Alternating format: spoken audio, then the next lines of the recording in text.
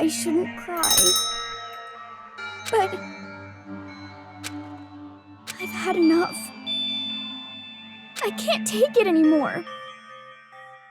Getting out of here anytime soon? It's impossible. I can't let myself think about how much I want to get out of here. If I keep thinking like that, I might decide to.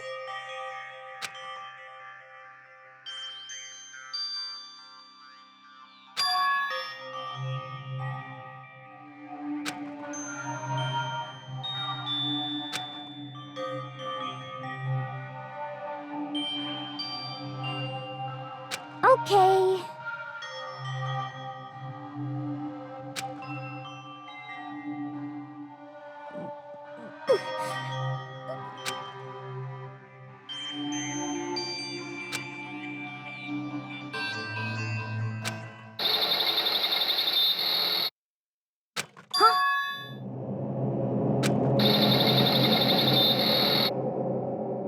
Huh?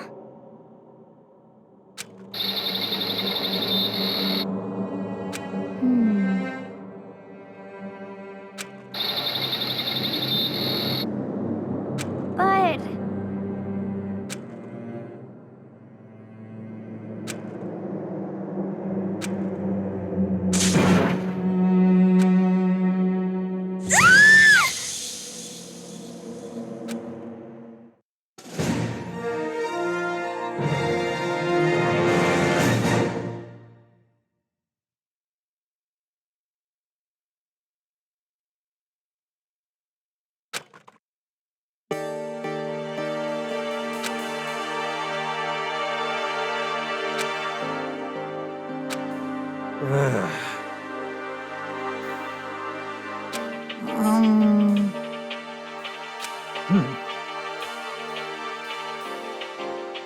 Oh.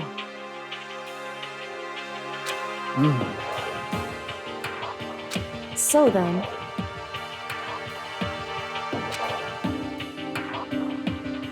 How about that?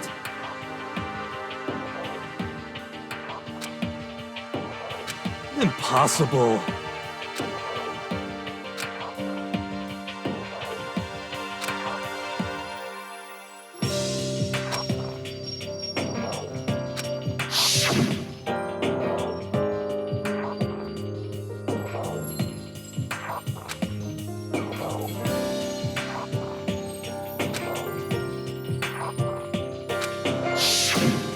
Well...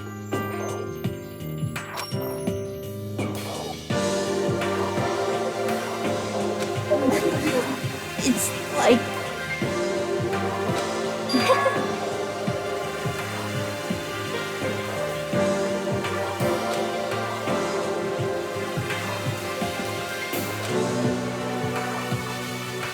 Well...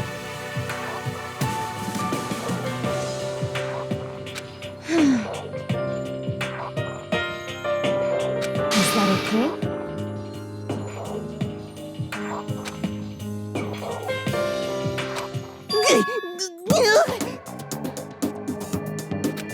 Huh? Here we go!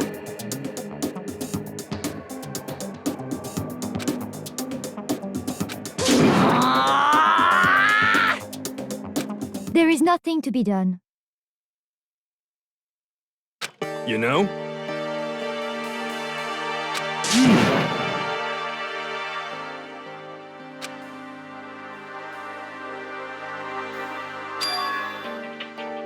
I'm right? Perhaps.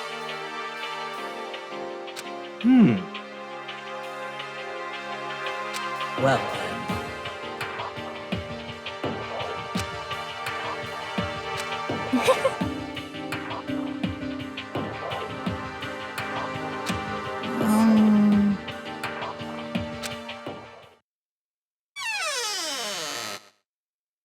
You called for me and so I appear! Genocide! What?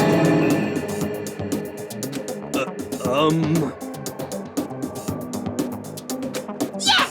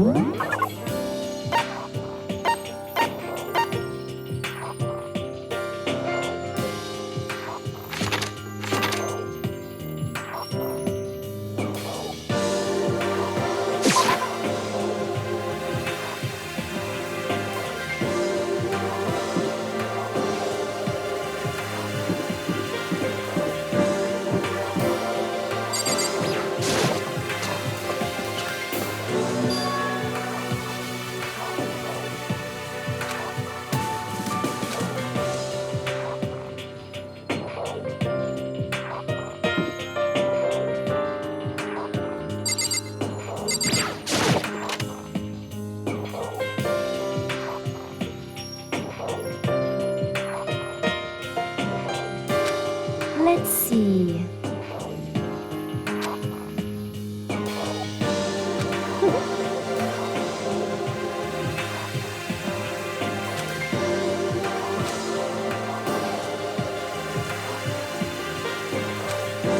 Isn't it wonderful? Listen up!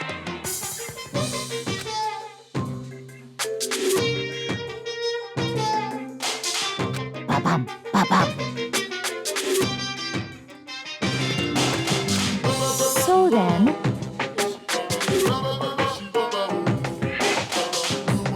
Too bad!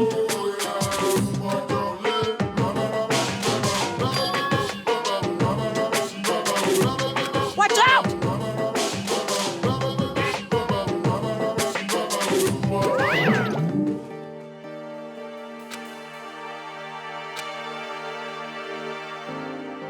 most unfortunate.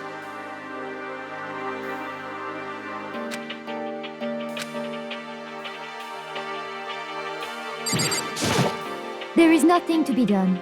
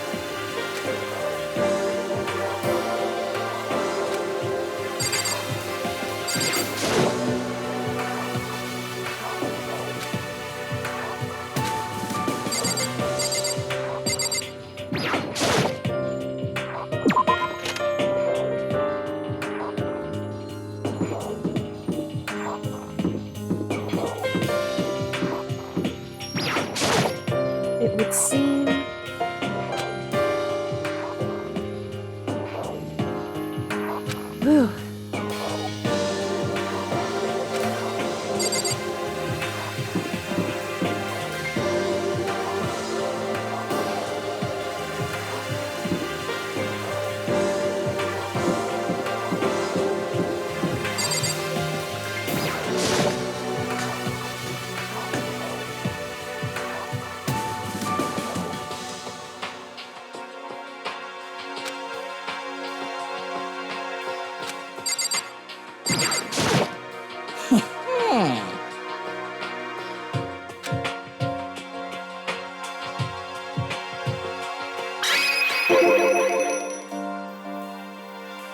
Yes, indeed.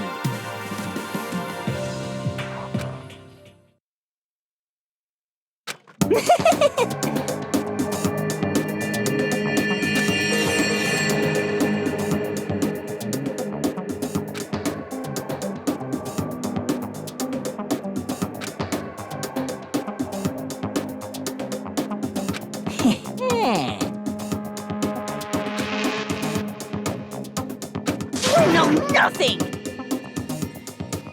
Yes, indeed.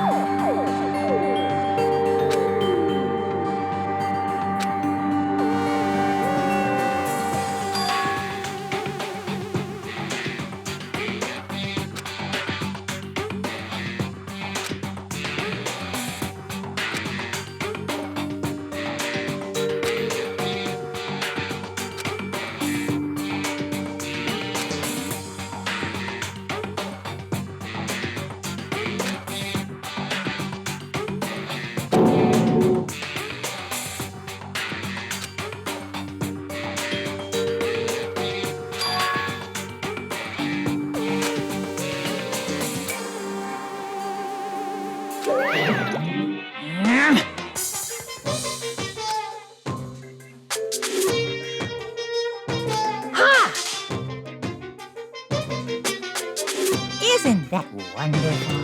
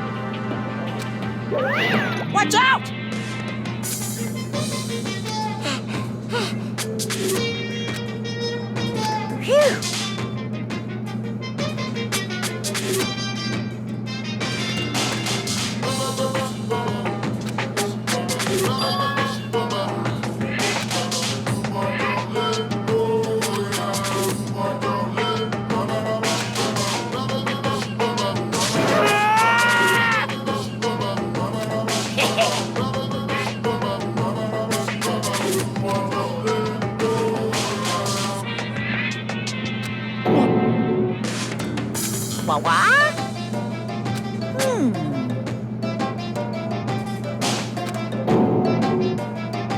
Hey,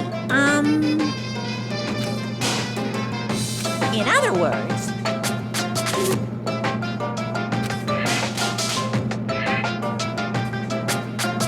you guys?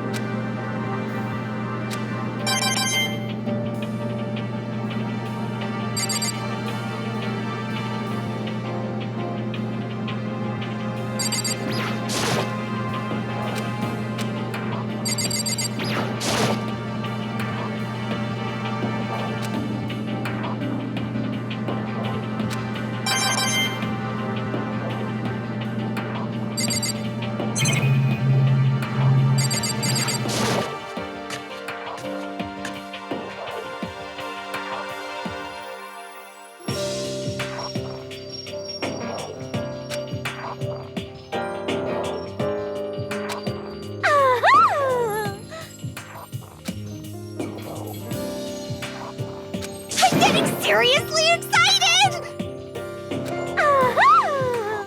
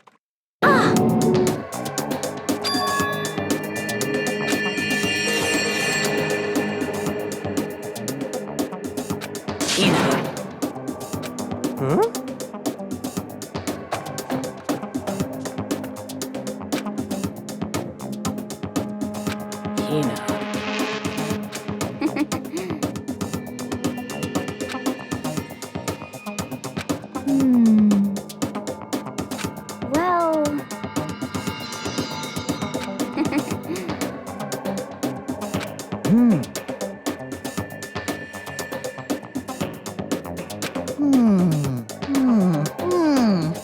Just a second! Well, Sorry. Huh?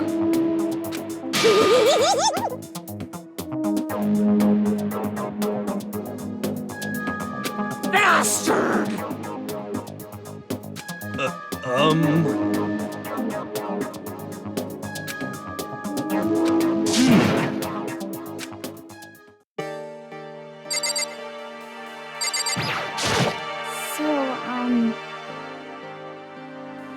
Could it be? That's right! Well, Yeah! so then.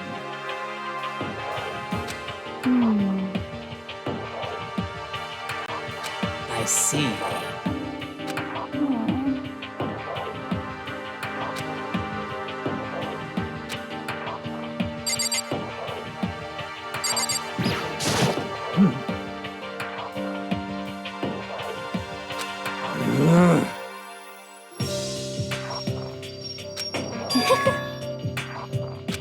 Impossible.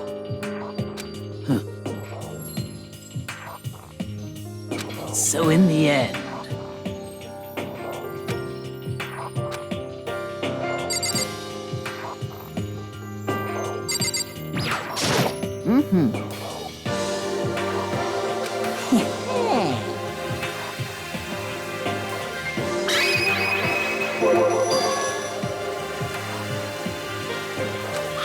perhaps.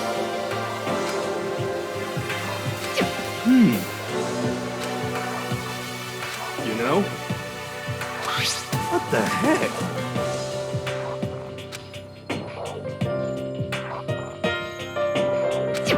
Well, You know nothing!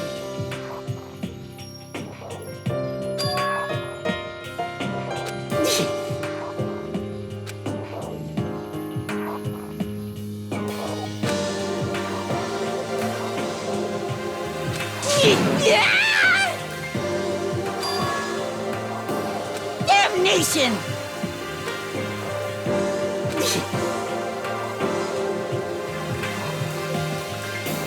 let's see. However, what?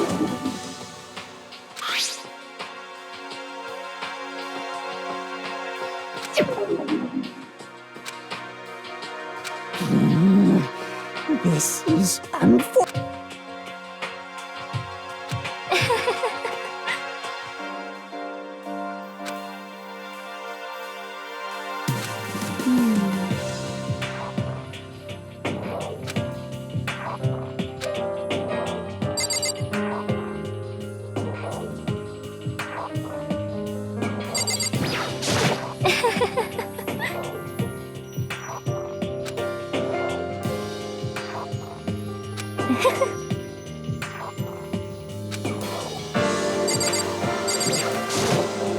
Yes, yes.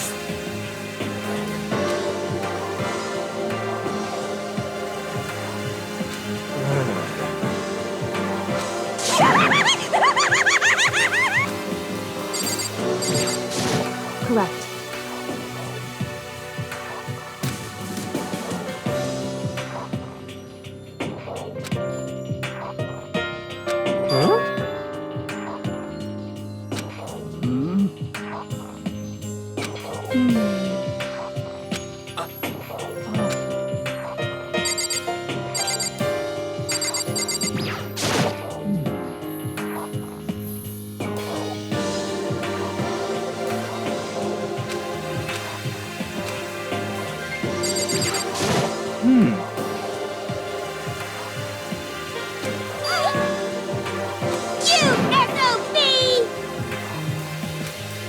What?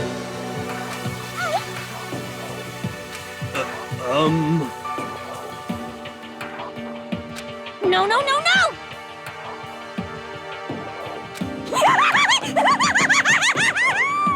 Huh?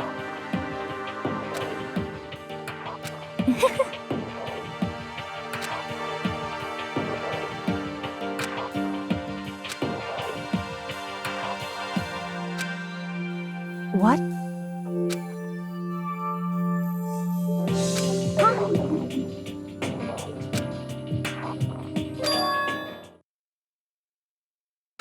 Why? Oh,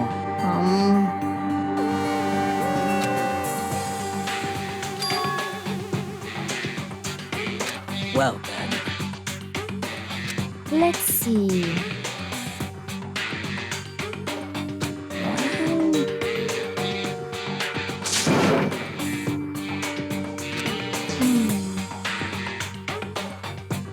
How about that? Is that right?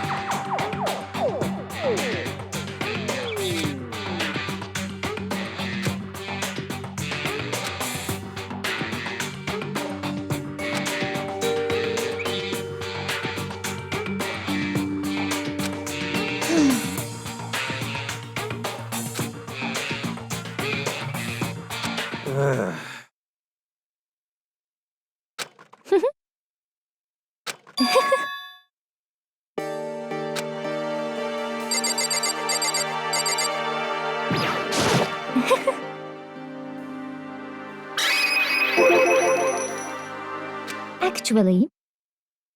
Huh?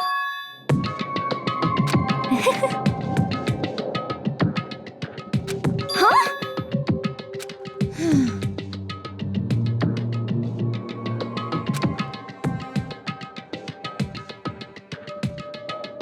Is that okay?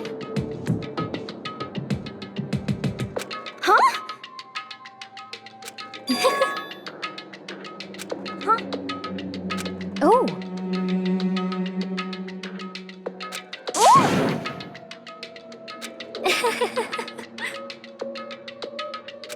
Hina.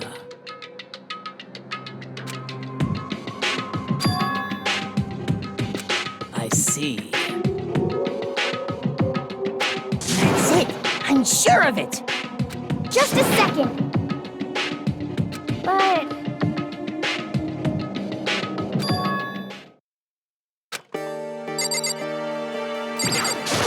Sorry.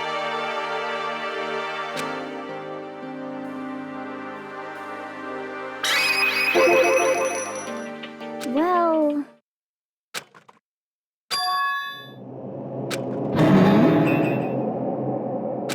Hey,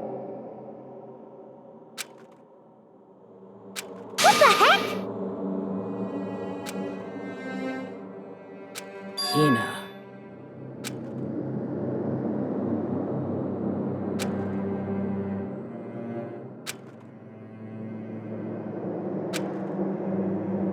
So,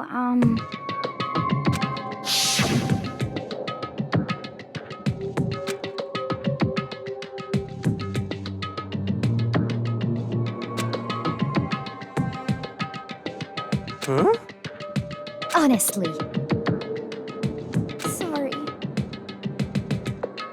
Hina. But...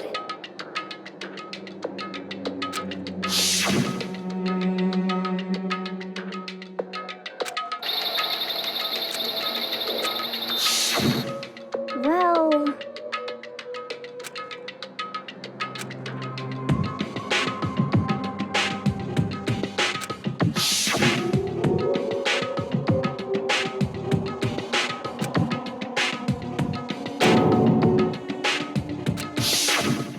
Say what? Oh no! Honestly.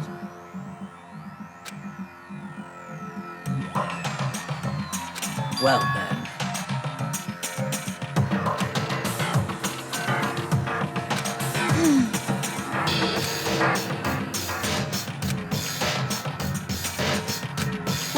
What? What the heck? Please! hey. There is nothing to be done.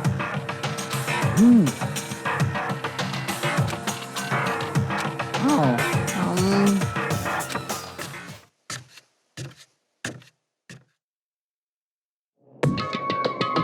So,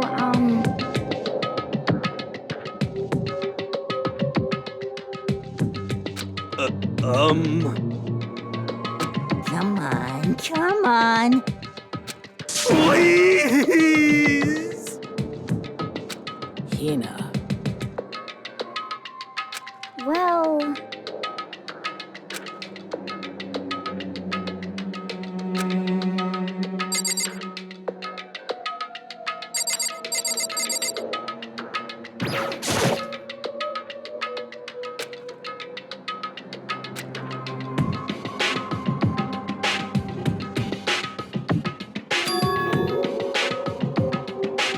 Hey,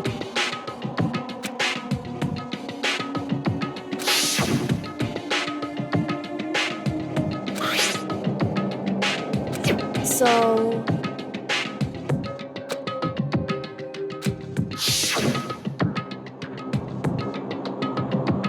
It would seem...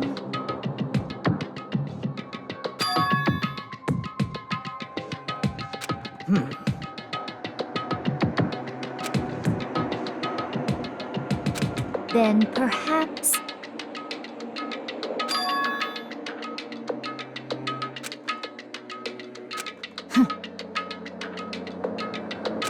Aha!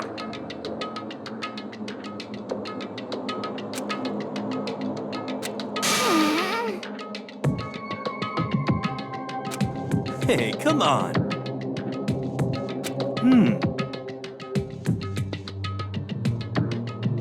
What are you saying?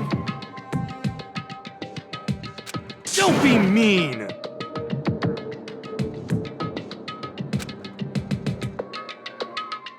In other words, But wrong. Hey.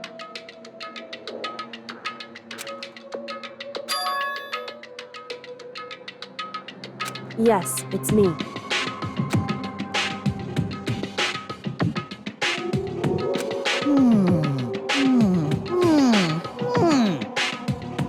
It's true.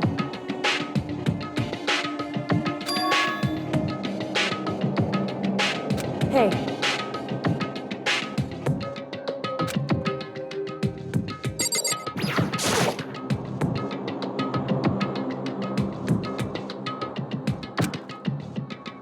So then...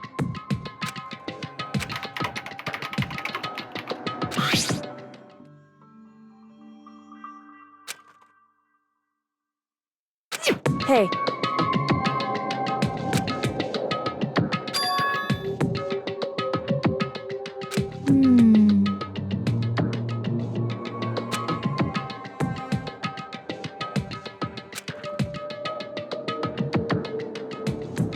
Makoto.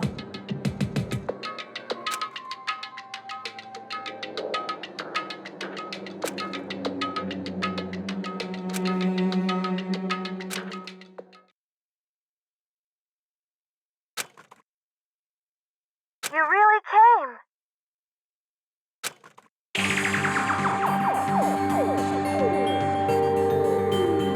oh no! Calm down. What? What?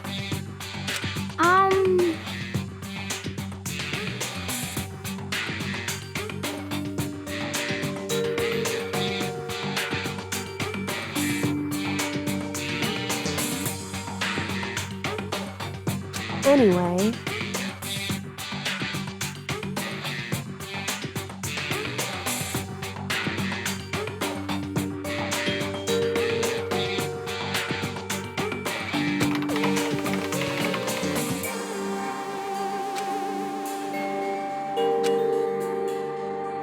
Hello, nice to meet you.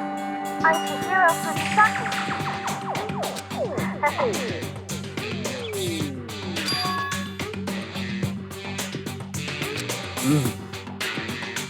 I knew it.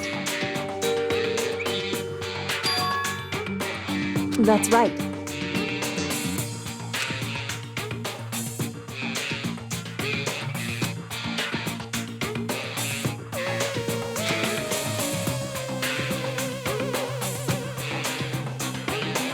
It's true. That's it! I'm sure of it! In other words...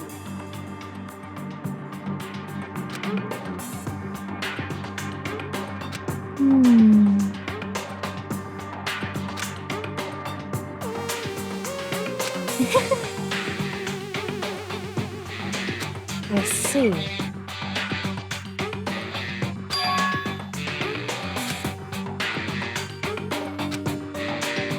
Are you okay with this?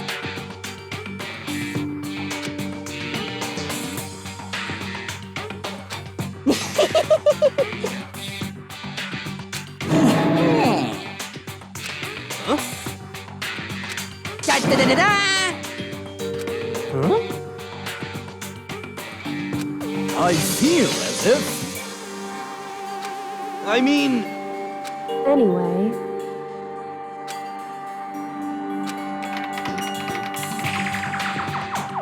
Master, Well,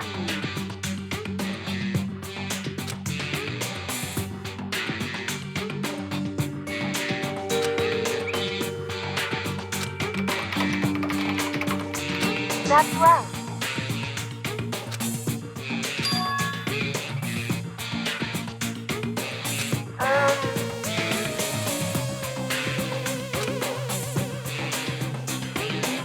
Master.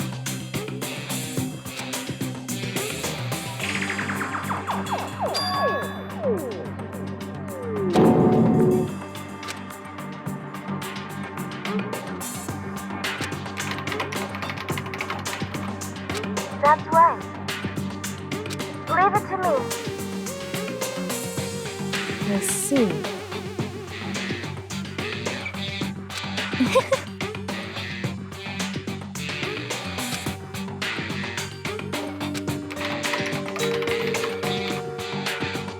That's right.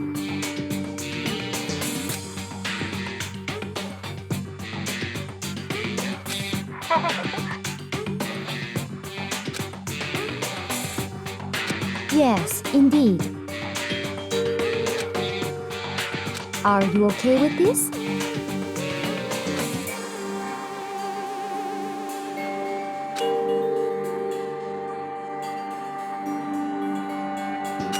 However,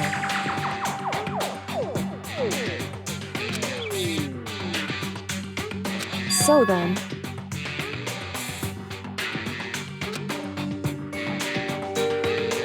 But it's true. However,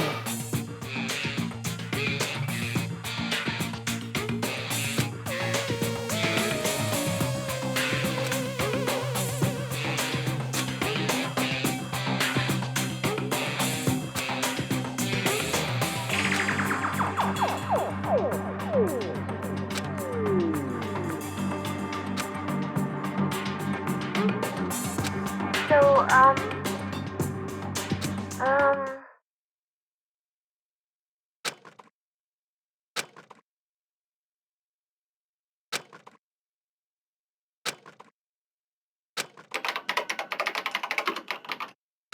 okay then.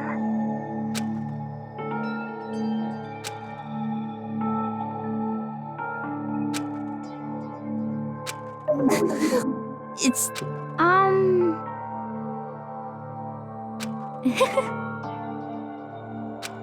what? shall we go?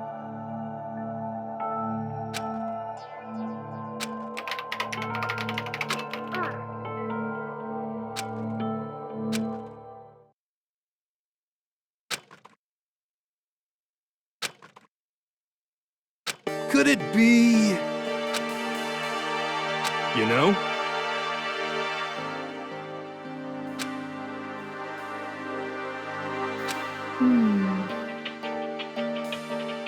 Well,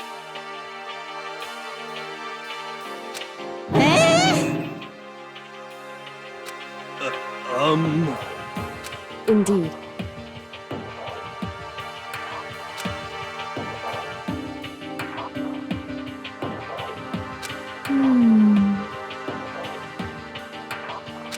of course.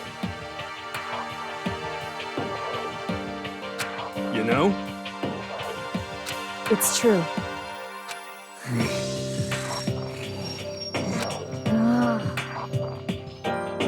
I suppose.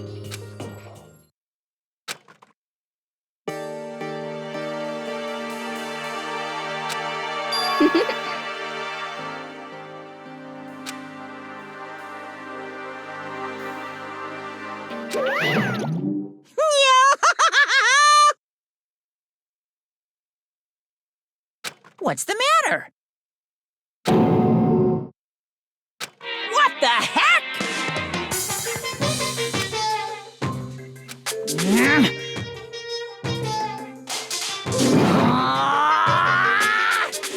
What the heck? Say what?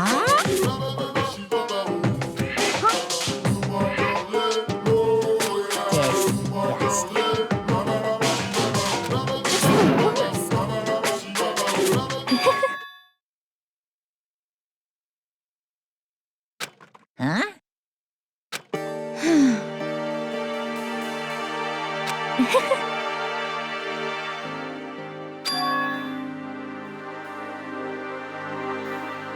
Huh?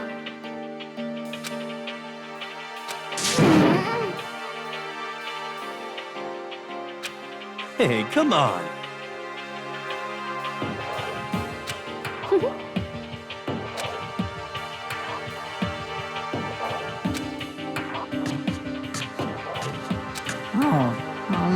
Damnation!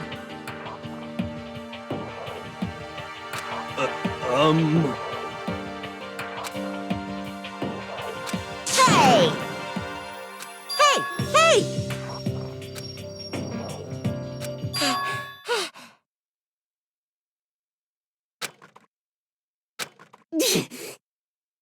Without a doubt.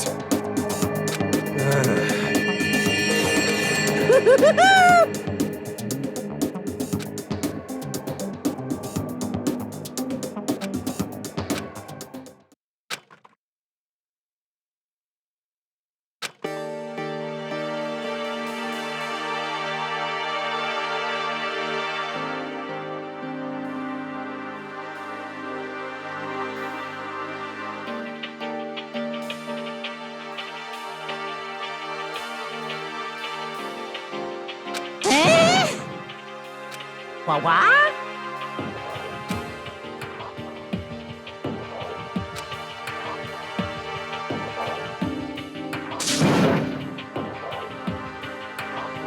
This is kind of depressing.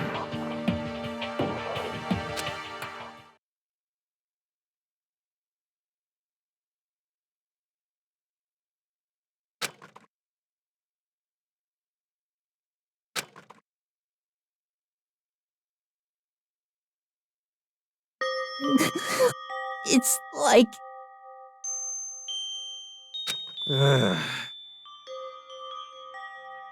Mm-hmm.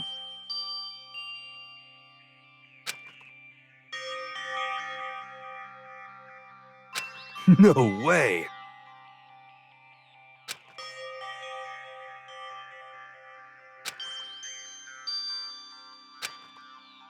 You got it!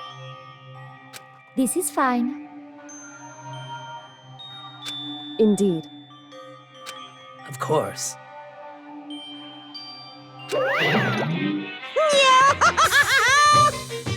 So in the end... Huh? Actually, Because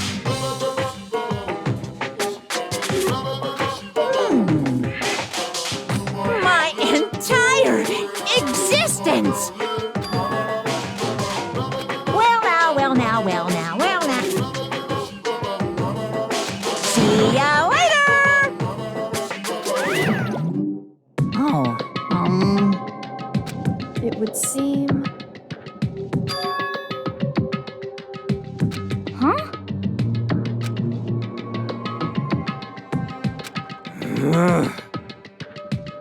However...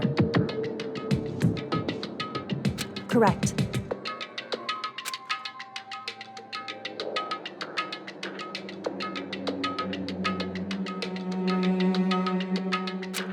What?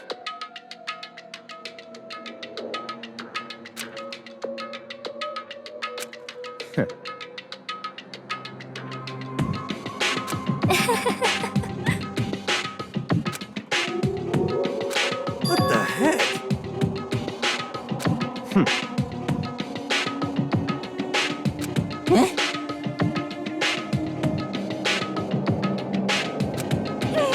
What the heck?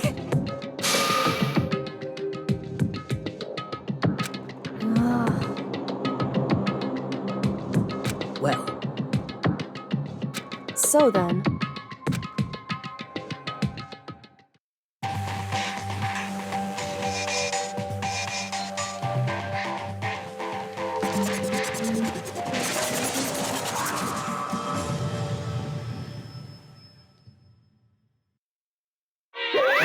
you guys?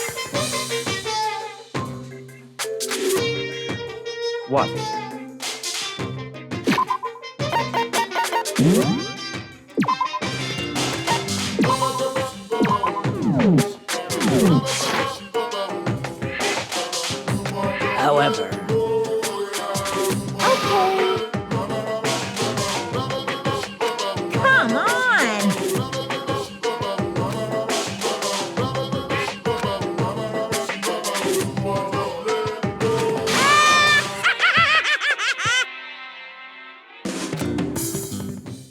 Without further ado, I give you this!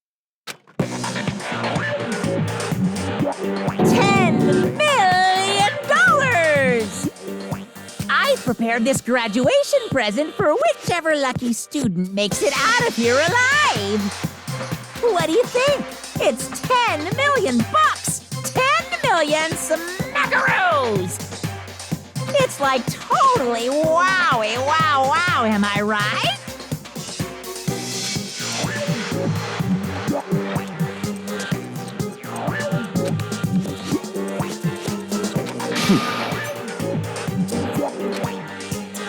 It's true.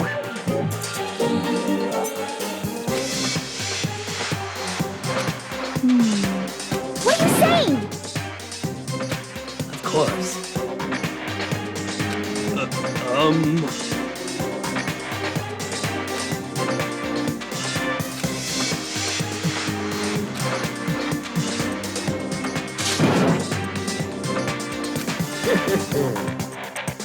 I can't wait! I can't wait!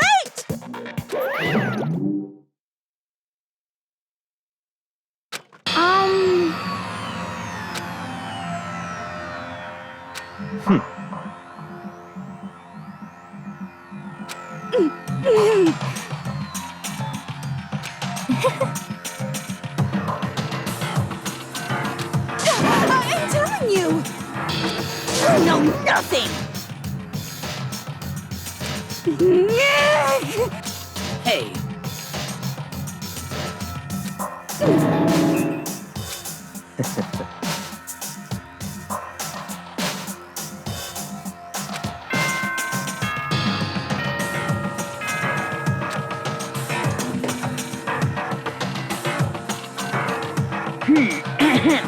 This is a school announcement.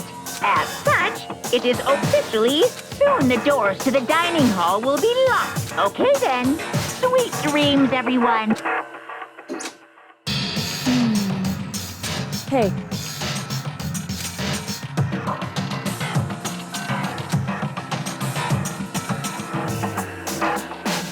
Because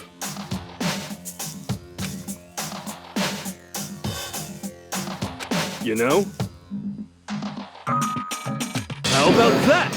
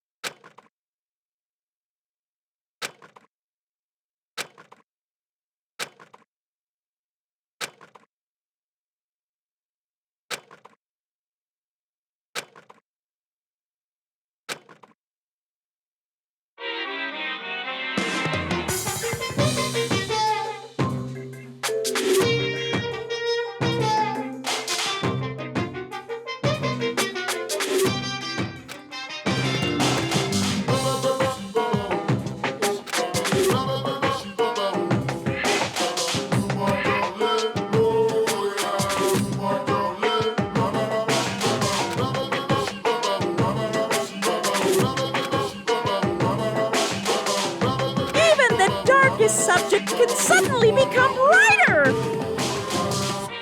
Our dreams are expanding, ding, ding.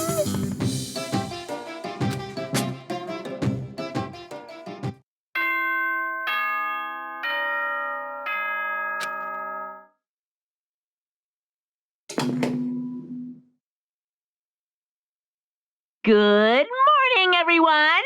It is get ready to greet an...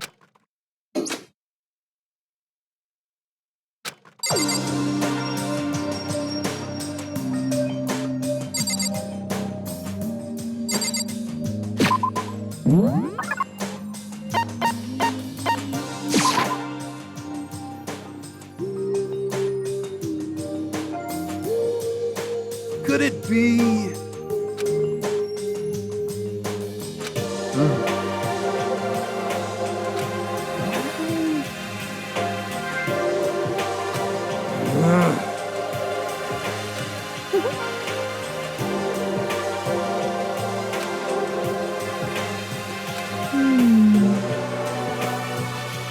Indeed. Correct.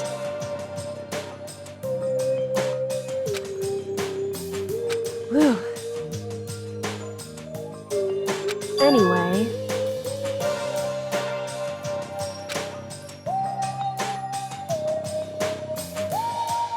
Oh, Wow. Hey,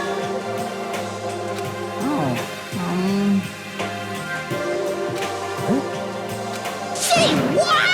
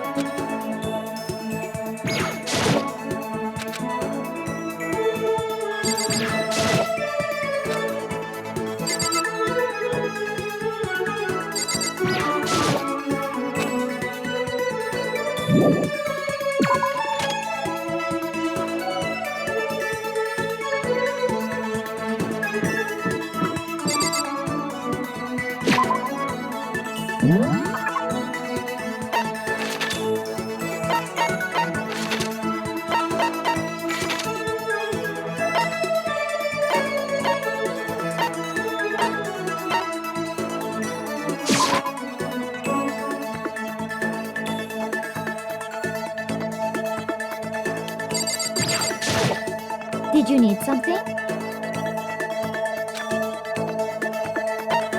This is fine.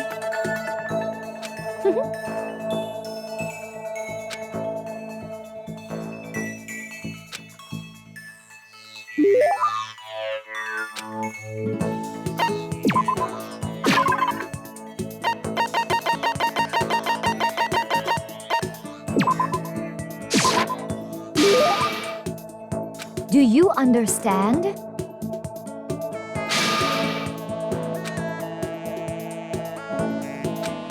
As for me, indeed. Actually, honestly.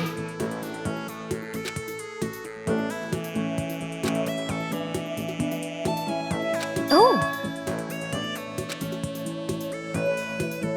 Indeed.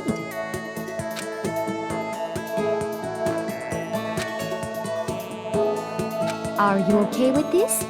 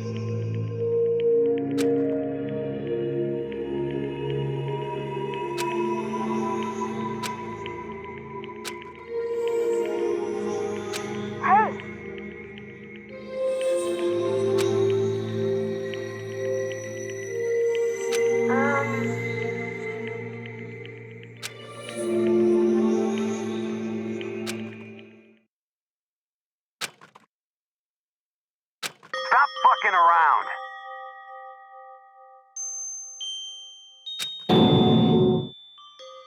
Yo.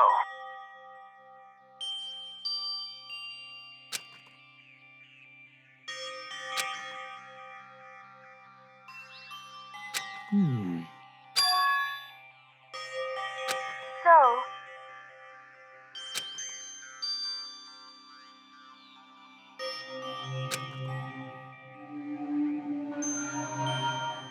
Yo.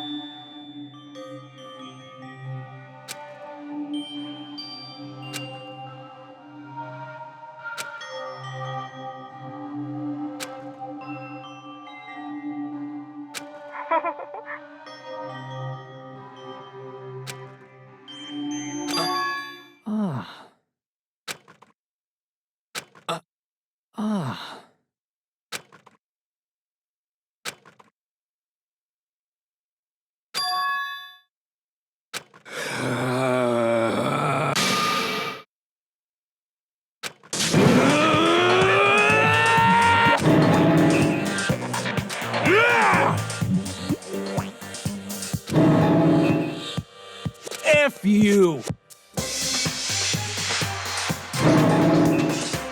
Yeah!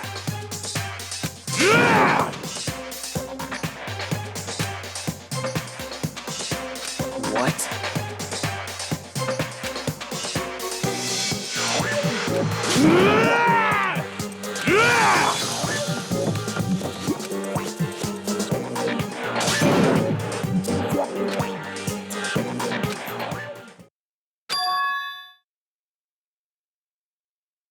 Just a second.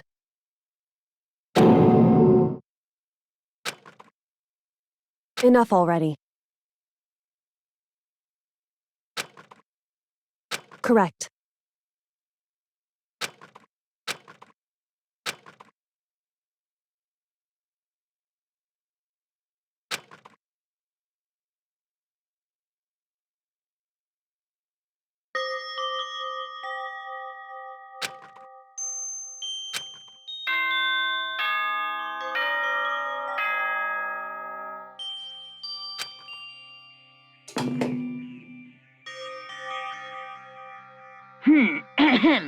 This as such. Okay then.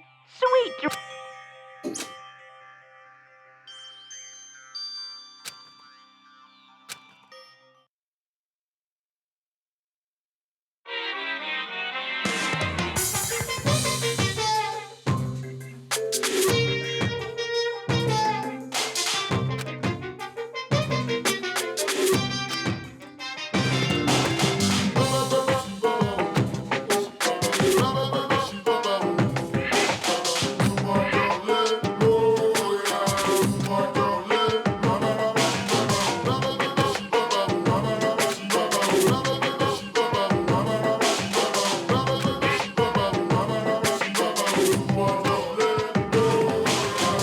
And I don't plan on ever playing it in the future either.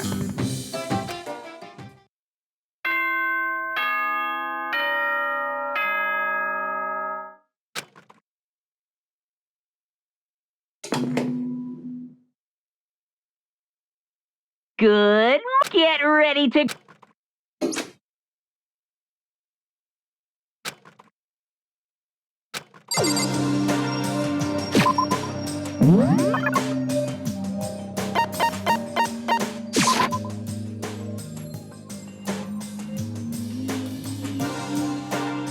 You know?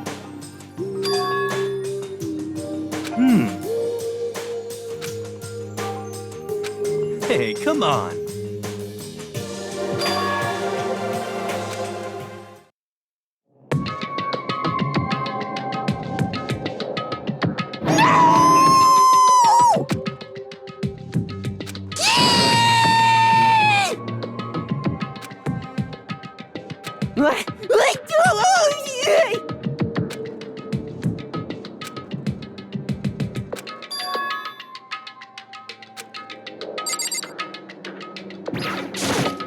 Whew.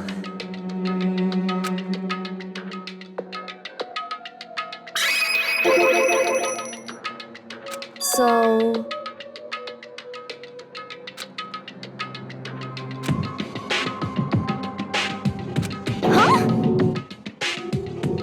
Whew. Listen to me. Wrong. How very sad.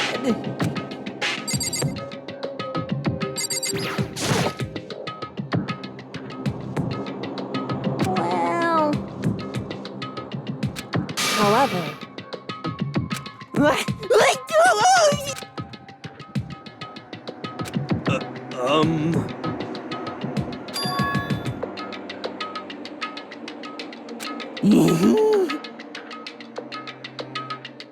Well, it would seem... According to the spirits...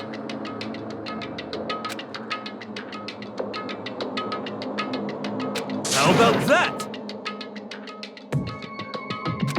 We know nothing! I feel as if...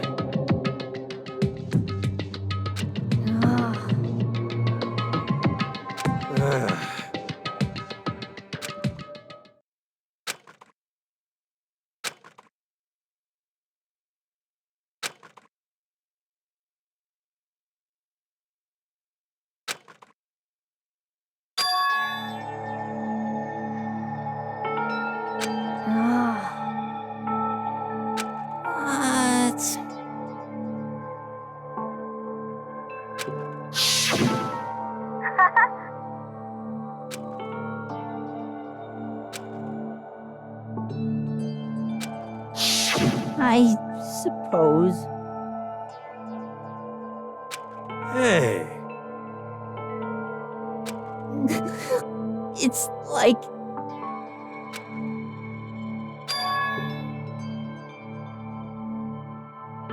Well... Are you okay with this?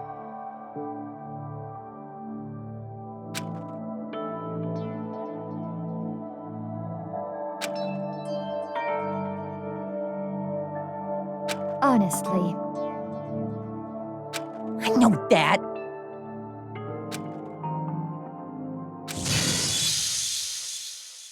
F you! Yo! Huh? What the heck? What?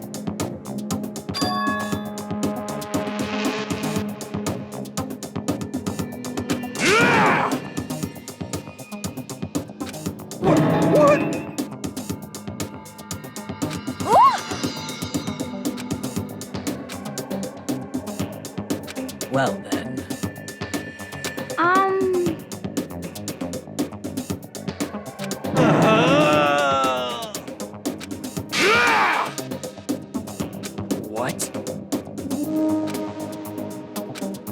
What? Yeah. F you! Yeah.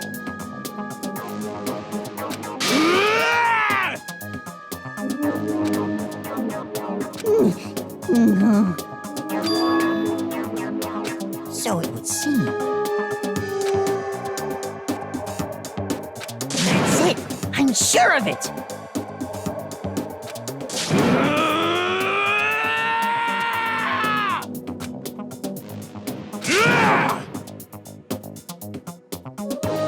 Completely unforgivable. Enough already. Hey,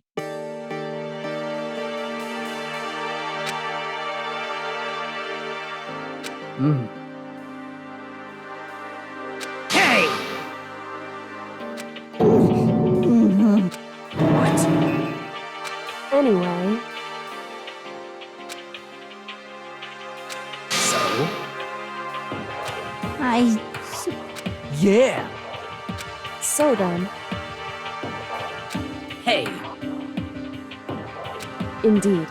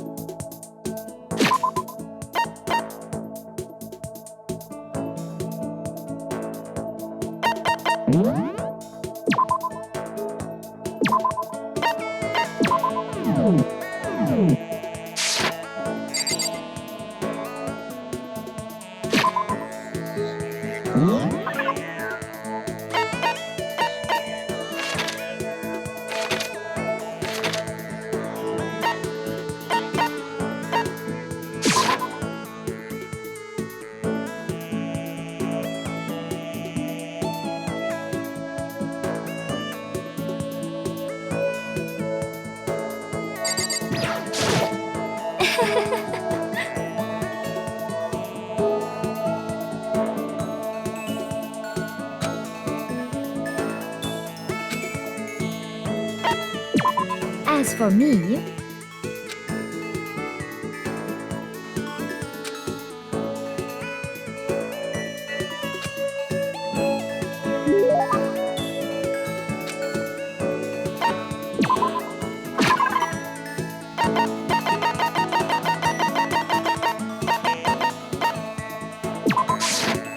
I am so happy.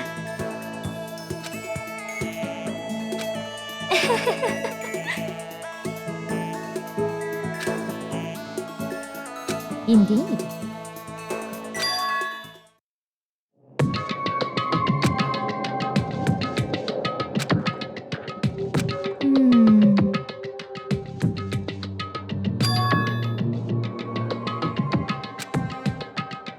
Are you okay with this?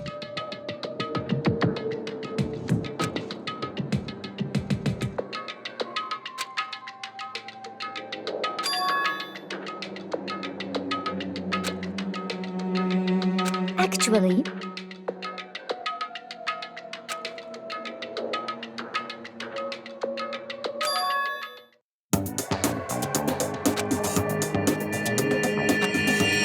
honestly,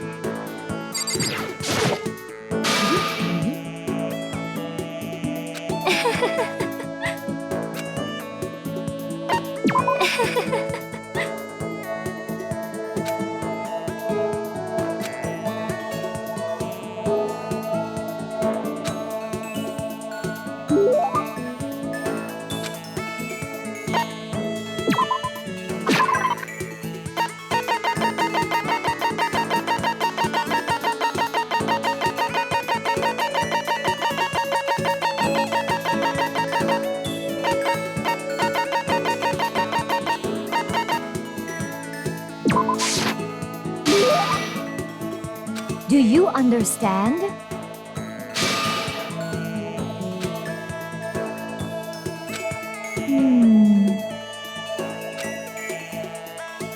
Let's see.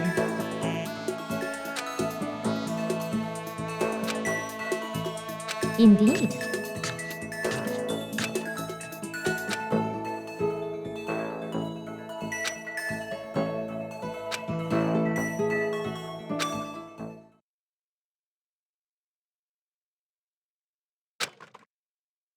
I am so happy.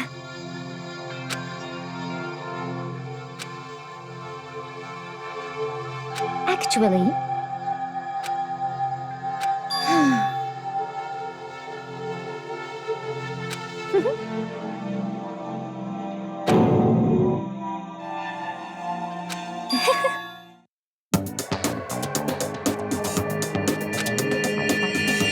actually,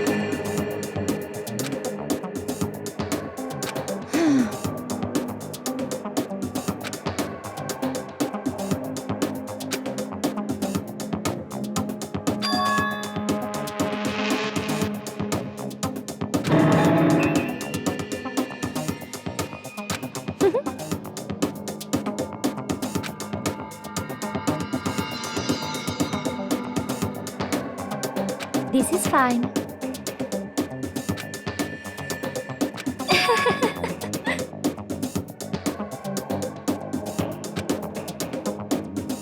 Indeed.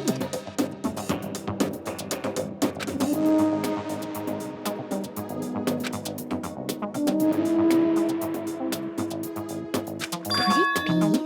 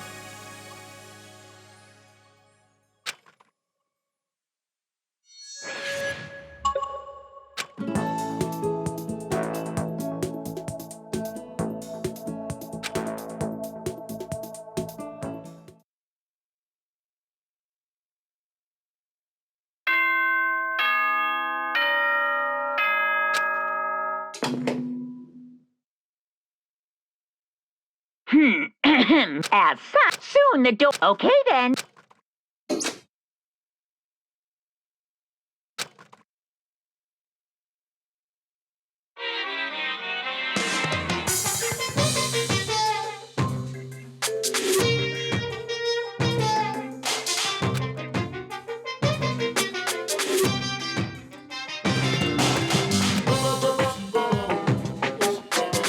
Once again, Happy New Day!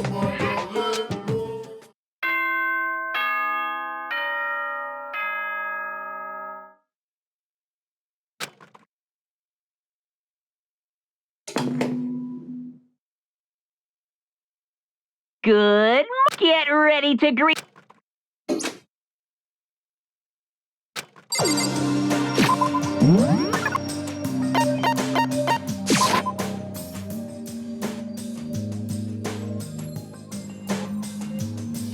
Oh,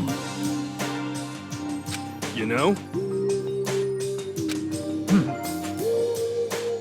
Damnation! so, You know?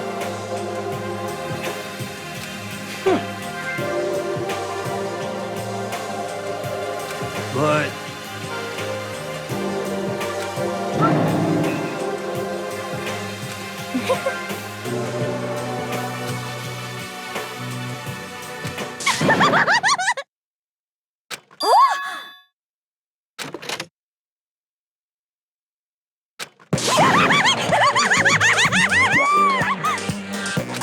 So in the end, that's enough. yep.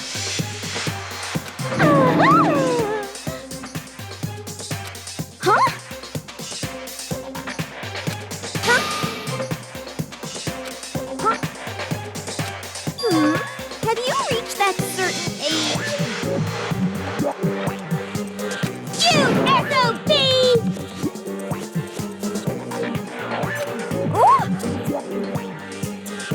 no forgiveness!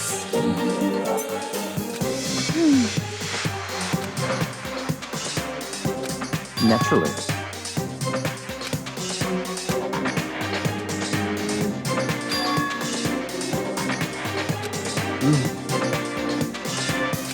What?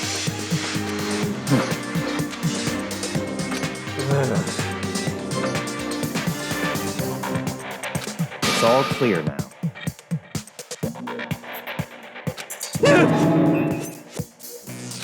What?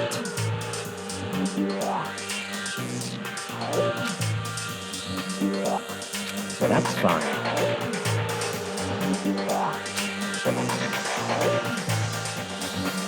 Indeed. I see.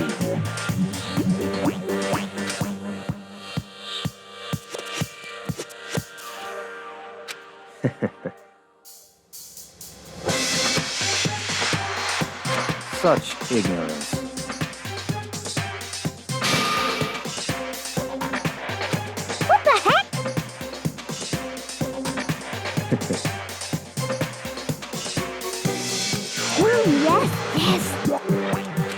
stop talking. Yep. What?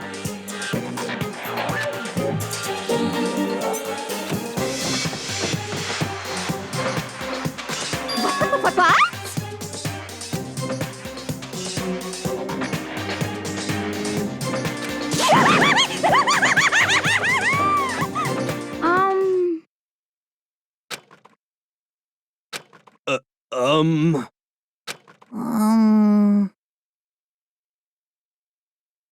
Hmm.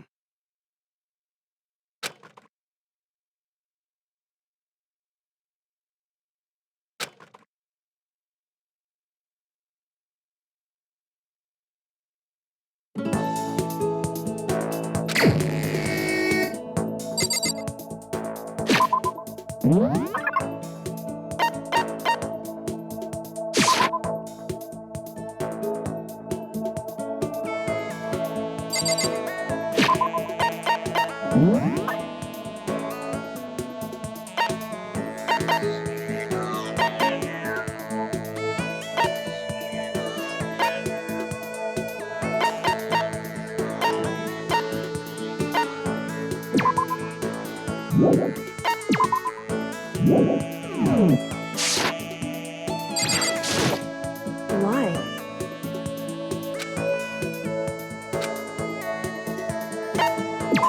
Well,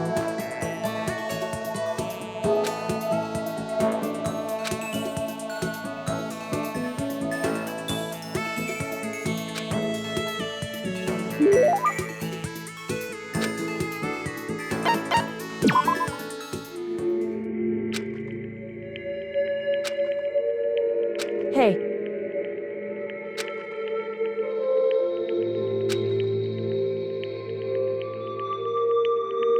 Correct.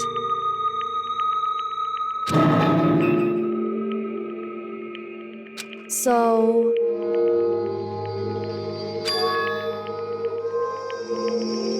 Whew.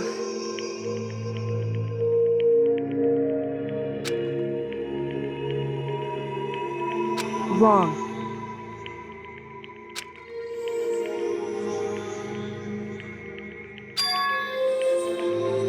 Correct. Listen. So... Correct.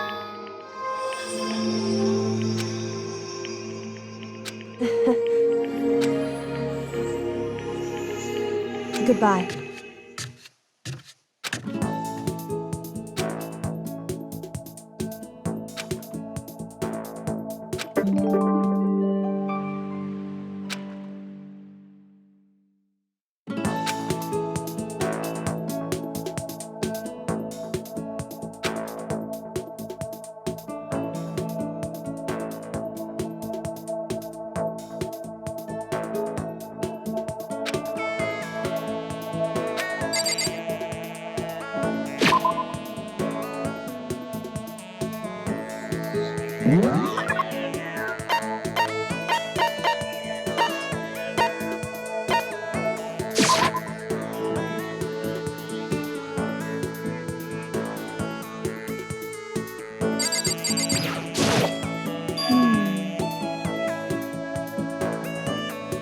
Yeah.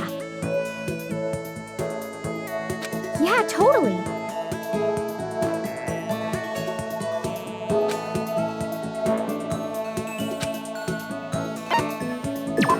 You got it. But...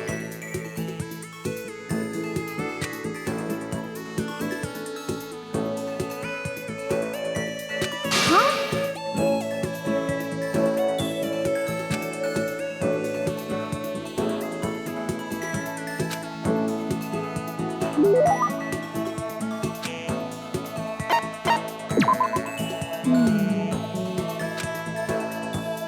Okay.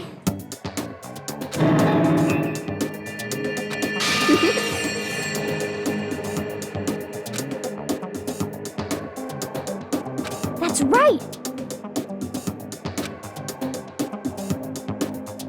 What's your deal?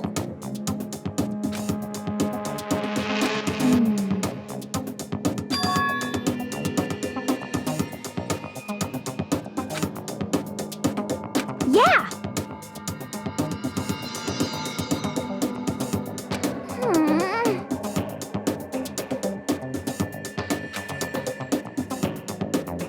You got it all wrong!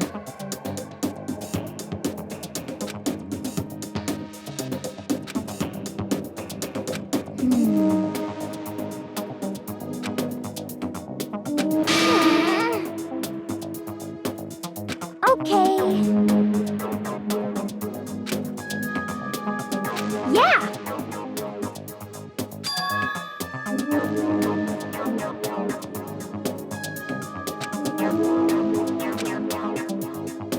Huh?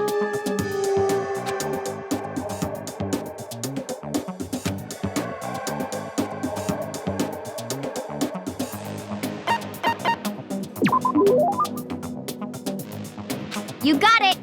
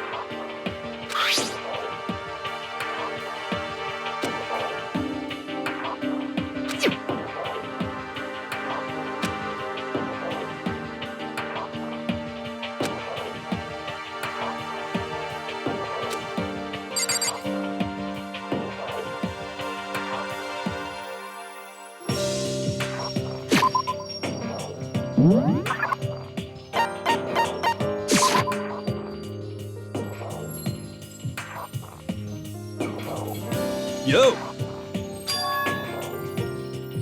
You know?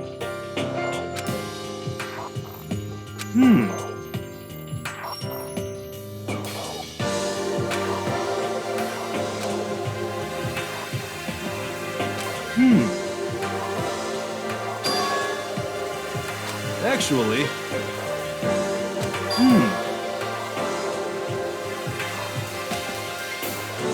You know?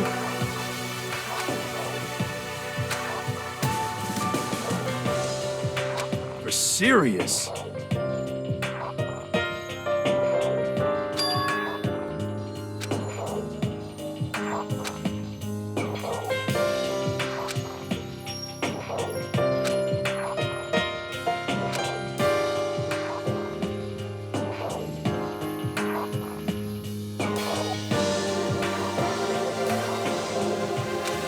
F you!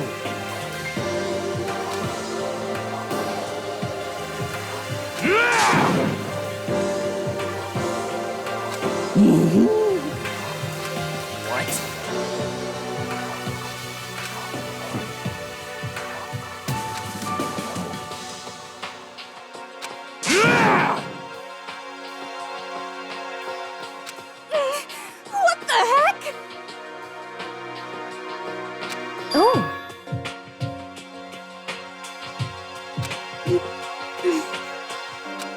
Hey, come on.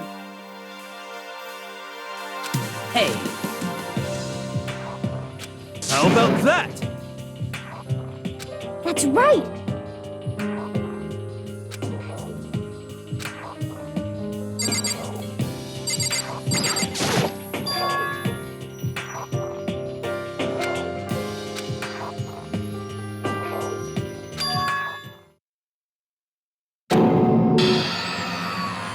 No way! oh, F you!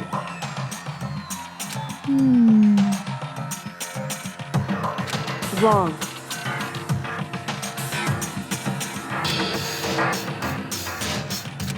Well, However,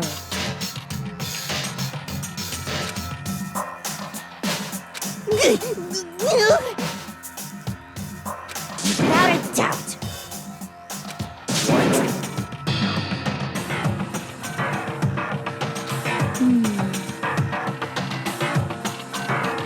F you!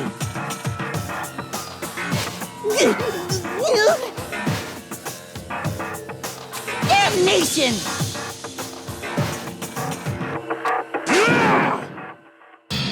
Serious? wrong. So,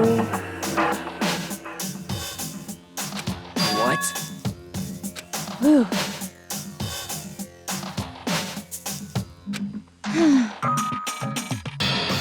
Indeed. But So that's it.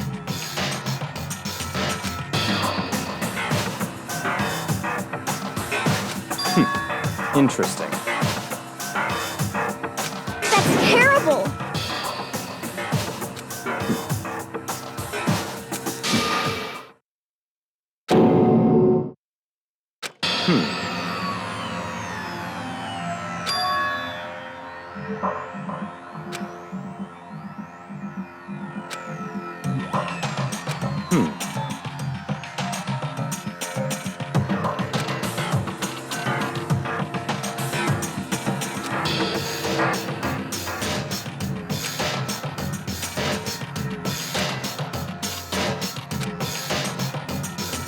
What?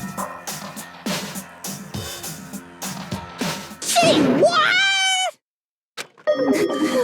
It's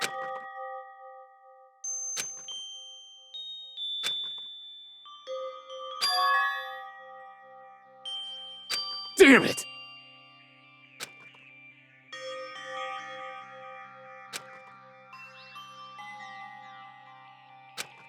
So, At the very least, yes, indeed. I see.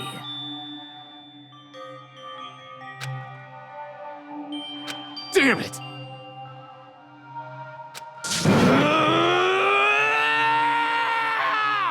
I swear I will save her!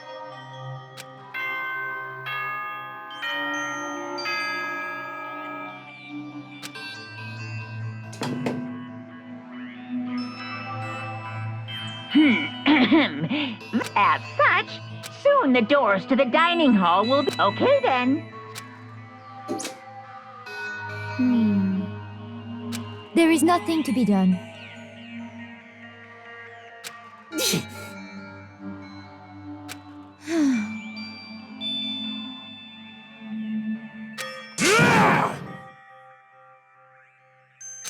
calm down.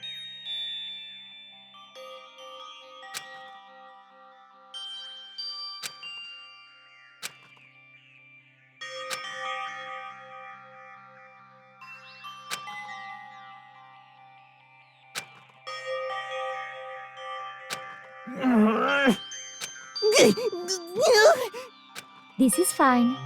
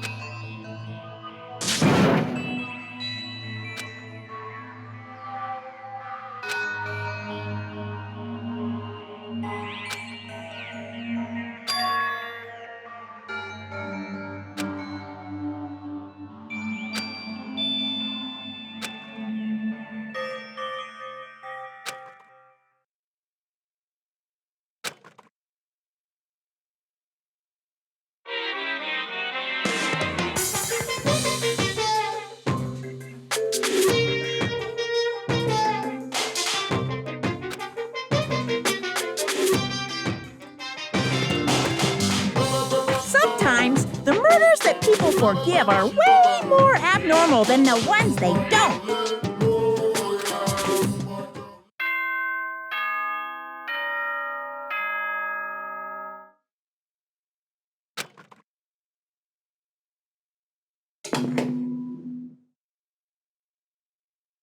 Good morning, everyone! It is now 7 a.m. and nighttime is officially over. Get ready to...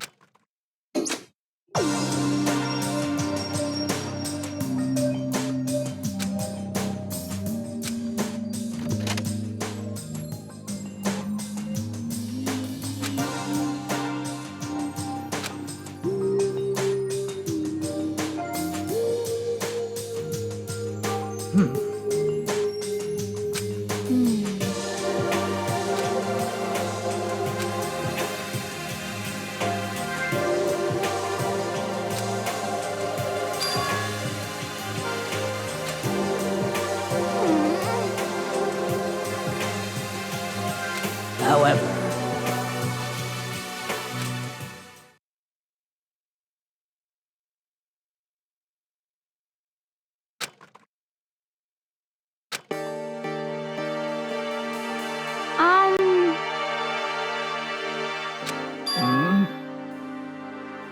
Cause, I mean...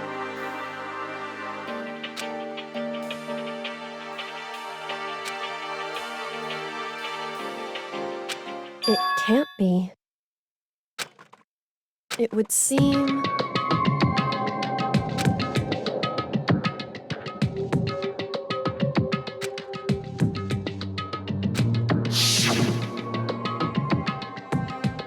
$10 million! I've prepared this graduation present for whichever lucky student makes it out of here alive. What do you think? It's 10 million bucks! 10 million smackaroos! It's like totally wowie wow, am I right?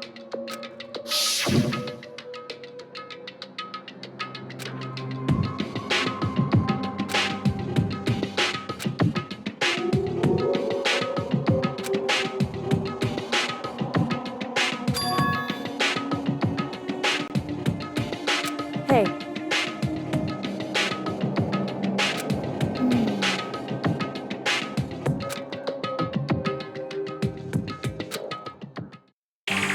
Hey.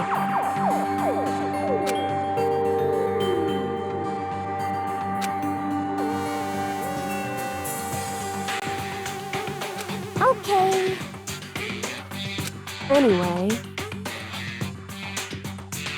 But... well then.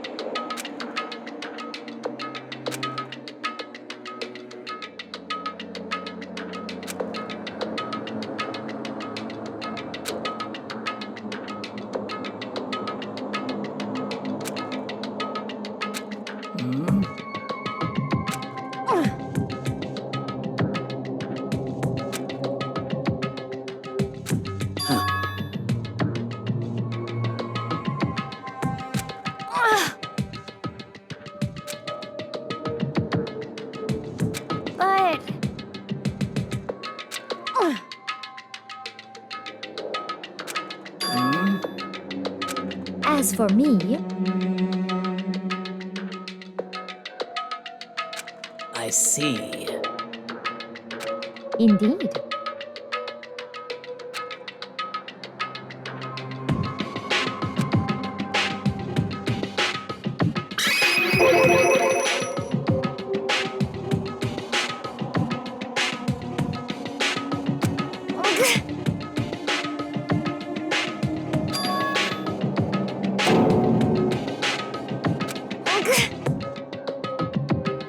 What?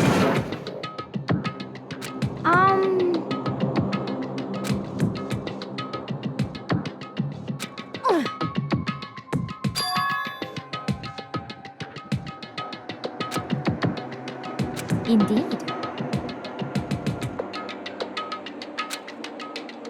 Actually. Huh?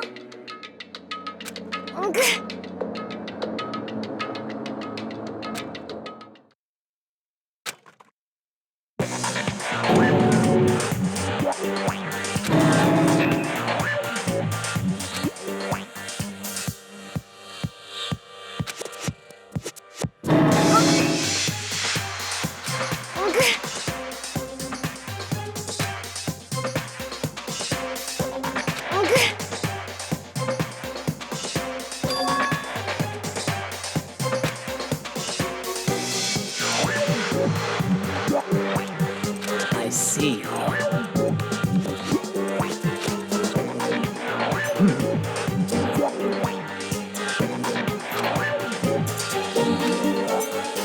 Just a second. Let's see. I see.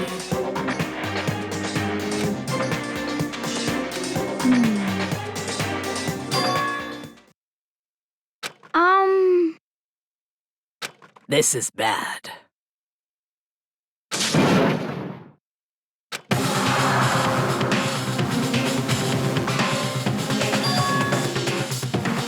What? What? What are you saying?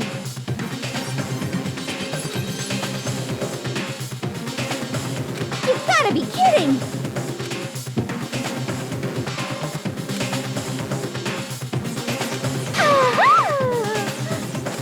Stop talking. What? That's fine. Okay.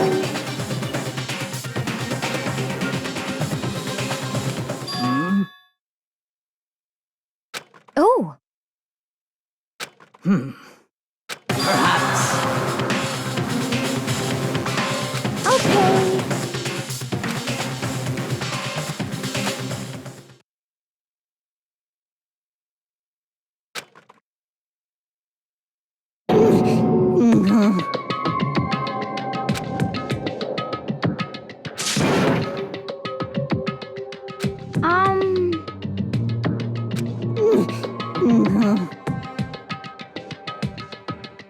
What?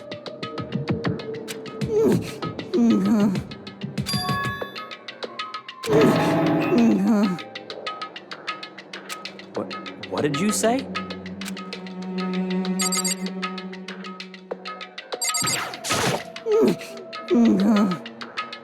Indeed. What the hell am I looking at?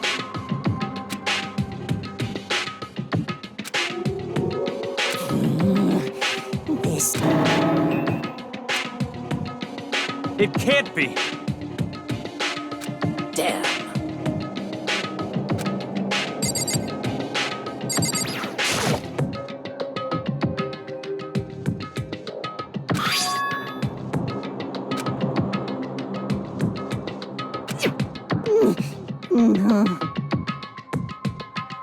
Well...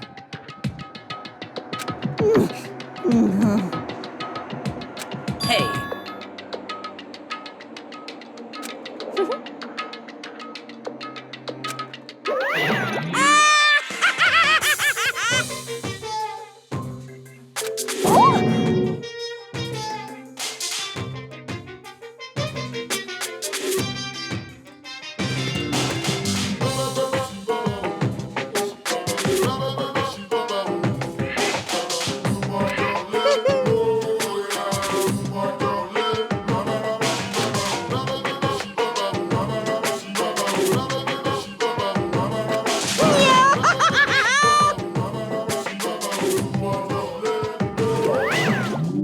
What?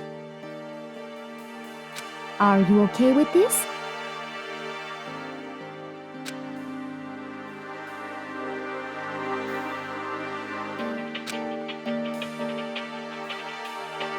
Yeah!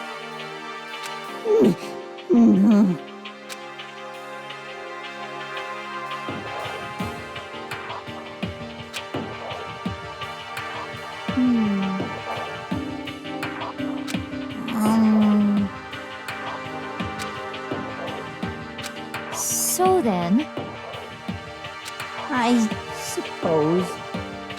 Well then. Yes, indeed.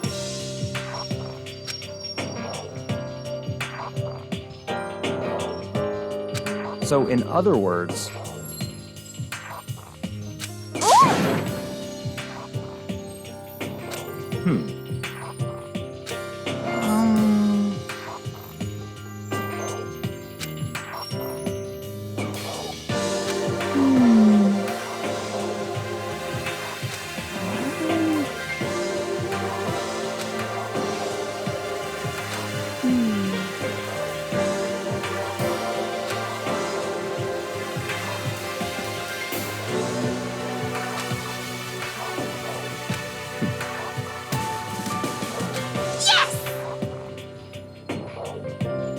what?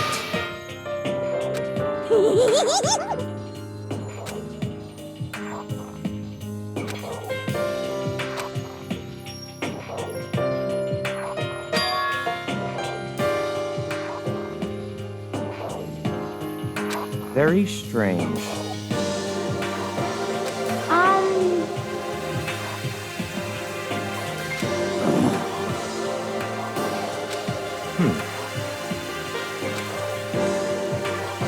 So that's it.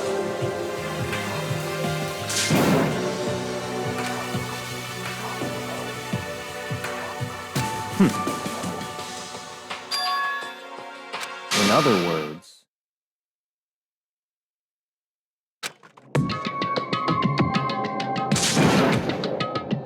what?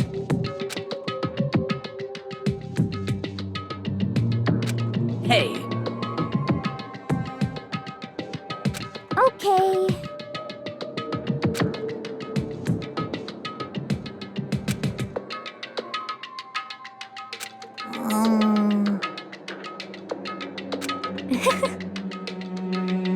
well then.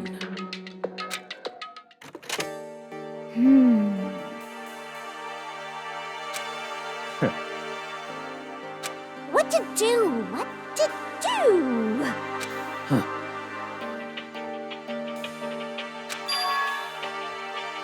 What?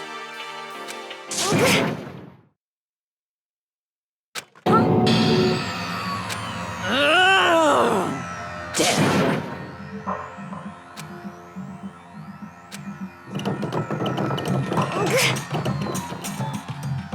Well, Oh! Just a second! So then... What are you saying?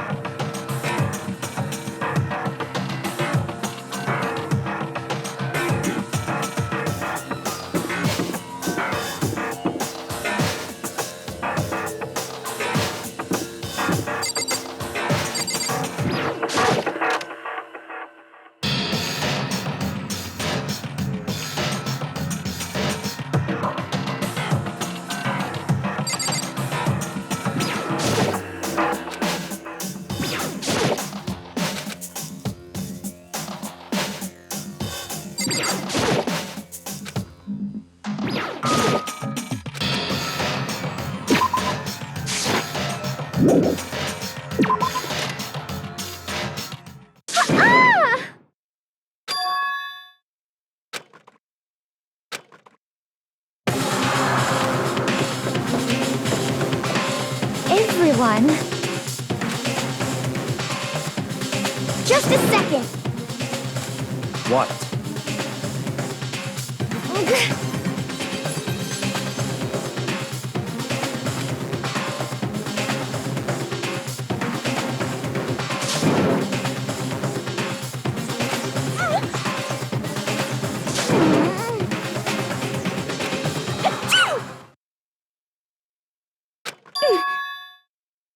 Huh?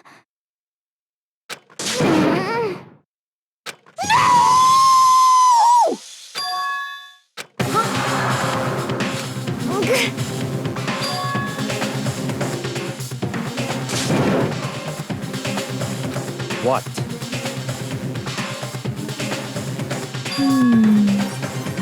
It's all clear now. So then...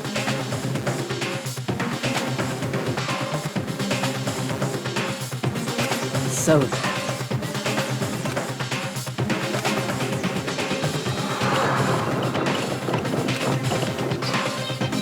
Just a second.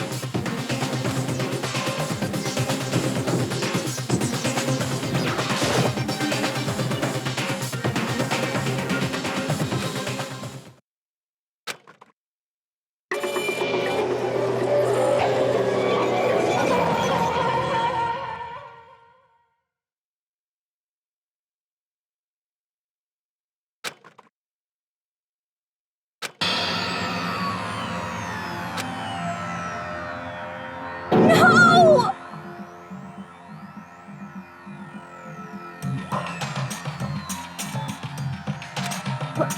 What the...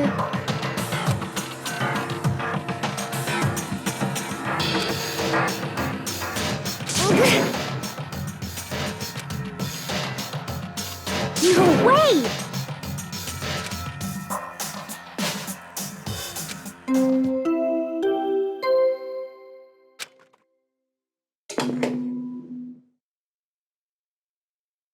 A body has been discovered. After a certain amount of time, which you may use however you like, the class trial will begin.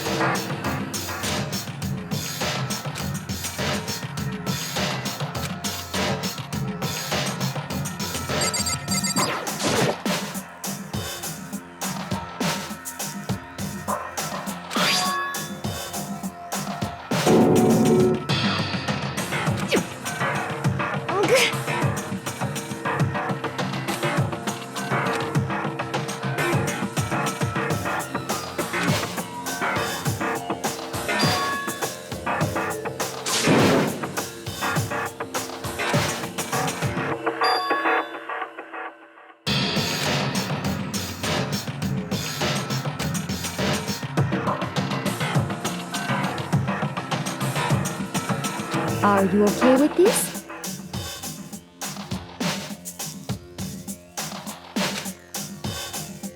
So then...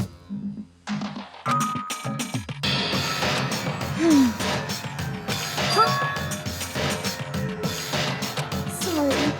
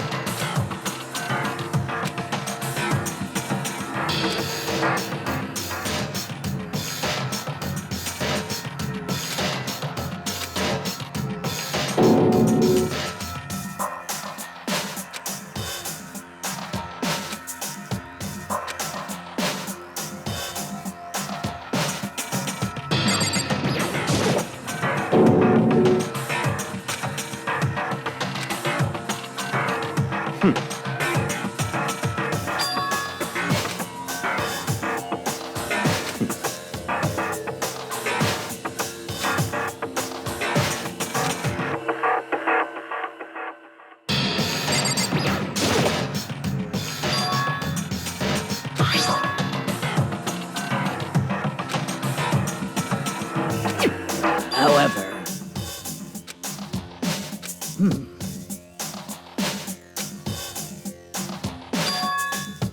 What? What?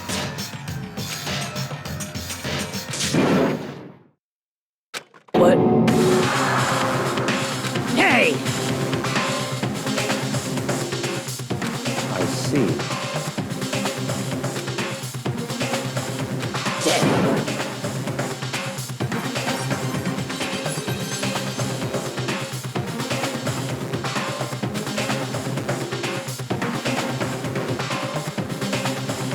Oh.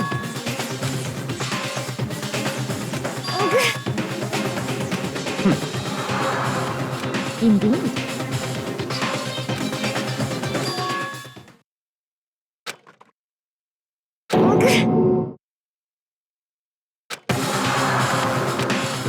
What did you say?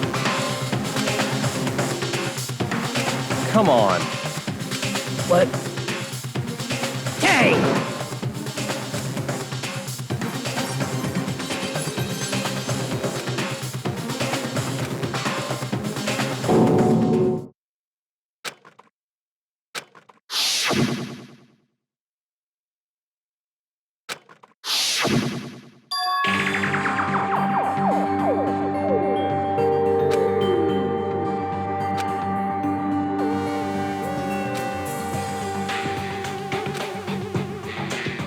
Indeed.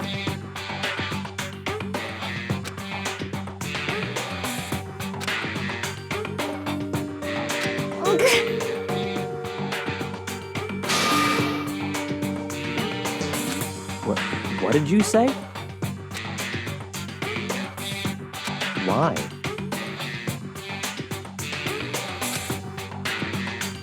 Huh? Hina. No way! No! Hina.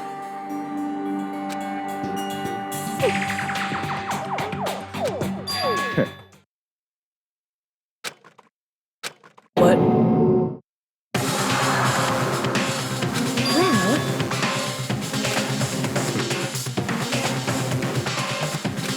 huh? Damn.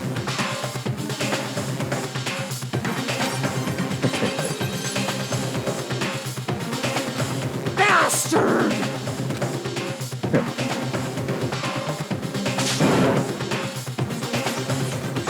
Huh? Damn.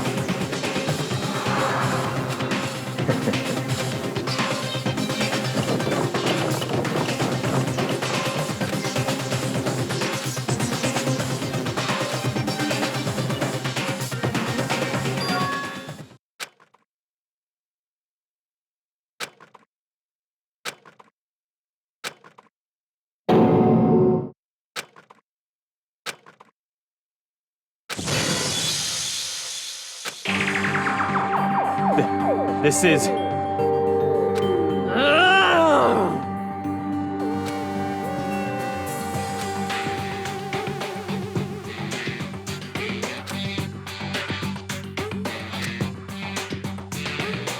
Huh? Stop talking.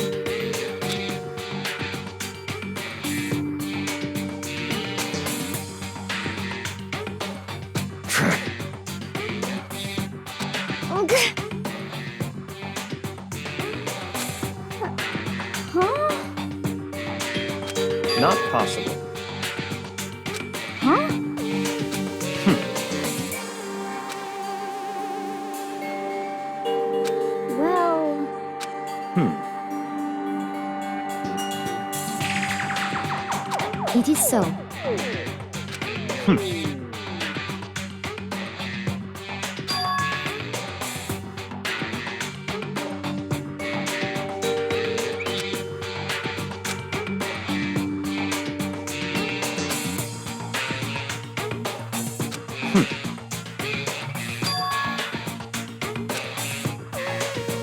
That's fine. Let's see.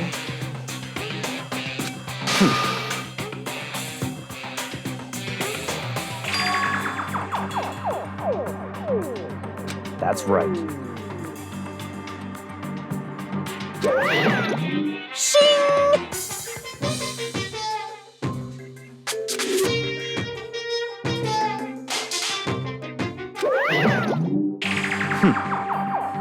Let's see. Perhaps.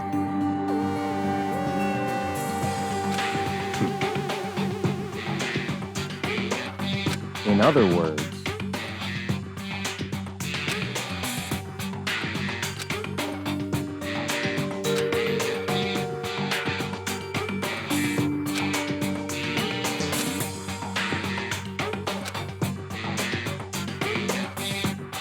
what?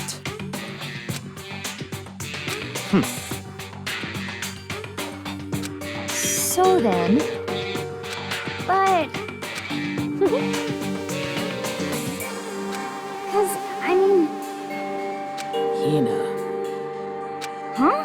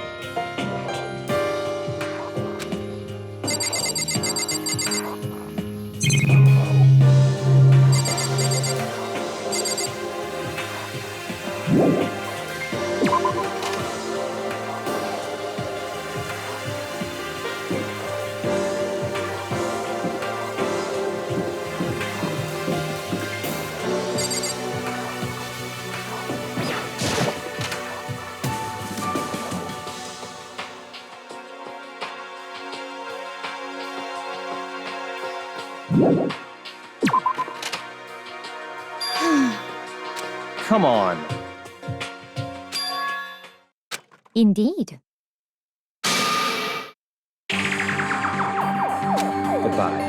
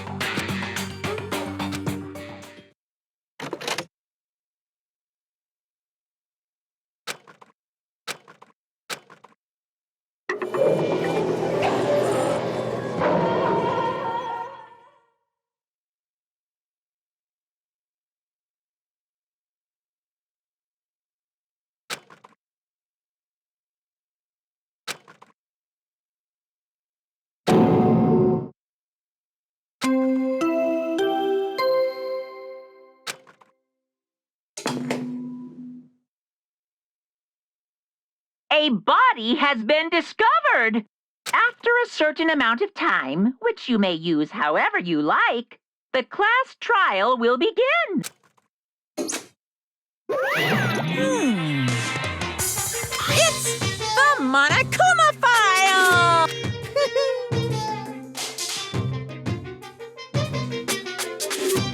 What? Stop talking.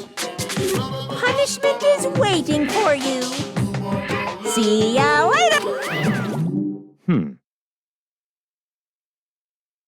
What the heck?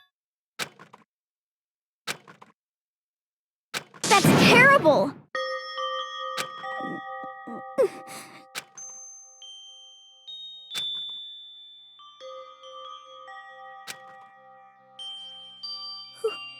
Who would do this? Why? Why?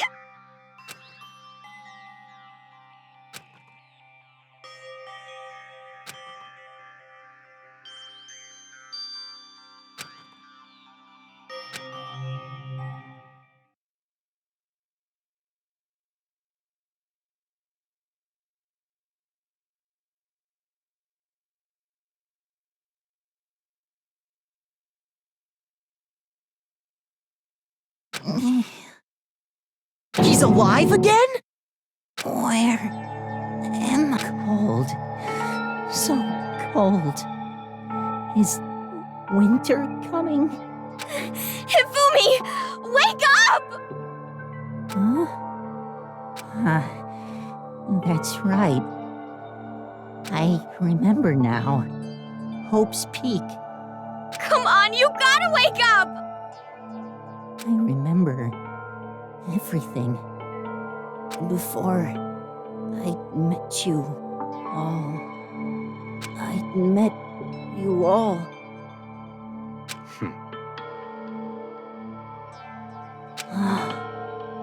The light. It's reaching out to me. Like the tail of a comet. Hey, Hifumi! Who was it? Who attacked you? Who tried to kill you? Who killed me? That's right. I remember their name. Yes.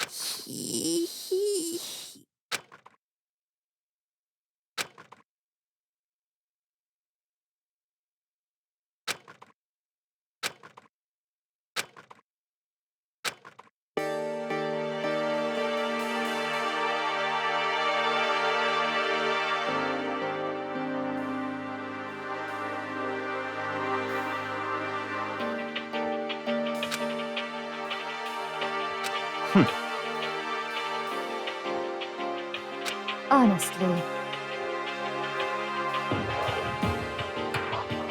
Stop talking.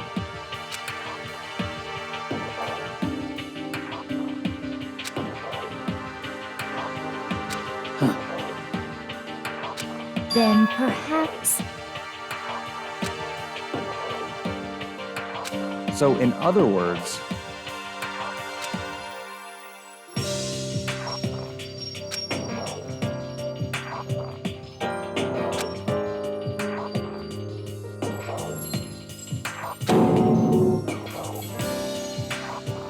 What is this?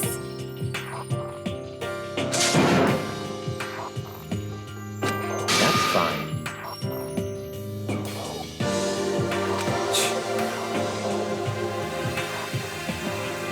Indeed.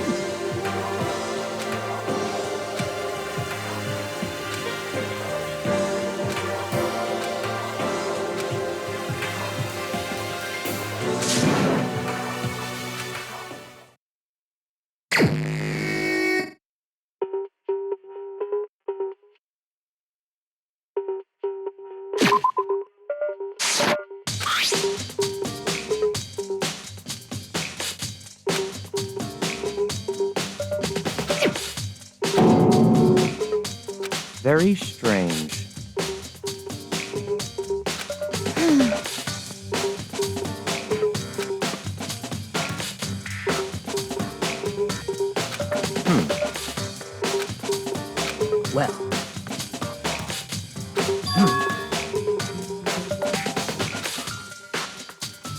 Perhaps.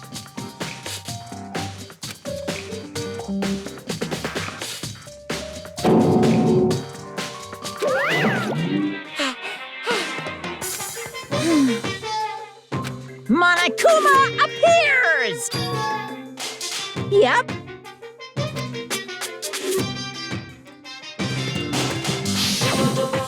Speaking of which, I'd like to ask the bear, if there is an accomplice, do they also become blackened?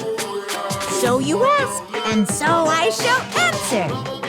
Each murder is allowed to have an accomplice, but only the one who does the killing will get to graduate. So in other words, two people can work together, but one of them has no chance of profiting from it. Then there's no way anyone would work together, right? In other words, So then. hey,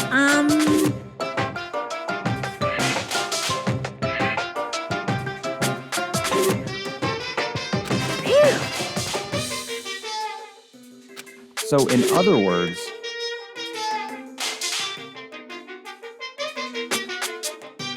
well, extreme!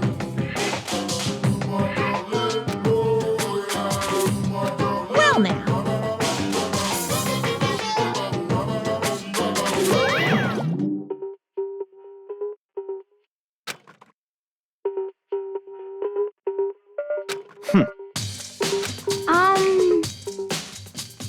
However, Indeed.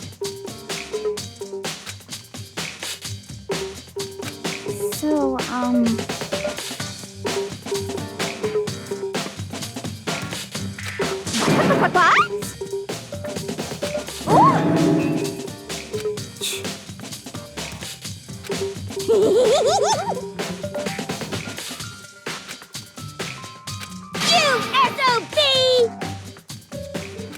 Huh?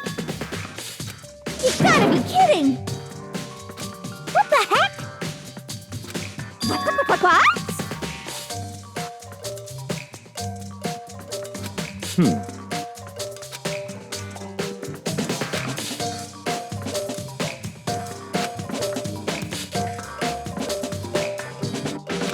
Yep.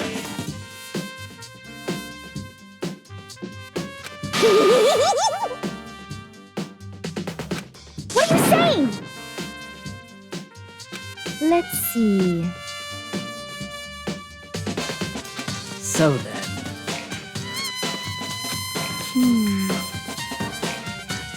it's all clear now.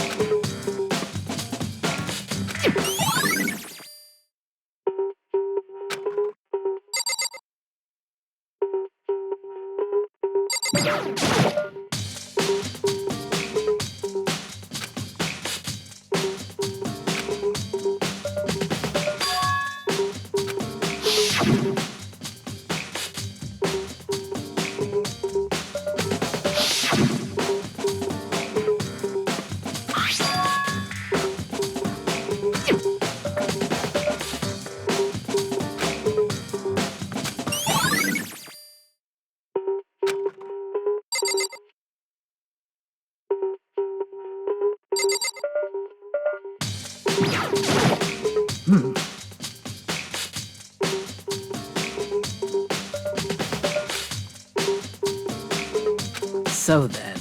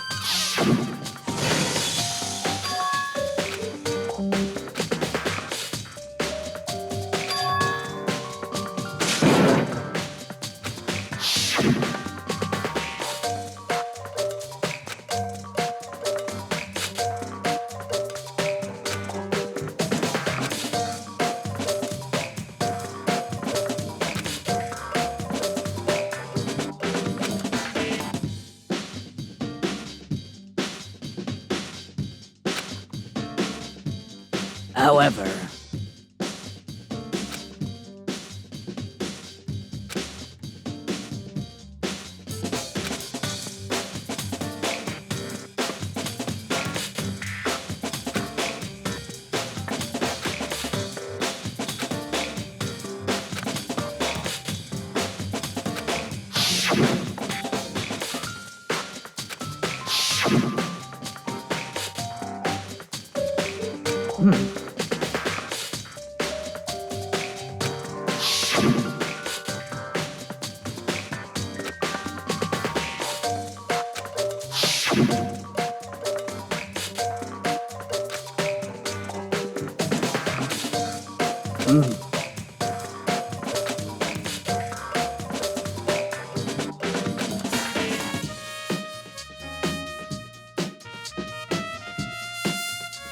however,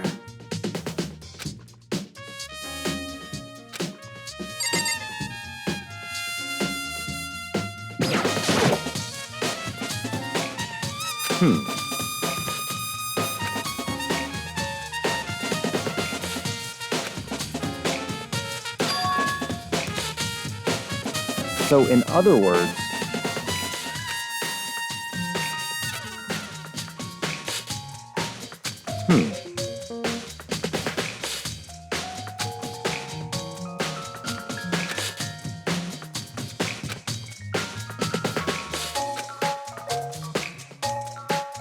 what?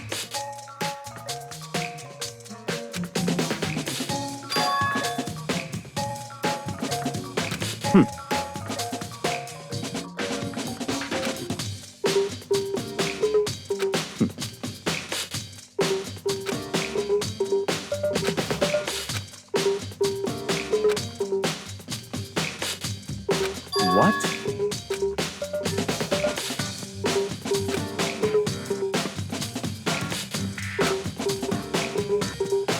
I see.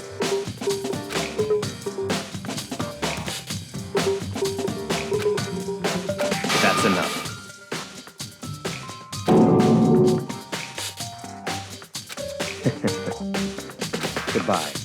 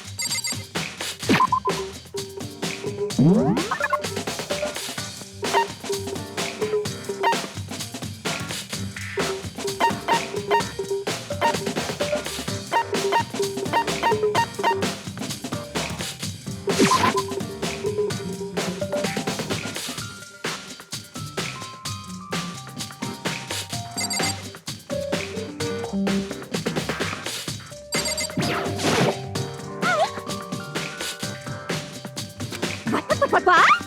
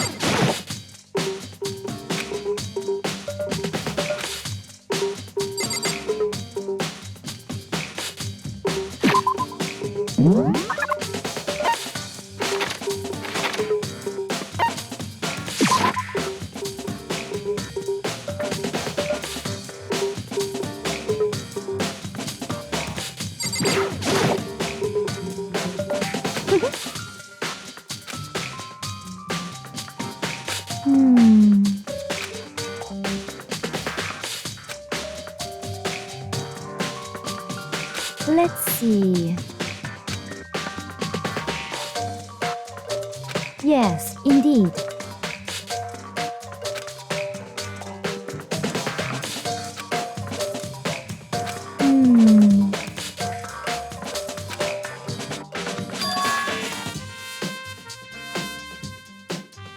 Indeed.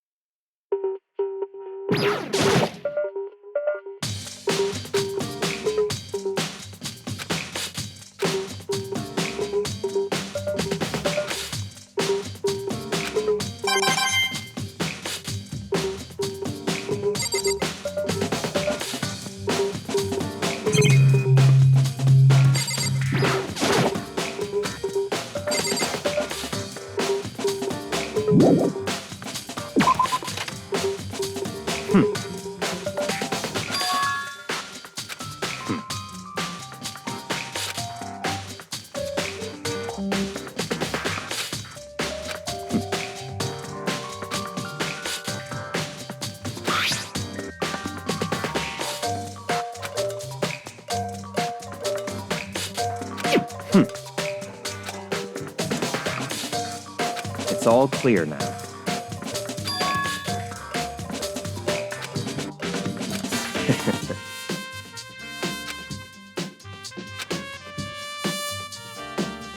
Goodbye.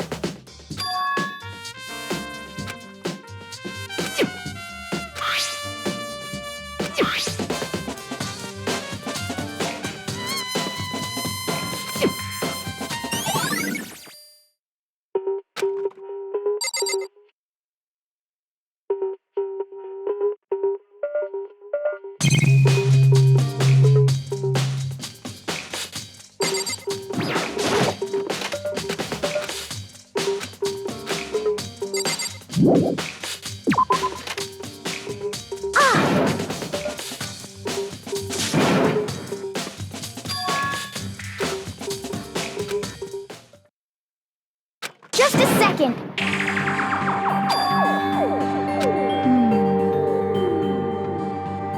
Okay.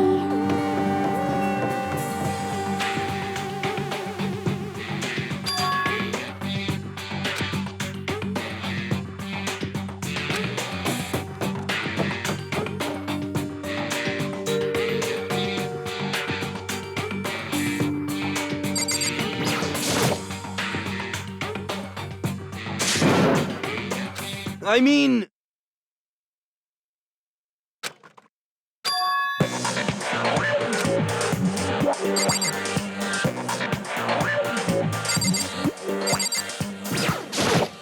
Right.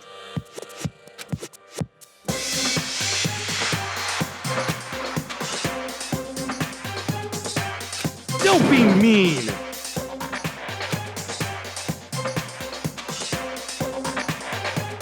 What?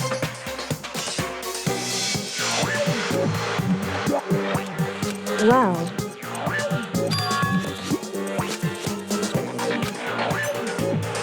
It's nothing. Hey.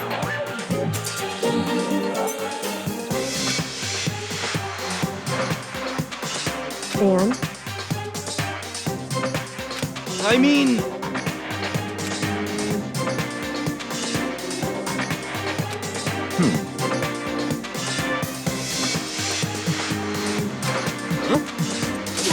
Let me out of here! You got it all wrong! It would seem...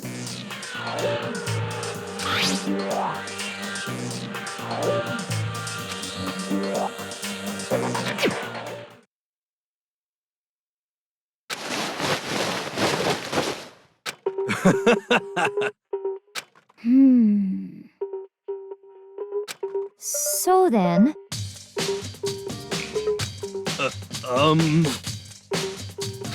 Honestly. Is that okay?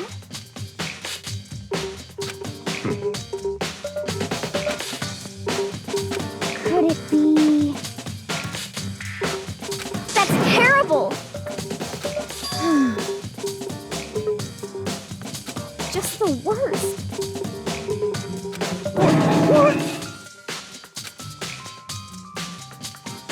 That's right.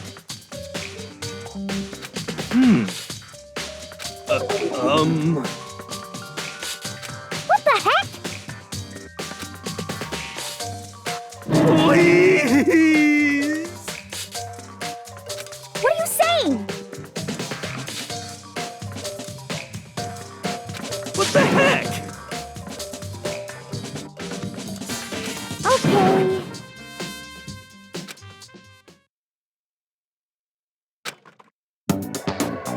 Huh! See? Look. See how loose it is? I mean, come on. I'm blind as a bat in here. Can't see my feet at all. I'm surprised you got anywhere in this thing.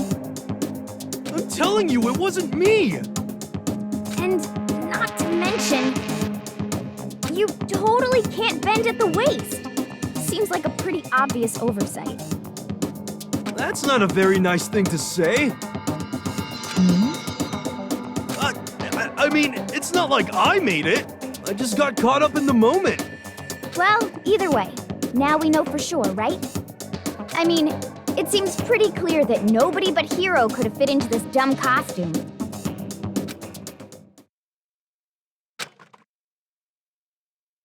Ah.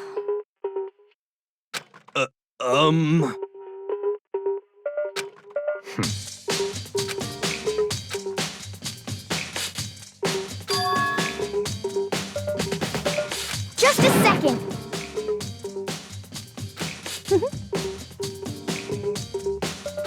But...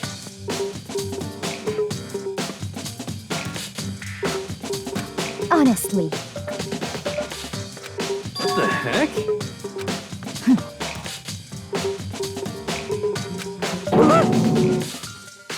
Just the worst. That's terrible. What?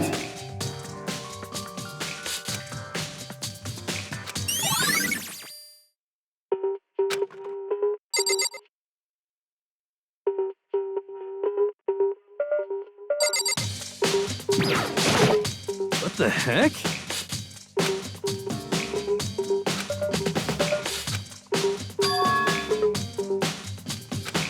What? Just the worst. Please! Huh? How about that? So then, I'm at least 30% right. correct. Please! What the heck?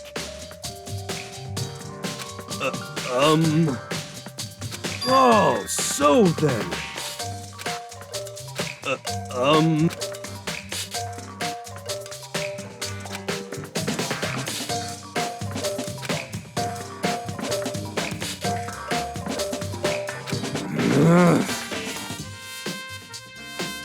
Hey.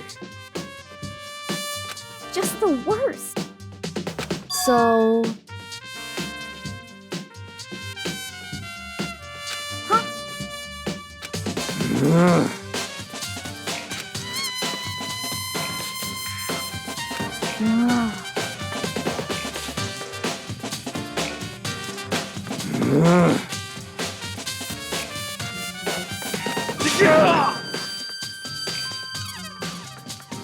Huh?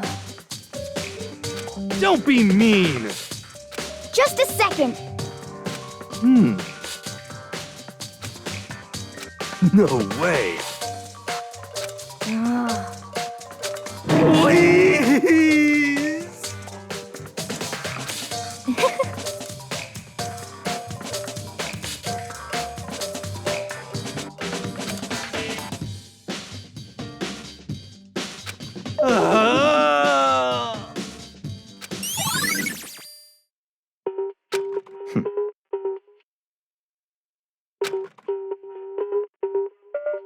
What the heck?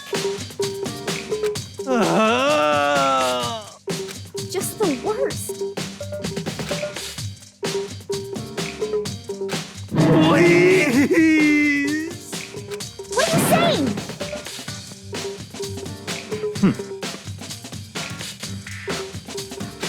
What?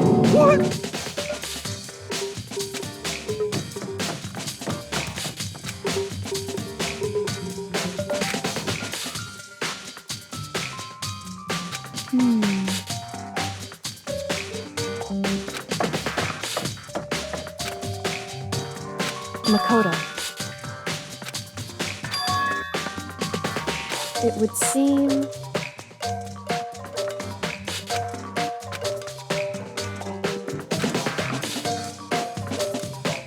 Why is that? Anyway... Shall we go? Hey.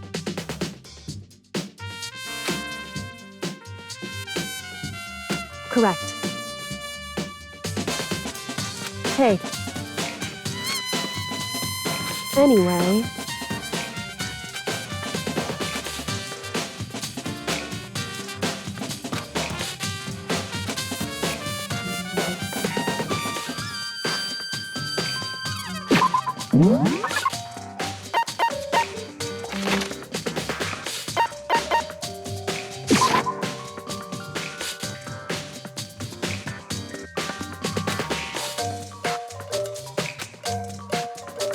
So then...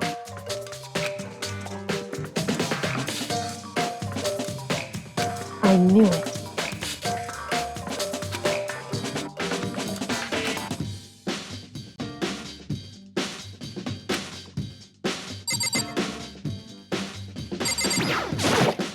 I see. Hey. Whew.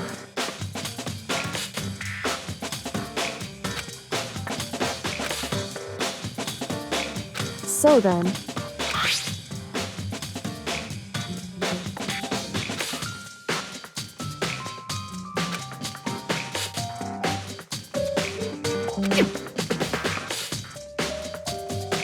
That's right.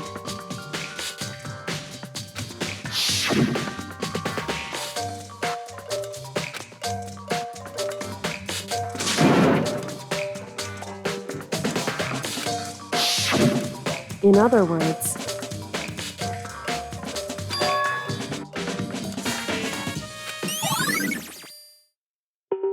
However...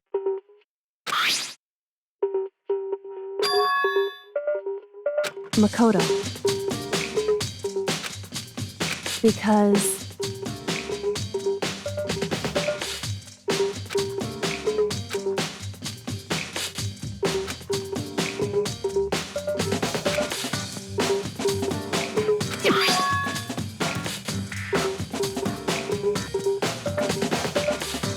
Hey.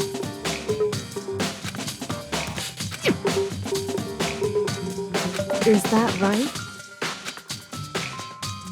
So then...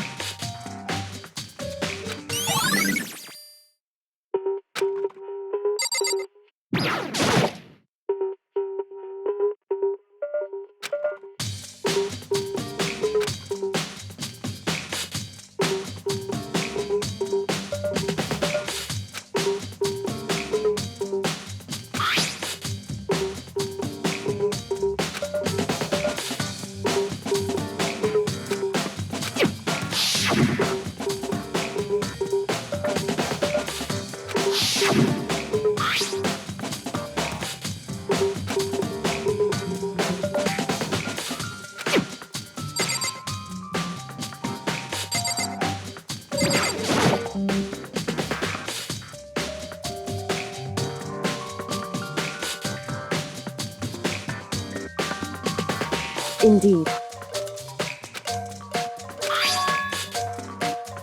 That's right. Indeed.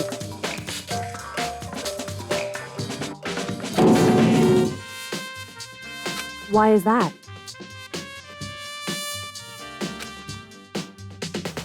Hey.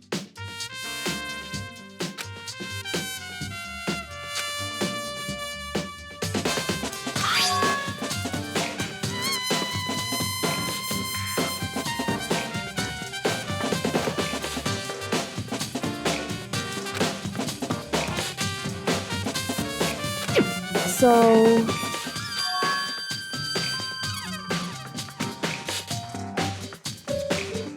However...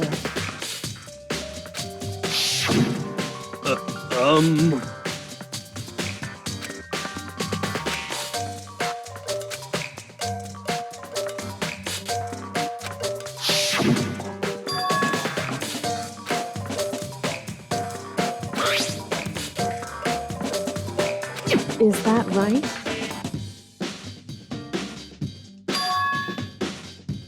So...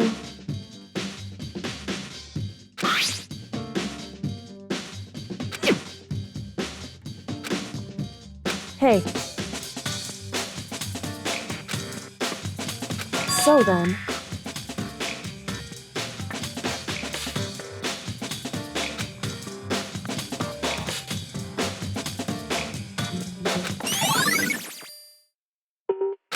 Hey.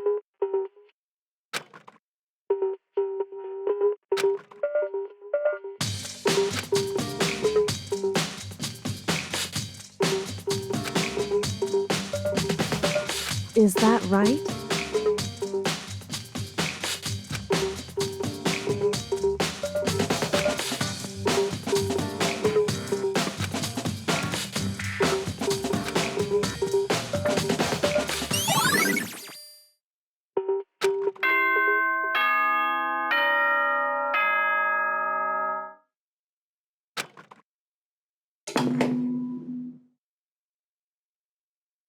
Are you excited? Are you pumped? It's time for the class trial to begin!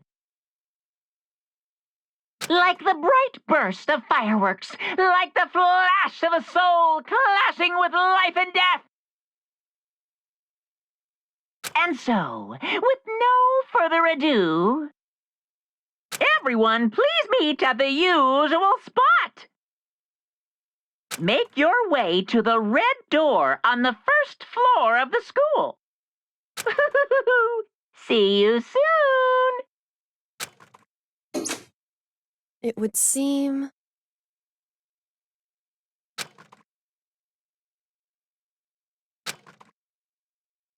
Shall we go?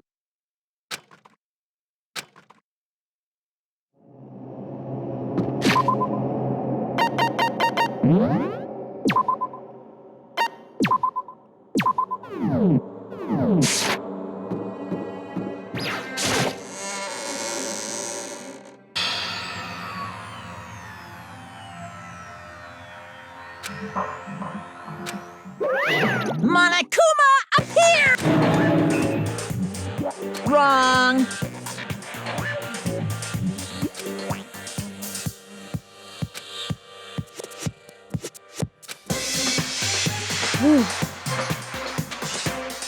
Boy, tough crowd.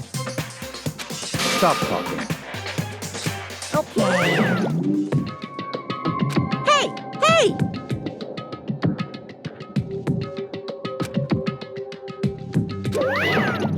Let's go. Please! What the heck? What the heck?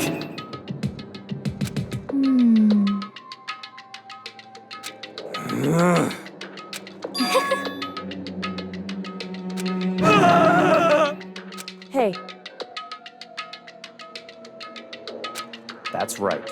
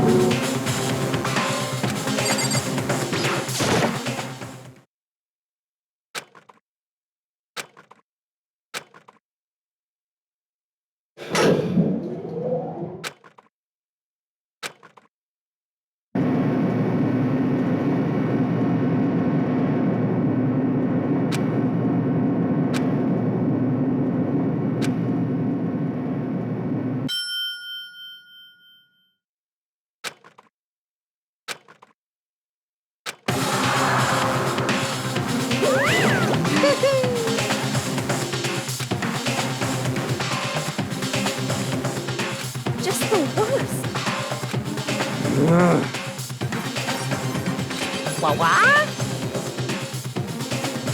Come on.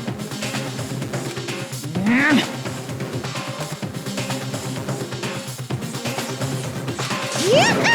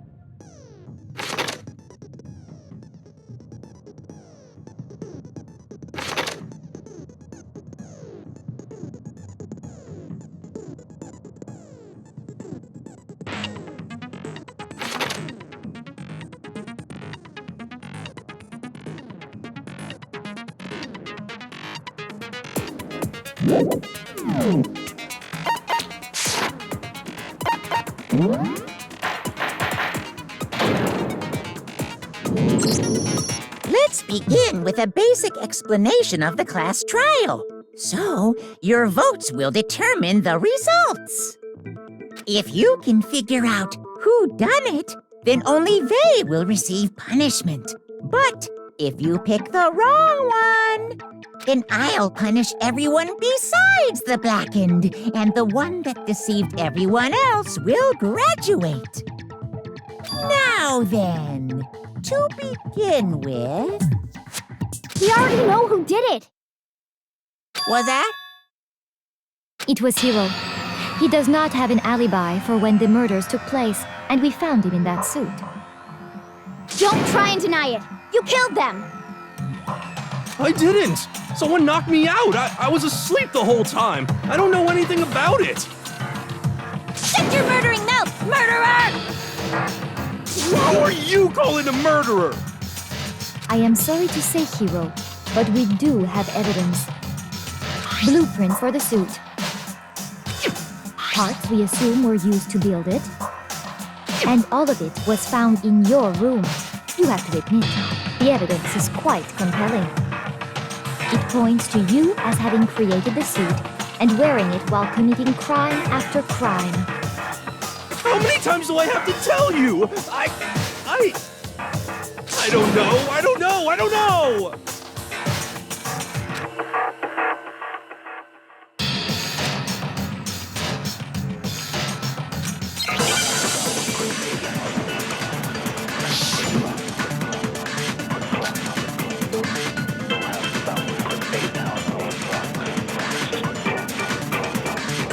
Everything we found in your room.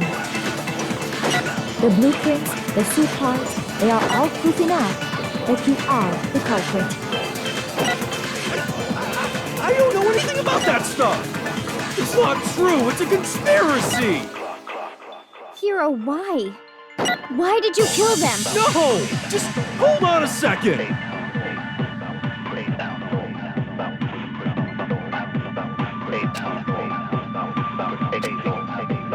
Everything we found in your room. The blueprints, the suit parts. No, it's wrong.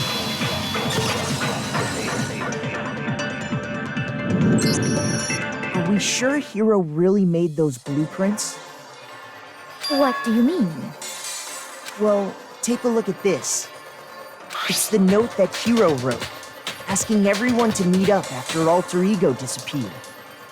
The handwriting's obviously different, wouldn't you say? When you compare it to the blueprints. There's no way you could think the same person made both of them. Unless that person made it a point to disguise their handwriting. No, the differences are bigger than that, I think. Come on! I'm not smart enough to think of trying to change my handwriting anyway. So Makoto, are you saying you don't think Hiro's the culprit? And he's not the only one. I think Hiro's innocent as well. Then who was in that Robo-Justice suit? Is it like Hiro said? Was there really someone running around in a second suit? The suspicious individual hidden within the suit. Go ahead, Makoto. Tell them who it was. So, who was in the Robo-Justice suit?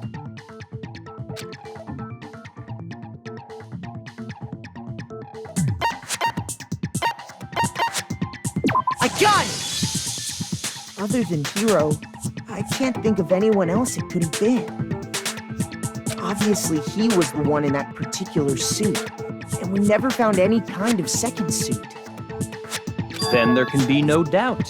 Hiro is the prime suspect. That doesn't make any sense. You just said Hiro didn't do it. It makes perfect sense. Hiro was the suspicious individual in the suit, but he's not the culprit. So what you're saying is... That's right. The culprit in this case has nothing to do with being in the Robo-Justice suit.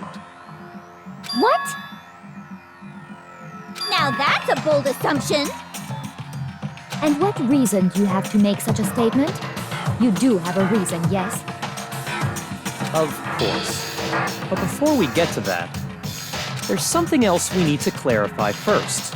So let's get that out of the way. Hey, stop trying to boss us around. All things have a proper order. So what is it? What needs to be clarified? We must clarify the method of transportation for Taka's lifeless body. It would seem that his corpse was moved using certain particular items. Makoto, can you tell us what they were?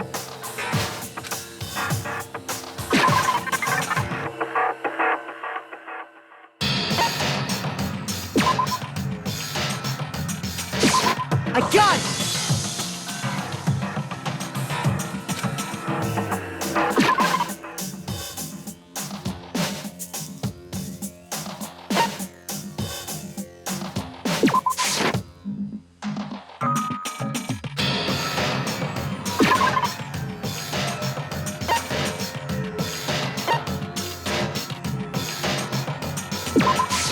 I got it! They were a dolly and a tarp, right?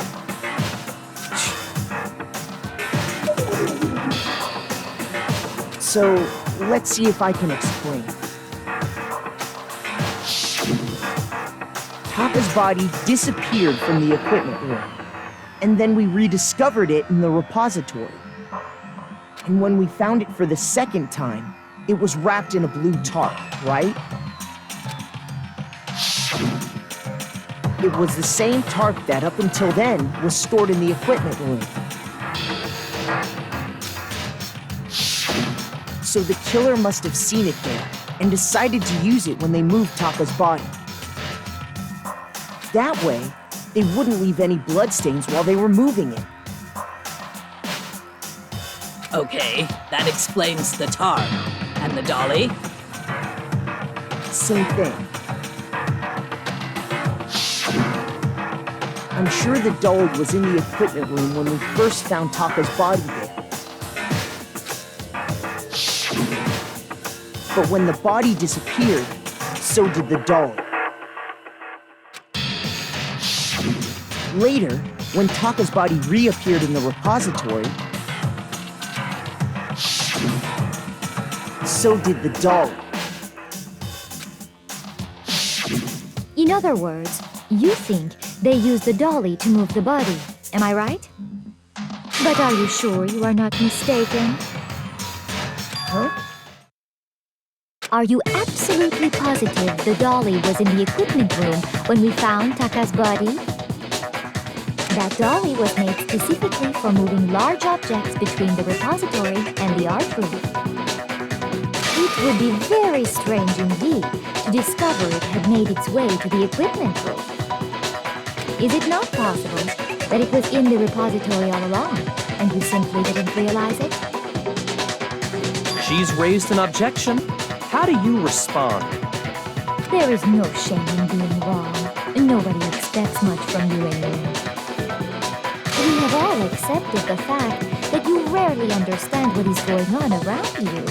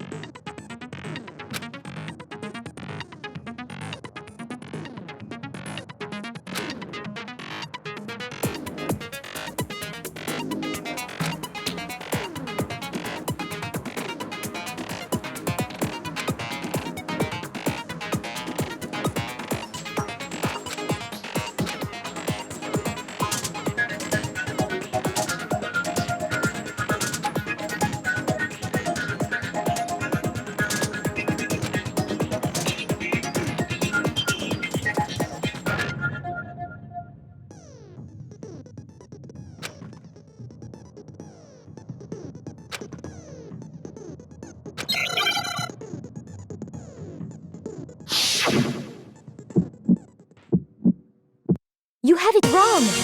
I cannot agree! You are a fool! So pathetic! Lies will get you nowhere! Do your worst! You miserable wretch! I cannot agree! You are a fool! Do your worst! You have it wrong! I cannot agree! You are a fool! So pathetic! Lies will get you nowhere! Do your worst! You miserable wretch! I cannot agree! You are a fool! Do your worst! You miserable wretch! You have it wrong! I cannot agree! You are a fool! So pathetic! Lies will get you nowhere! Do your worst! You miserable wretch!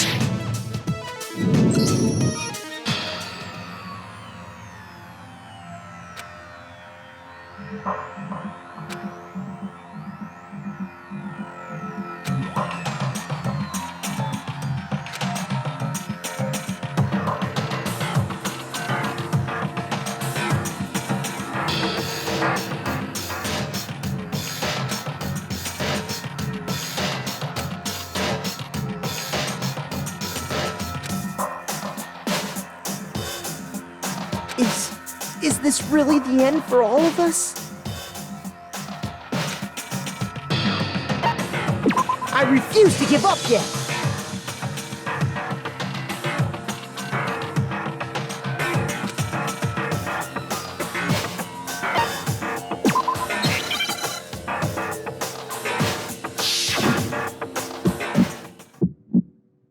You have it wrong.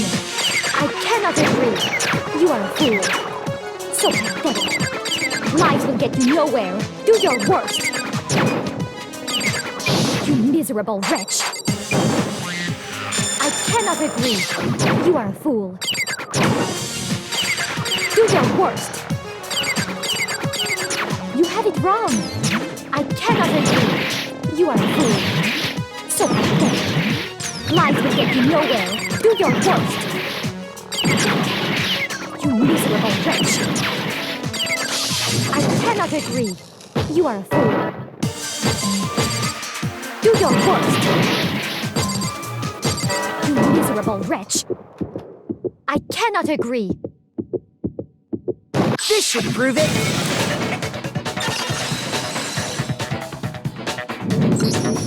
If you're asking for proof that the dolly moved, I have it right here. When I found the dolly in the repository, one of the wheels had a blood stain on it. There was a pool of blood in the equipment room with a tire mark in it that matched the dolly wheel's tread. The killer probably rolled the dolly through the blood on accident as they wheeled the body out of the room. And as the blood dried on the tire, they moved the body into the repository. So there's my proof that the dolly was used to move Taka's body.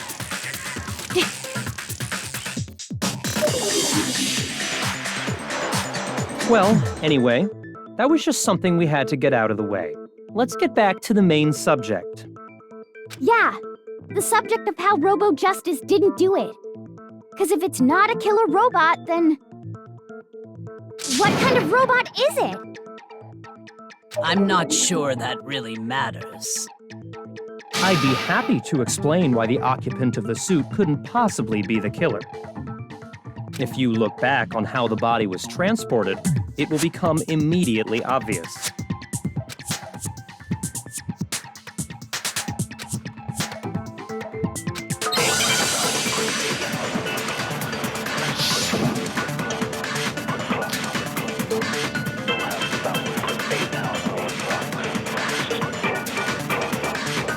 As we know, Taka was killed in the equipment room. And from there, the body was moved to the repository, correct? Yeah, the culprit wrapped the body in the tarp, then loaded it onto the dolly and wheeled it off, right? Now, keep in mind that the dolly doesn't have a handle. Well, yeah, but even without a handle, all you'd have to do is bend over. No, it's wrong!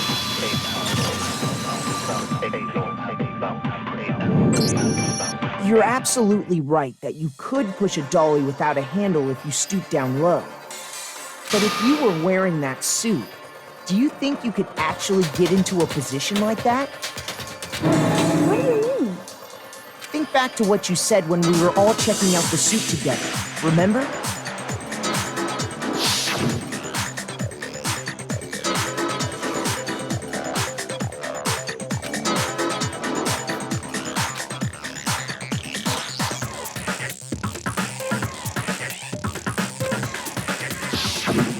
When you're in that suit, not only can you not see your feet, but you can't even bend at the waist.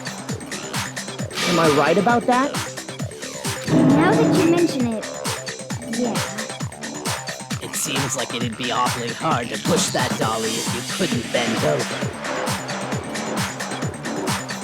Well, what's to stop you from simply pushing the dolly with your feet?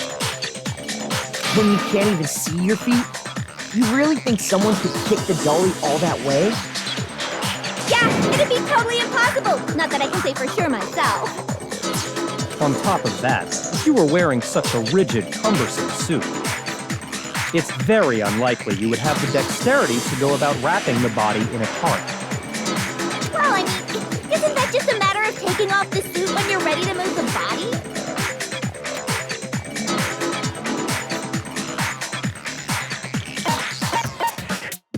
I got it! I don't think taking off the suit was an option. If you remember...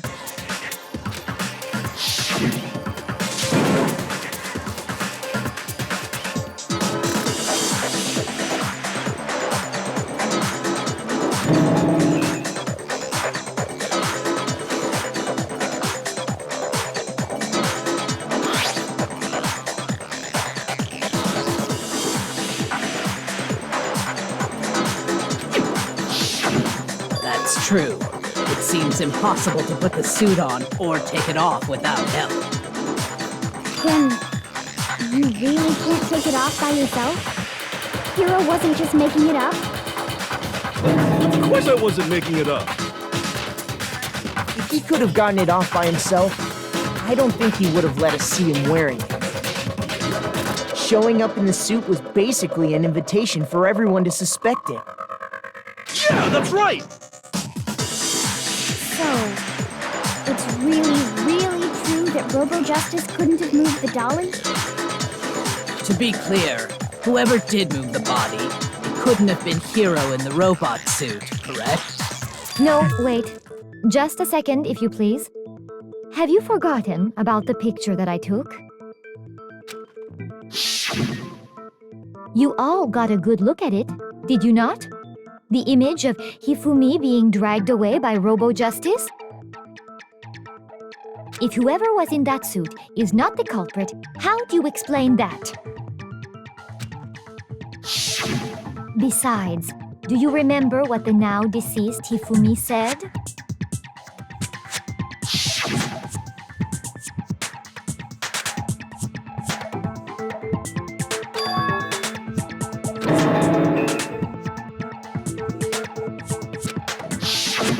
So long as those facts exist, the proper conclusion is beyond question. The individual inside the suit and the culprit are one and the same. It was Hiro, without a doubt. Yeah, that's gotta be right. Hold on a second! It's still far too early to reach that conclusion. Besides, there's no hurry to decide who did it. Before we rush to a verdict, shouldn't we explore every single possibility? Instead of seizing on one viewpoint, the truth is uncovered by analyzing things from every angle. Perhaps, but where do we go from here? Let's review this series of unfortunate events from the beginning. Maybe we'll uncover something new. What a pain in the ass! I don't disagree, but our lives are on the line. If this is what it takes, we have to do it. Plus, maybe we'll get to find out where the heck Kyoko was when everything went down. All right then, let's take another look back at what happened. I suppose we could start with this morning. 4 of us gathered together in the dining hall. Makoto, Hina, Kyoko, and myself.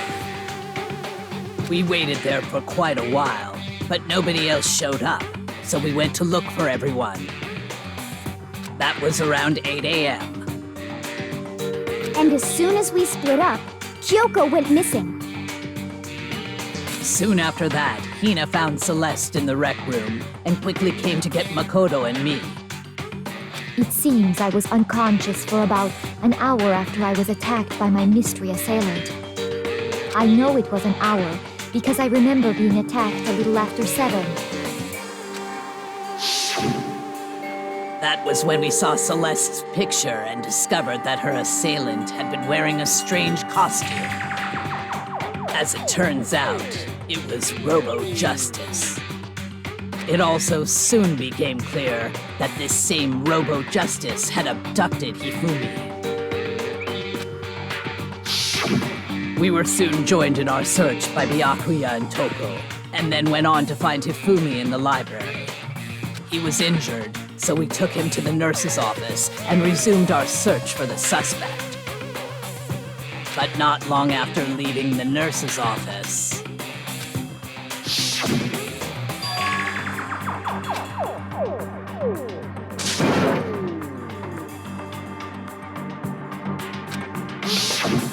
When Celeste told us that, we decided to split up and search the second floor. And soon after that, I saw someone moving around on the third floor, and I yelled out to everyone as soon as I did.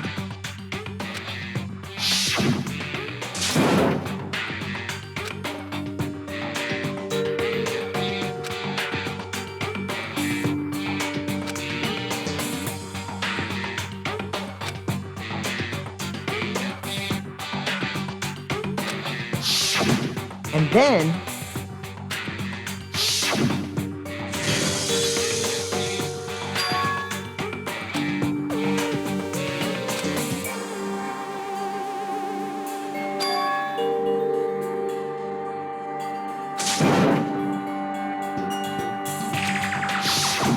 at that point, we decided to divide up into two groups.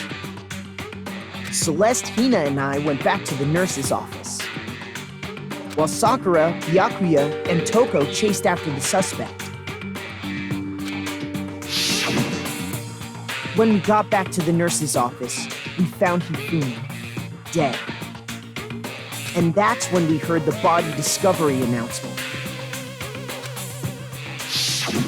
I left Celeste and Hina there and headed back to the third floor to let the others know what had happened. Meanwhile, we had just discovered Taka's body in the equipment room. We must have found both bodies at almost exactly the same time, because we heard the same announcement not long after we discovered his body. And that's when I told you guys about Hifumi. Then the three of us headed for the nurse's office. But right after we left the physics lab, we ran into Celeste, who'd arrived after us, and she told us something very surprising.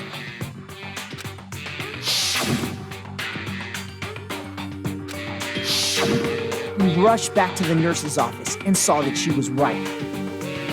Then we remembered we'd left Toko passed out in the equipment room, so we hurried back again.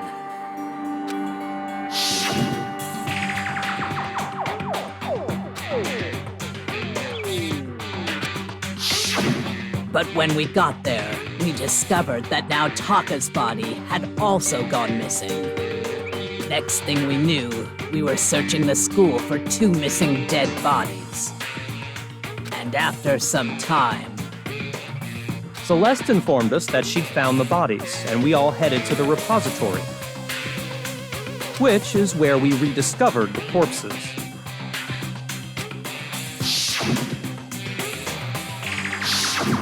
I think that about covers it. I see. The whole thing sounds exceptionally complicated. It certainly seems to me that these are not a simple series of connected events. Okay, well, if that's true, then what? Rather than a single series of events, I think we have to consider each murder a separate situation.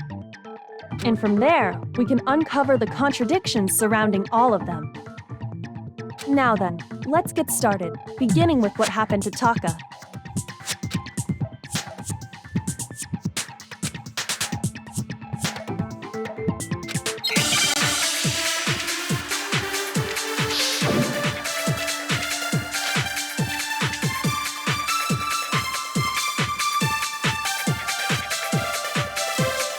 So, regarding Taka's death, I wonder if he died before Hifumi, or perhaps it was after?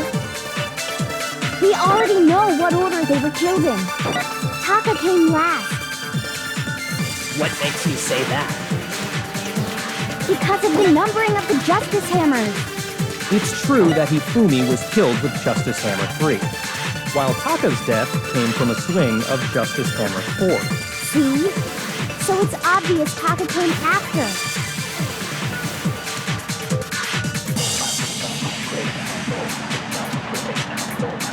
So, regarding Taka, I wonder if he, or perhaps it was. We already know what order they were killed in. Taka came last. What makes you say that? Because of the numbering of the Justice Hammers.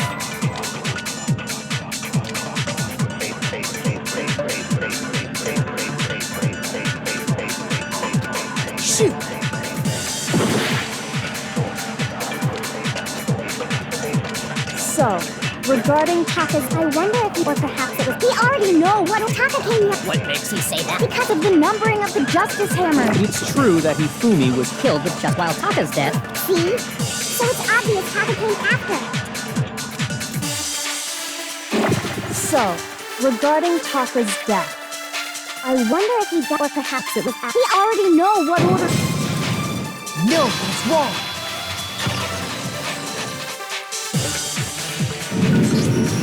Hold on. There's no reason to assume that the hammers were used in the same order as their numbers. If anything, that's just another way the killer tried to disguise their actions. So you're saying the culprit wanted us to think the hammers were used in order, but in reality, Taka was killed before Hifumi? Okay then, let's see the proof.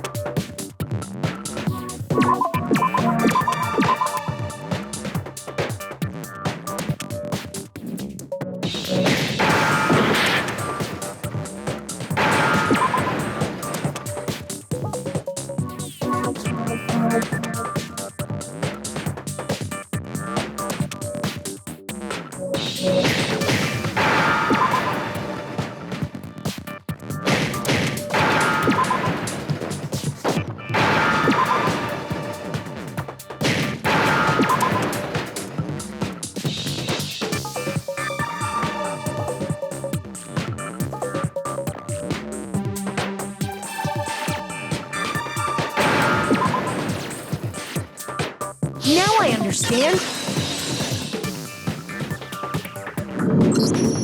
I've got it. Taka's wristwatch. See? Look. It broke with the hands pointing just past 6 o'clock. it must have gotten broken when he was attacked by the killer. Because as of last night,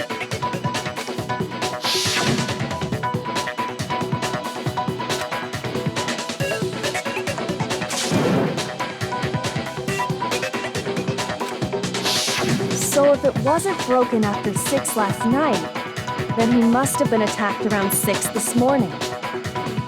And that would be his official time of death.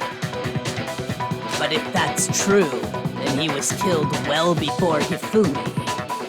And before Celeste was attacked this morning, which happened around 7. That's right. Taka was killed before any of the other incidents took place. That simple fact slipped past all of us. We made the wrong assumption about the order of events, all because of those justice hammers. That's exactly why the culprit wrote the numbers on each hammer and had them increase in size. That way, when we saw how they were used in each incident, we'd easily make that wrong assumption. Now, if Taka was killed around 6, then everyone's alibis for his murder go out the window. Because when he was killed, we hadn't met up in the dining hall yet. That may be true in the case of Taka's murder. But all of our alibis still hold true for Hifumi's death. That's right. With him, at least, we're all safe.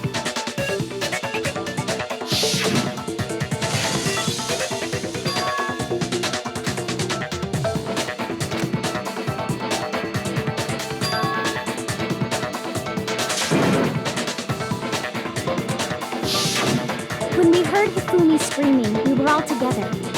Except for Hiro. Then we all ran down to the nurse's office, and that's where we found his body.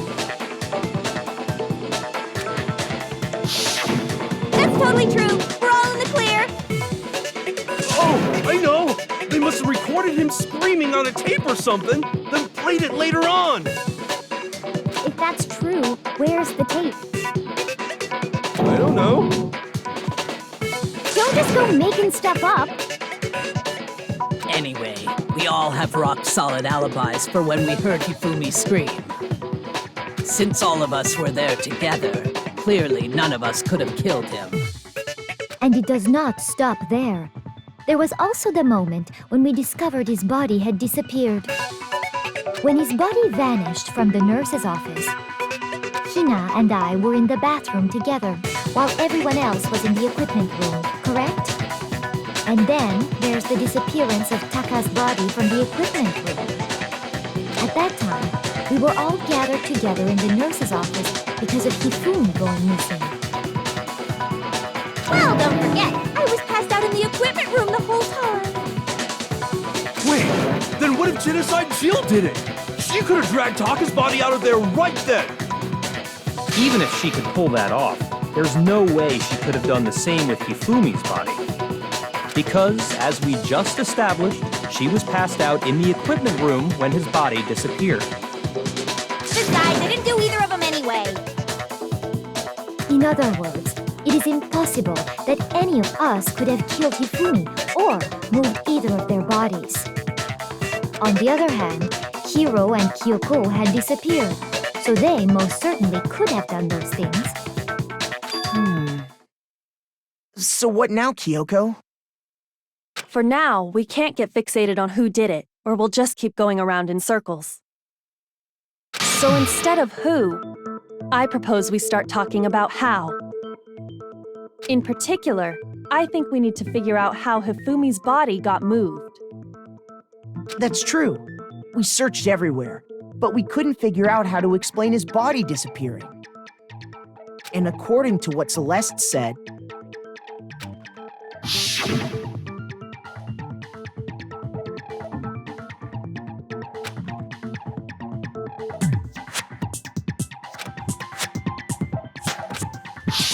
his body apparently disappeared in the 1 minute her and Hina took their eyes off of it. But to carry that much weight from the first floor up to the third in that short amount of time? Oh man, yeah! There's no way! It'd be impossible! Well, what if I told you there was a way to make the impossible possible? What? How? If the dead body were to move itself.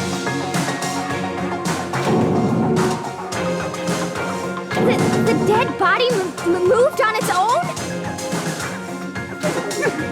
No! Not another... goat! I don't think it has anything to do with the occult. I think what she's implying is... we thought Hifumi was dead, but perhaps in reality he was still alive. He was alive? Are you saying Hifumi wasn't carried out of the nurse's office, but simply walked out on his own? But I mean, we found his body. He was dead. Perhaps he was simply playing dead. That it isn't possible.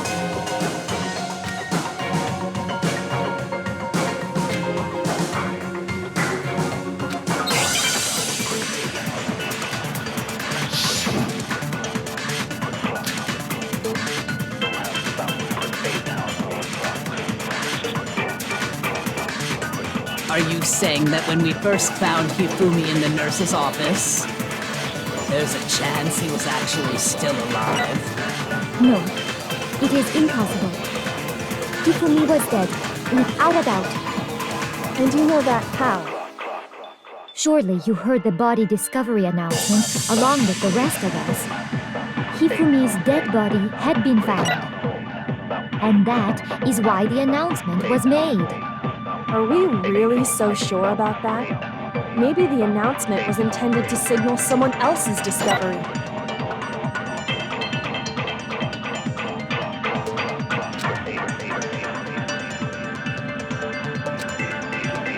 Are you saying that when we first found Hifumi in the nurse's office, there's a chance he was actually still alive? No, it is impossible. Hifumi was dead, without a doubt. And you know that how? Surely you heard the body discovery announcement along with the rest of us. Hifumi's dead body had been found. And that is why the announcement was made. Are we really so sure about that? Maybe the announcement was intended to signal someone else's discovery.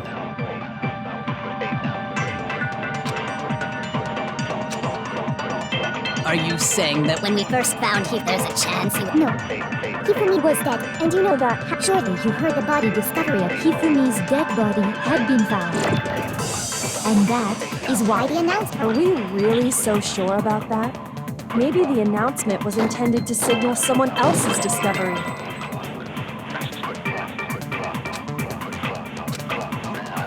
Are you saying that when we first... There's a chance he would... No. Hifumi was dead, and you know that... How? surely you heard the body discovery announcement along with the Hifumi's dead body had been found. And that Is why the... Are we real? Maybe the announcement was intended to signal someone else's discovery.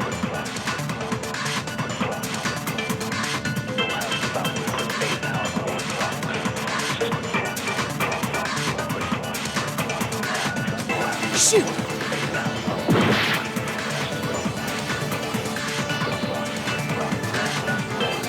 Are you saying that when we first found Hifumi in the nurse's office, there's a chance He was actually... No. Hifumi was dead, and you know that... Surely you heard the body... Hifumi's dead body and that is why the... Are we really... Maybe the announcement was intended to signal someone else's discovery. Are you saying that when we first found... There's a chance he would... No. Hifumi was dead, And you know that... How? surely you heard The body discovery announcement... along Hifumi's dead body had... No, it's wrong.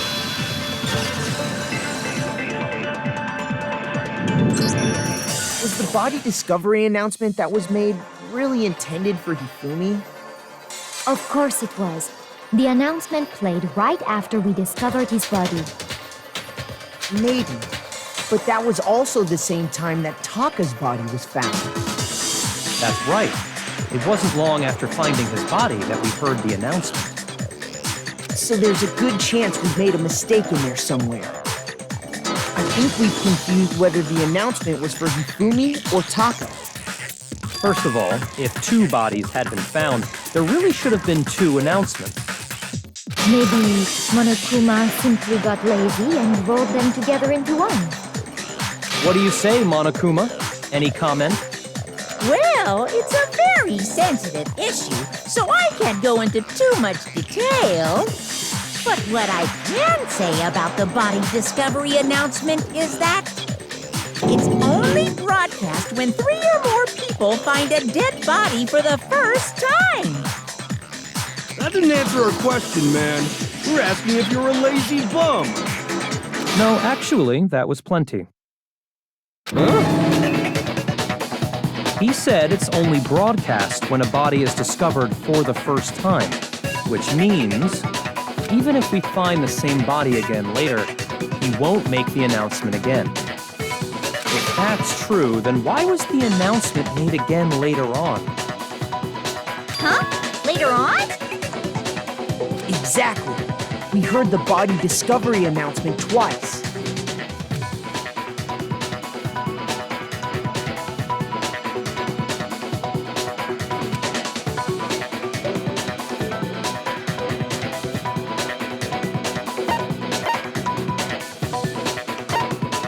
I got it! We heard it a second time in the repository when we rediscovered the 2 bodies.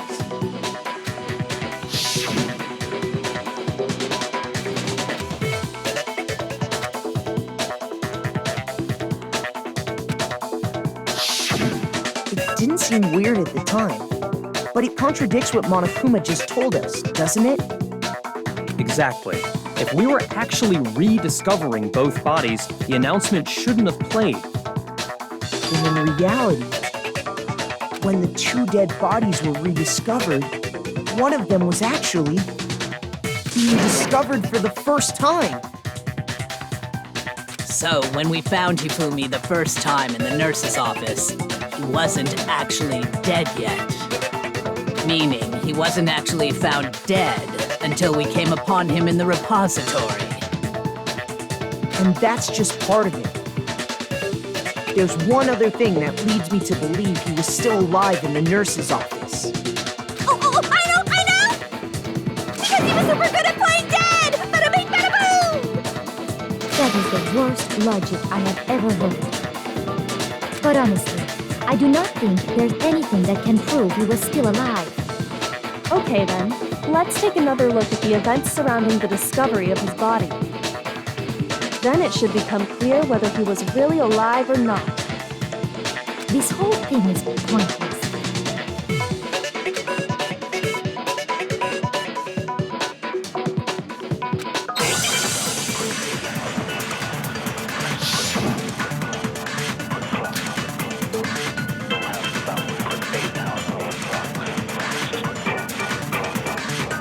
Well, here's one thing we do know. The first time we found Hifumi's body was in the nurse's office. And then, while me and Celeste were in the bathroom, his body disappeared. And the next time we saw his body, it was in the repository. But when you compare his body before being moved and his body after being moved, other than the change in how it was positioned, there was no notable difference. Then, was he really still alive? Of course not. It is impossible. This is ridiculous.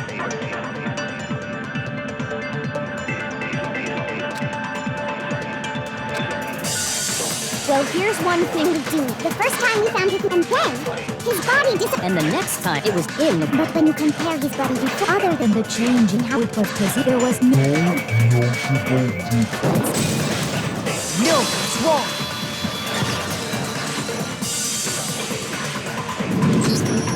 In fact, there was one clear difference between Hifumi in the nurse's office and the repository.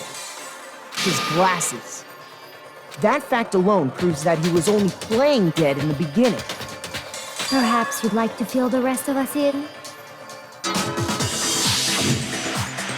When we found Hifumi in the nurse's office, his glasses were covered with blood. But when we found him again later in the repository, they were spotless. And I found the item he used to wipe them clean in the nurse's office trash can.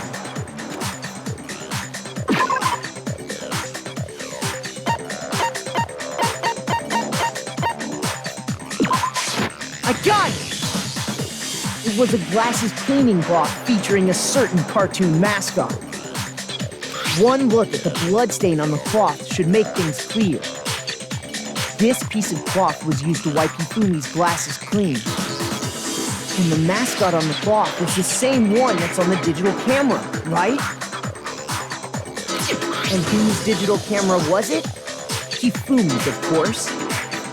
the character was Princess Piggle from Demon Angel Pretty Pudgy Princess, I think.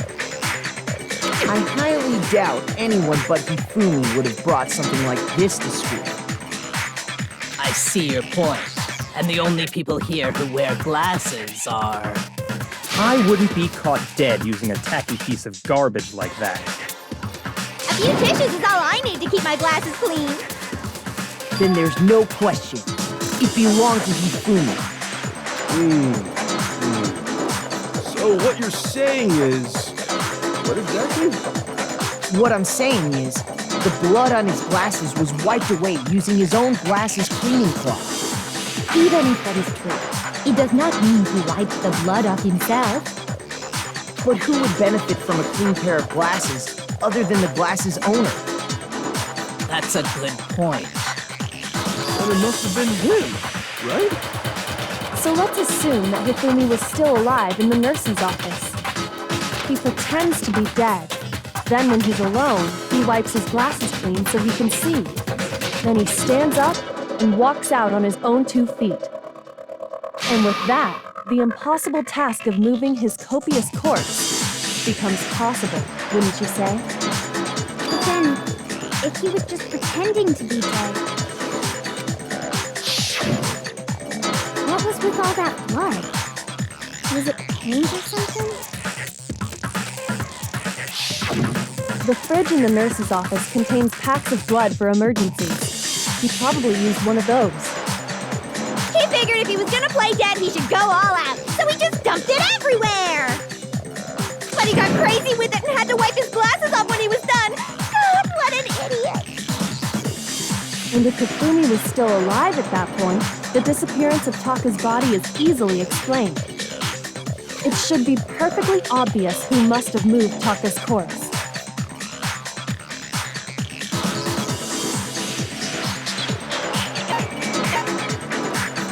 I got it! It could only have been Hifumi. While we were all gathered in the nurse's office, he went to the equipment room and took Taka's body. That also explains how the door to the repository got locked. The door was locked? Well, after the bodies disappeared, we all went looking for them, right? So me and Sakura headed for the repository. But when we got there, the door was locked. And the repository door can only be locked from the inside. Which means when Hina and Sakura got to the repository, someone was already inside. And it could only have been Hifumi, who just finished stashing Taka's body there. He convinced us all he was dead, and when he saw his chance, he dragged Taka's body to the repository. So, Hifumi wasn't just another victim in this case. He was one of the assailants. But that means he took part in the murders. I just can't believe it. If you're having trouble, would you like me to show you one more piece of evidence? There's more? Oh, absolutely. The single biggest fact pointing to his involvement has yet to be revealed. You know what I'm talking about, right, Makoto? The item he took off of Taka's lifeless body?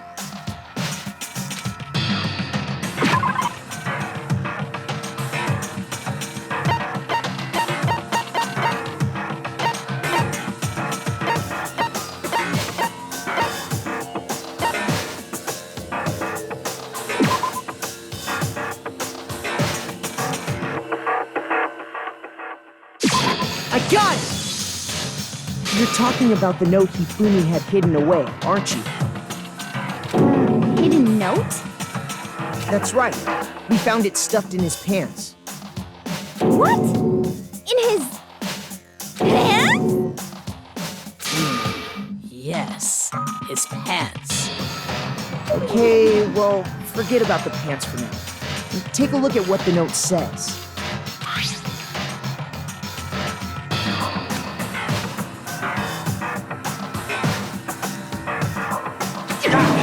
That's the note I was telling you about. The one that told me where to go. Huh? Wait, this one's a little different. In my note it said, Monokuma can't find out, so don't tell anyone else for now. Let's meet in the rec room at 1 a.m. I see. Then this note isn't the same one Hiro got. It's not the same? In other words, the killer got in touch with another person besides Hiro. And that person could only have been... I got it! That's right! Taka! The killer used this note to draw out Taka and murder him. Hello? Over here! Objection! Objection! I don't really understand what's going on, but Hifumi had that letter, right? So whoever wrote it wasn't drawing out TikTok, they were drawing out Happy! Just to be clear, TikTok is Taka and Huffy is Hifumi, right? Ugh! Yes! Why must you ruin it every time?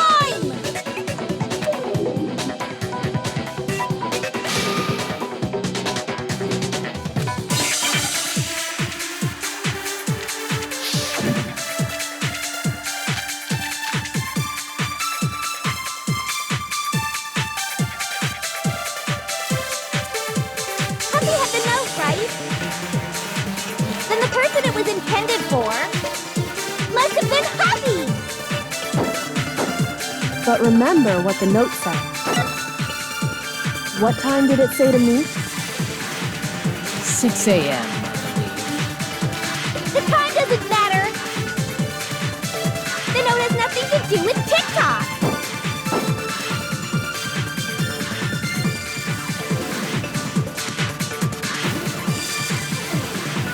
Happy had the note, right?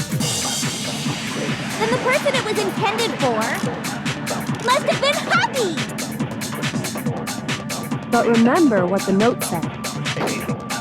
What time did it say to meet? 6 a.m. The time doesn't matter. The note has nothing to do with TikTok. No, it's wrong.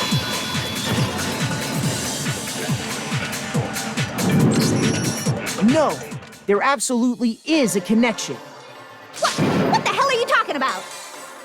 The note said to meet at 6 a.m., which is the same time Taka was murdered. We've already proven that using his wristwatch. But there's more. Look where the note says to meet. The equipment room, right?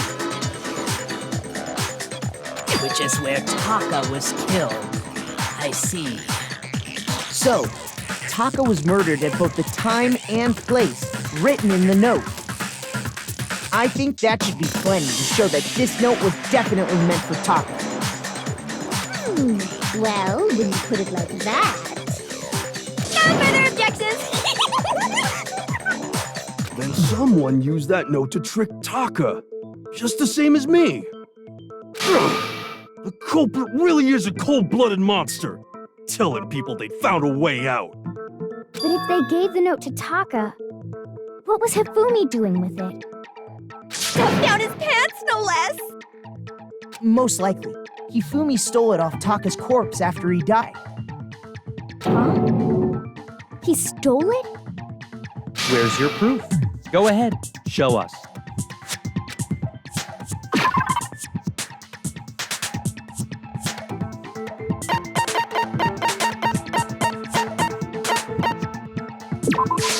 I got it! When I searched Taka's body, I saw that his lifeless hand was gripping a small scrap of paper. If I'm right about this, the sheet of paper this piece came from is... I knew it! It fits perfectly with the note we found hidden on Hifumi. Then Taka's scrap and Hifumi's note. Yup, they're from the same piece of paper. Hifumi had the note meant for Taka, while Taka's corpse still grasped a small piece of that note. There's only one way to explain it. Taka died clutching the note. Hifumi tried to free the note from its death grip, leaving behind only one small scrap. Did I get all that right? That means Hifumi knew the note was important. Exactly. Which proves that he was an accomplice in the murder. Whoa. Yeah, after seeing all this, Hifumi was super involved in this whole thing for sure. In fact, he was behind the whole thing. In fact, he's still alive! Sorry, no. When we found him in the repository, Hifumi was truly and completely dead. The second body discovery announcement proves that. So then, who killed Hifumi? Whoever did is the mastermind, the true killer. He was killed in the repository, so he must have been killed not long after transporting Taka's body. So, he must have been killed after Taka's body vanished, but before we found both bodies in the repository. During that time, we'd all split up and were searching for Taka's missing body. In other words, during that time, none of us have alibis. Wait, but me and Sakura were together. Stop trying to steal the spotlight, you stupid walrus! Who are you calling a walrus? Anyway, when they were killed bothers me too. But there's something that's been bothering me even more. And what might that be? The weapon they used to kill Hifumi. The weapon? Yeah, because I mean, according to the Monokuma file, the way Taka and Hifumi were killed was almost the same, with them having similar fractures and all. But Justice Hammer 3 and 4 were still laying around in the nurse's office and equipment room, right? So if Hifumi was killed in the repository, the culprit would have had to grab one of the hammers, kill Ifumi, then put the hammer back where they found it. But wouldn't that be seriously risky for him? I'm surprised. It seems there's some semblance of a brain knocking around that skull of yours after all. Hell yeah, it's packed in there good and tight.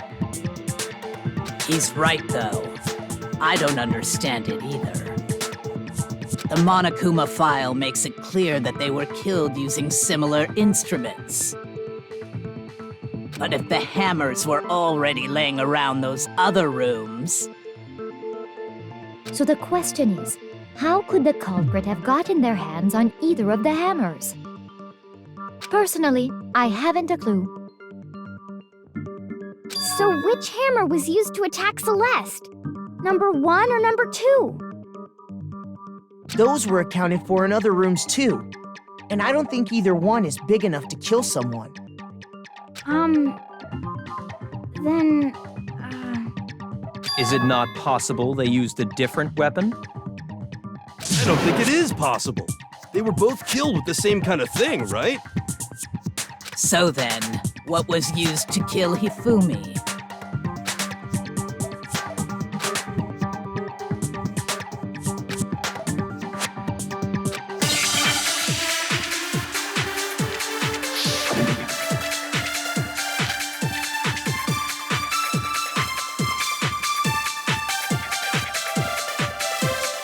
What was used to kill Hifumi? Was it Justice Hammer 3? Maybe Justice Hammer 4? Well, whatever it was, there's one thing we have to figure out. How was the culprit able to move around so freely with the weapon? How did nobody witness them carrying it? Sounds like a Justice Hammer 5 is about to make its appearance! Check out murdergear.com/hammertime for more info! Well, one thing seems pretty clear. The murder weapon had to be one of the Justice Hammers! No, it's wrong.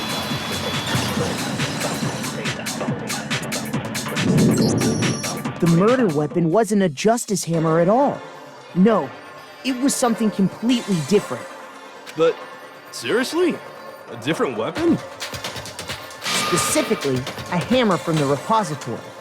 The killer could have easily used that to kill Hifumi. Now, all the hammers in the repository were covered in flecks of grit and debris.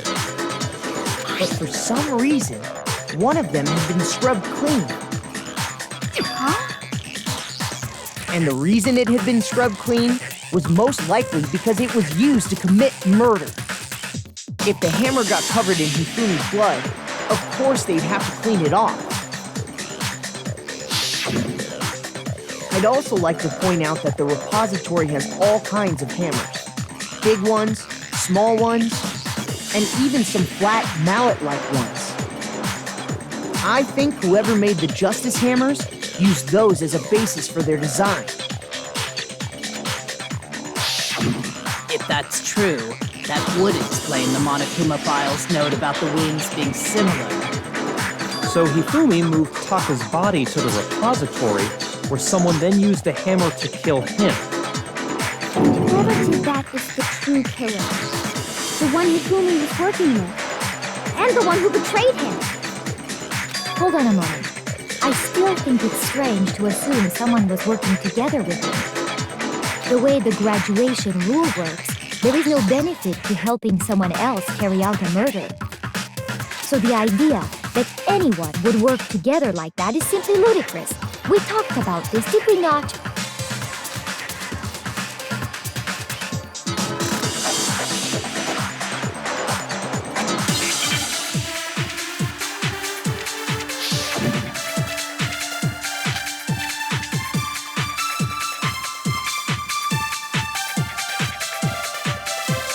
Based on the rules that have been laid out for us, even if more than one person is complicit in the murder, only the one who actually carried out the act can graduate and survive.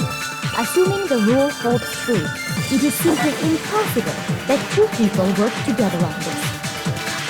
That is how the rule was explained to us. But that only really applies if there's one murder, right?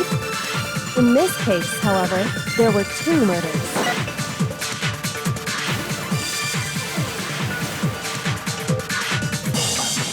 Based on the rules that have been, even if more than one, only the one who actually carried out the, assuming the rule holds true. It is simply impossible.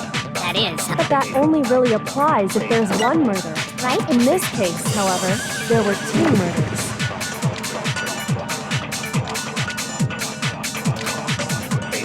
Based on the rules that have been laid out, even if more than one person is complicit, only the one who actually carried out the act can graduate and survive, assuming the rule holds true. No, it's wrong.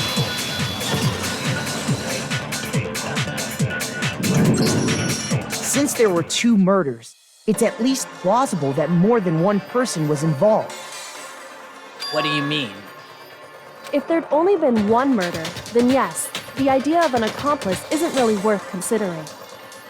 Naturally, if only one person can be saved per murder, an accomplice has no risk versus reward benefit. Risk versus reward benefit? The payoff for working together. The reward that balances out the risk of taking part in the scheme. There's no point in being someone's accomplice if there's no benefit to you. However, if there were some potential mutual reward for the risk, then cooperation becomes possible. You're saying that two people could act as each other's accomplices to commit two separate murders. I think that's what the true killer told Hifumi. They would each have an accomplice for their crime. And based on the case's events, Hifumi would have been the first one to act, murdering Taka. They made him carry out the first murder so he couldn't back out of helping them later on. So in this case, there wasn't one single person committing multiple murders. Instead, each person killed someone, creating two separate incidents. And it only looked like one person because that's how the true killer designed it to look. A single suspicious individual, a similar weapon used in each crime, disappearing bodies. By creating one seamless set of circumstances, they made it look like one person was behind it all. The mastermind picked their target and managed to convince him to go along with their plan. And then, to avoid the no accomplices rule, they simply killed their accomplice. Which, if true, means that betraying Hifumi was part of the plan from the very beginning. That's just awful! How could anyone be so cruel? You think so? I can't help but admire its cunning.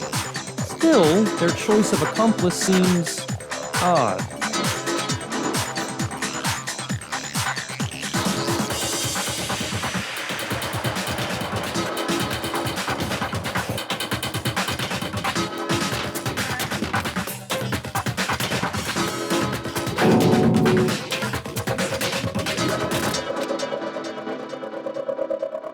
I understand how an accomplice could be involved.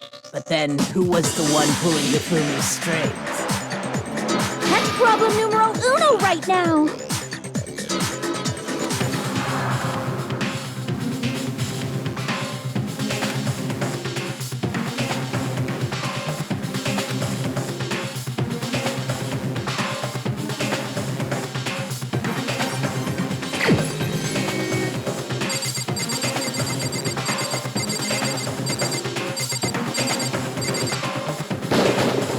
Here's my answer.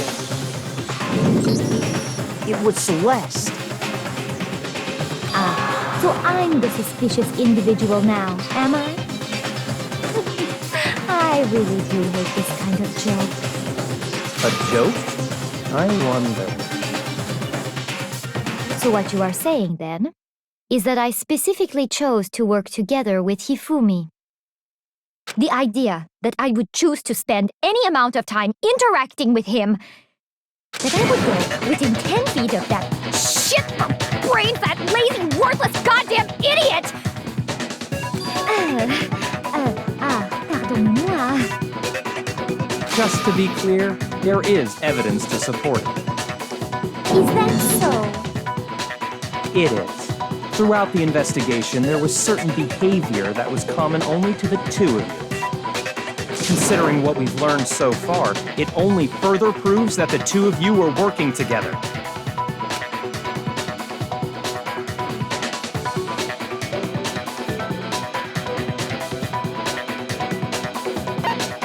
I got it! The behavior they had in common has to do with the suspicious individual in the suit, doesn't it? The only ones who ever actually saw Robo-Justice firsthand were Celeste and Hifumi. Shush, the adults are talking now. Sorry. As he said, only Celeste and Hifumi ever laid eyes on the costumed individual. If we accept that Hifumi was one of the culprits, we can't help but suspect what Celeste has said as well. Are you saying everything they told us was a lie? After taking Hifumi to the nurse's office, we all began our search for this individual, correct? And not too long after that, do you remember what Celeste said?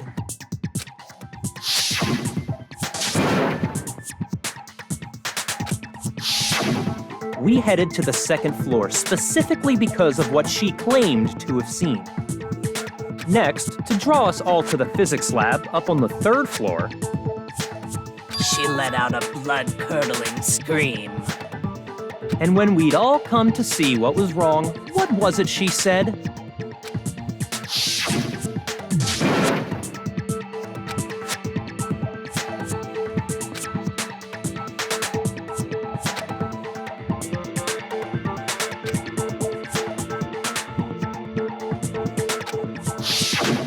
Once she'd done her job of getting us all up to the physics lab, it was time for her partner to get to work.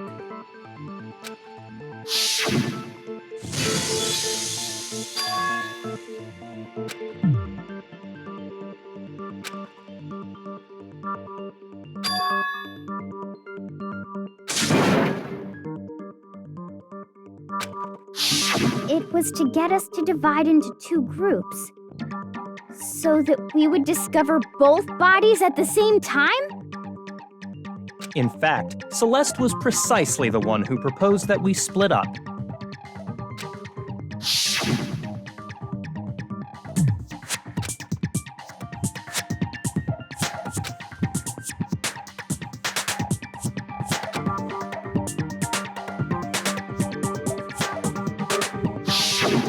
Well, if Celeste and Hifumi were working together, all those chance events suddenly become connected. And on top of that, that piercing cry of yours early on.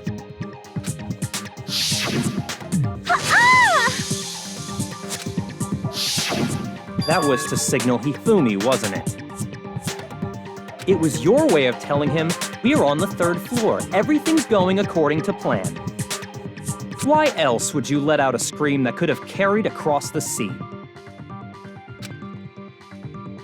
I just realized another strange thing. When we found Hifumi in the nurse's office, who we now know was only pretending to be dead,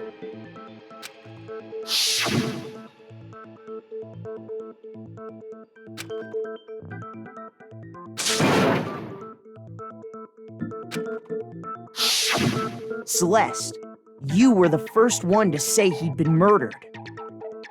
You wanted to make sure we wouldn't have any doubt in our minds. I don't believe it. Everything. The whole thing was one big act. Hina, you were with Celeste when Hifumi's body disappeared, right? Yeah. I was feeling kind of sick, so Celeste took me to the bathroom. Wait! Then that was... She wasn't worried about you. She just saw a chance to help Hifumi sneak out of the nurse's office. Each piece isn't much by itself, but start putting them together and the picture gets very ugly indeed. Wouldn't you agree, Celeste? I have no idea what you mean. Don't bother trying to deny it. You made one fatal mistake. Oh, did I?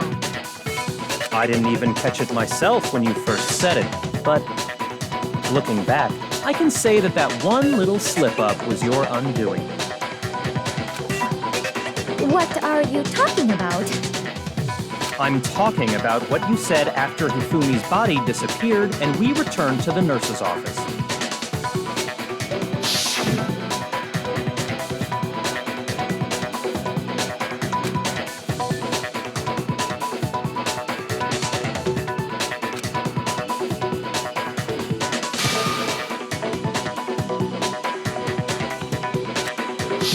I remember her saying that too, but I don't understand what's so strange about it. Then pay attention. Sakura, Toko, and I were first to discover Taka's body in the equipment room. Then Makoto showed up and told us Hifumi had been killed, so Sakura and I left with Makoto. Once we were in the hall, we ran into Celeste, and the four of us headed to the nurse's office. Now, the entire time we were together, none of us said anything about Taka being dead. Think about it. Celeste's comment doesn't make sense. It was completely out of place. Yeah, I see what you're talking about. Although I don't really get what it means. You hear that, Celeste? Everyone's having some trouble understanding. Could you repeat what you said? If you're really not the culprit, you shouldn't have any problem repeating it, right?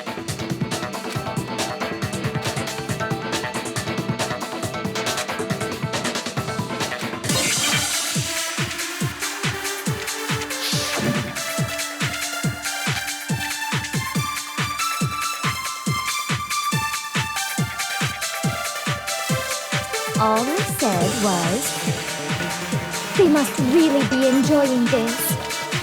Enjoying the sight of us standing around, frightened and confused. They must be positively elated.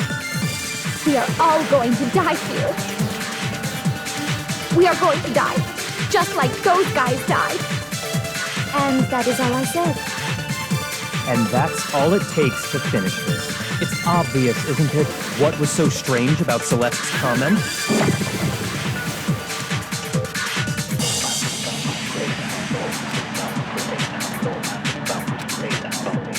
All I said was, they must really be enjoying this. Enjoying the sight of us standing around, frightened and they must be positive we are all going to die here. We are going to die, just like those... No, it's wrong.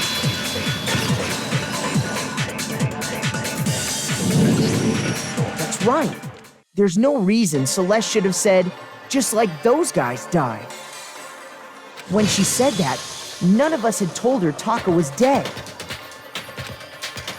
Exactly. And we didn't run into her until after we were all out in the hall. So there was never any chance for her to have seen his body in the equipment room for herself. So how did you know, Celeste? How did you know more than one person had been killed? And how did you know they were both guys? Because Kyoko had also disappeared, right? So she could have been dead too. You all have such vivid imaginations. You know that? Imaginations? You claim that I was lying when I told you about the suspicious person I saw. Then what about the picture I took? How do you explain this picture of the costumed villain dragging Hifumi away?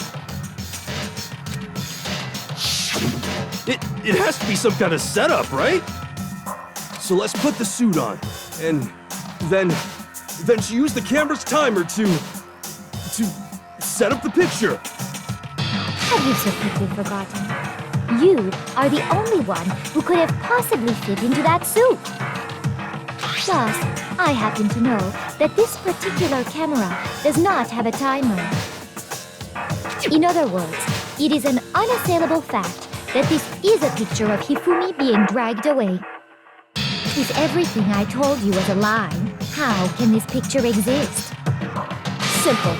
Are we sure that's really a picture of the suspect dragging Hifumi away? What could you possibly mean by that? Surely there are other explanations than the one you've offered up. No, There is no other explanation.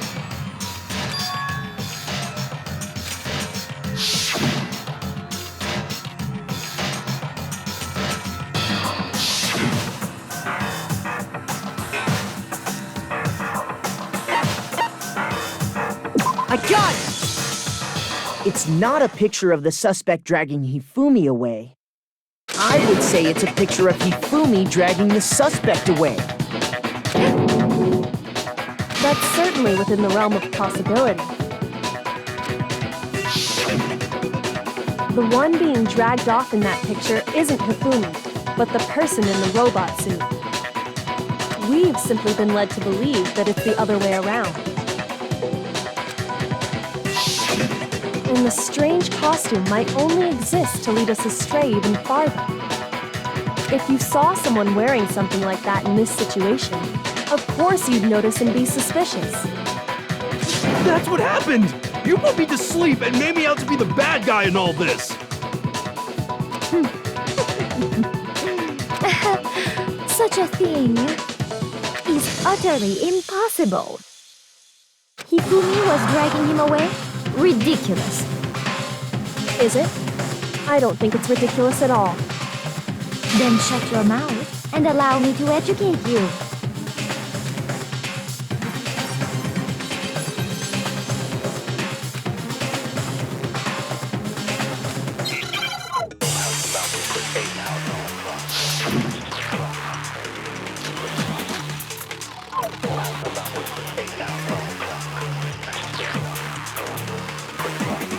You dressed me up in that suit after I passed out! Then you just draped me across Hifumi and had him carry my weight! You tried to make me look like the bad guy! Like I said, ridiculous. As you can see in the picture, the suspect is standing perfectly upright. If the person inside the suit was unconscious, there's no way they could stand up straight like that. Then the fortune-telling idiot is the culprit after all! No way!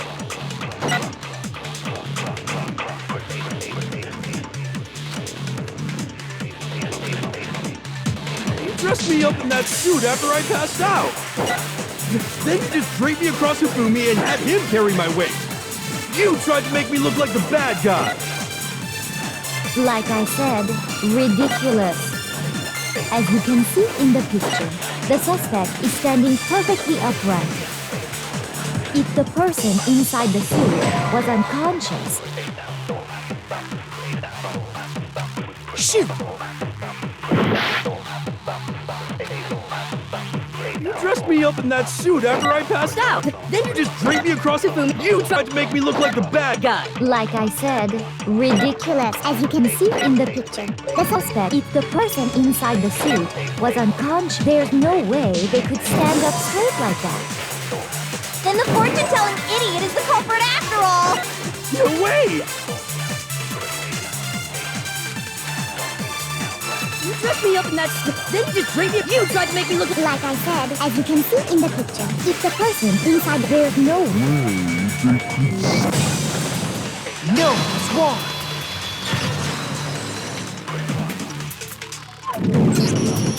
No. Even if the person inside the suit were unconscious, they could still stand up like that. Because that Robo-Justice suit had a certain characteristic.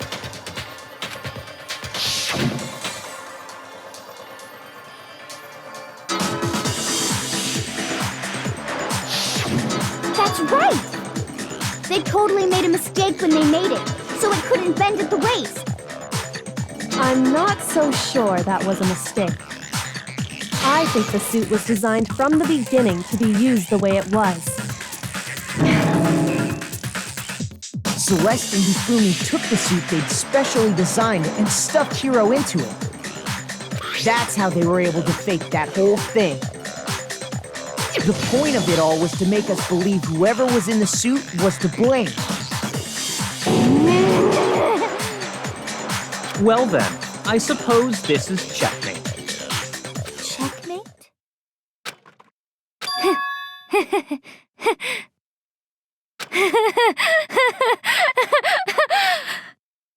Don't make me laugh, you idiot! What do you mean, checkmate?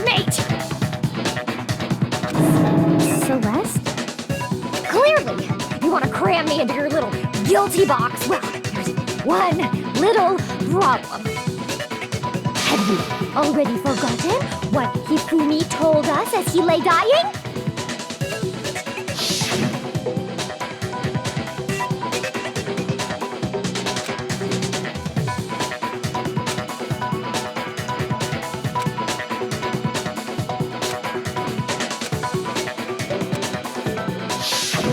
When we asked him who had attacked him, his answer was quite clear, was it not? He said, and I quote, Yasuhiro. In other words, Yasuhiro Hagakure! Wait, but my name isn't really Yasuhiro. It's actually Taro. Your confusing statements don't make any sense. You're only making things more complicated. He did say Yasuhiro, but are we sure he was really pointing the finger at Hiro? What the hell are you talking about? I'll burn you alive! Kyoko, what do you mean by that? Think back to how Hifumi used to talk to us. How did he refer to each of us? I got it! That's right, our last names. He called us all by our last names. Exactly. I know I heard him say Mr. Naegi more than once, for example. So if Hifumi did mean to say Hiro's name, he would have said his last name, Hagakure. I'm sure it was just incidental. By chance, his first name. Indecent? Don't talk. Random chance. Now isn't that a convenient explanation? No, there's no reason to think he would have said the name any different than normal. But he must have run out of energy before he could say any more. So Hifumi was trying to tell us the last name of whoever killed him? But the name he said doesn't apply to anyone here. Well, no. Hold on. There's one person it could apply to. And that's Celeste. She never actually told us what her real name is. What did you just say? To think you'd take your false accusation so far, I don't know whether to laugh or spit! Come on! Enough with your idiotic blather! Yasuhiro is a loser's name! Do I look like a loser to you? Well, do I? What? I think I've earned the right to be a little on edge. Okay, then fill us in. What's your real name? Make sure your ear holes are wide open and listen up! My real name is Celestia Ludenberg. Could you please stop making me repeat myself over and over again?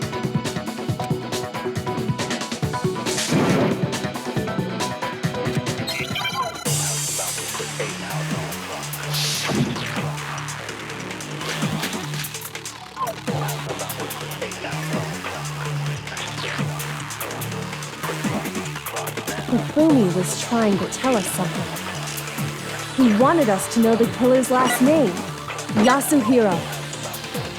If there's one person here who might have that last name, It would have to be you, Celeste. You haven't told anyone what your real name is. How many times do I have to tell you? My name is Celestia Ludenberg! God damn it! How long do you plan to go on pretending? I'm not pretending. It's the truth. And since you have no way to contradict me, No, it's wrong.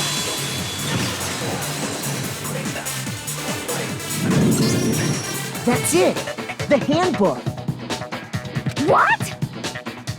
Anytime you turn your handbook on, it shows the owner's name when it boots up, right? Monokuma told us all about it before.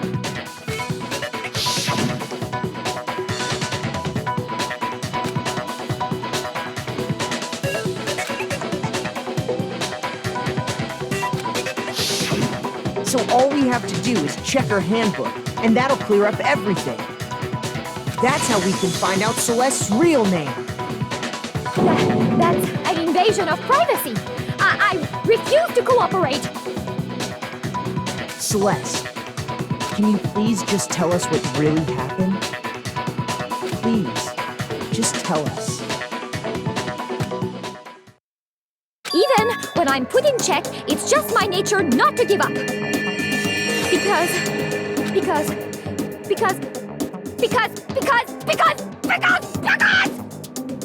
until the game's over, you never know what might happen. Fine then, let me settle it. Let me go over the case again, from the beginning, and shed light on all your crimes. And that'll bring everything to an end.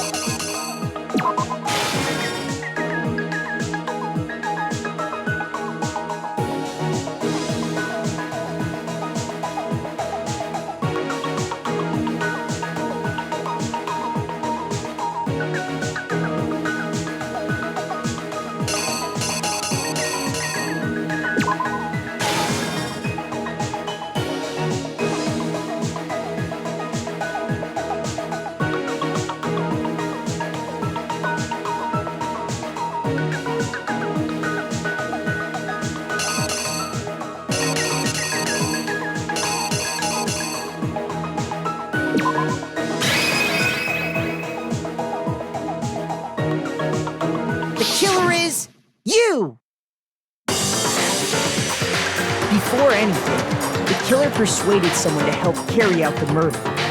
And that person was...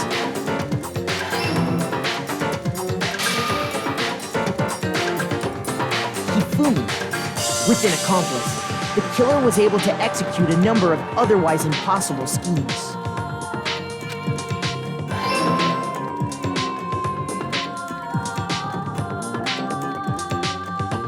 First, they convinced someone to meet them in the rec room last night at 1 in the morning.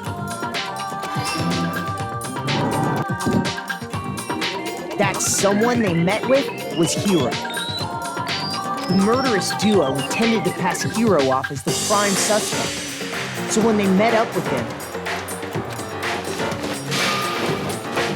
they drugged him, knocked him out, and stuffed him into the Robo-Justice suit.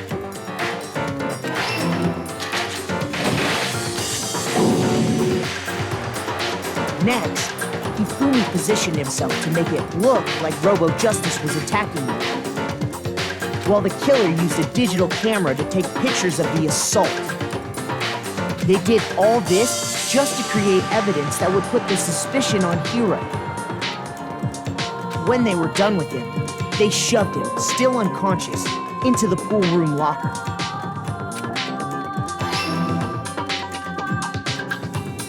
And then finally, at 6 a.m., they moved into the murder phase of their plan. They called Taka to the equipment room.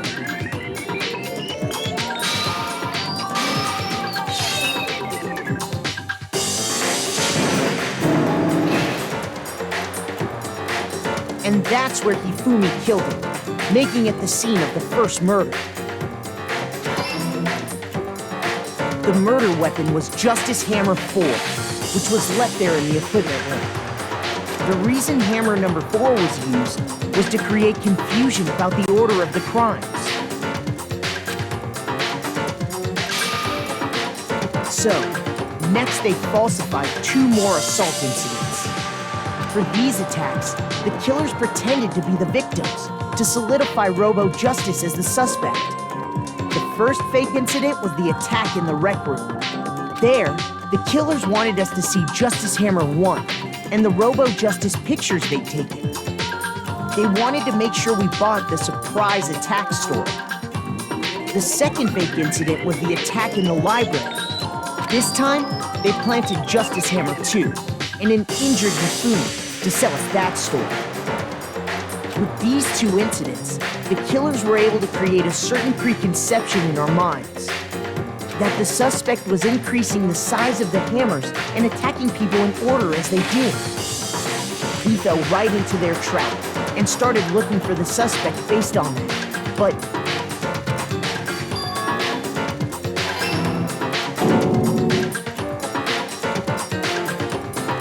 while we did that, we left Hifumi alone in the nurse's office. This was exactly what Hifumi was hoping for. He took a blood packet from the refrigerator and Justice Hammer 3 and turned the room into a crime scene in which he himself had apparently been brutally murdered. He let out a scream to draw us back, and when we returned, that's what we found. Meanwhile, the other group that had been out searching found Taka's body at the same time. So when we heard the body discovery announcement, we naturally assumed it was for Hifumi. We left the nurse's office, and Hifumi once again took advantage of the situation. He simply got up and made his escape. When we learned his body had disappeared, we all rushed back to the nurse's office. And once again, Hifumi had the chance he was waiting for. This time, he snuck into the equipment room.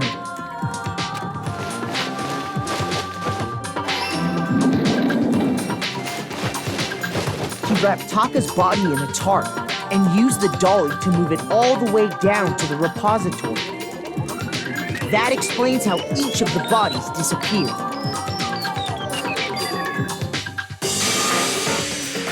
But even Hifumi didn't know what the true killer had in mind for their final act.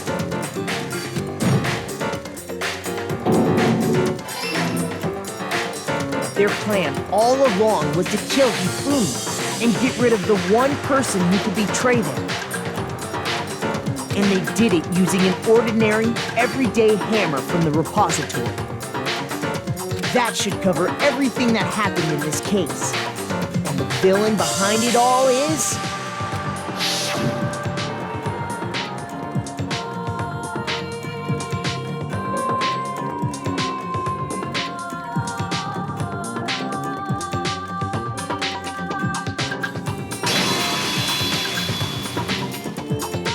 Celeste! Sorry, you lose.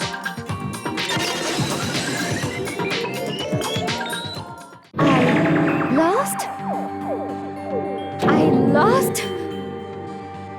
When was the last time I was forced to utter such words? They hang heavy around my neck. Then you admit it? You're the killer? Listen to you, trying to take charge, as if you're my private instructor. I, Celestia Ludenberg. Actually, no. Taiko Yasuhiro is fine. Taiko? So, you finally accepted it. I'm the kind of person, once I've lost, I don't like things to drag on. Interesting.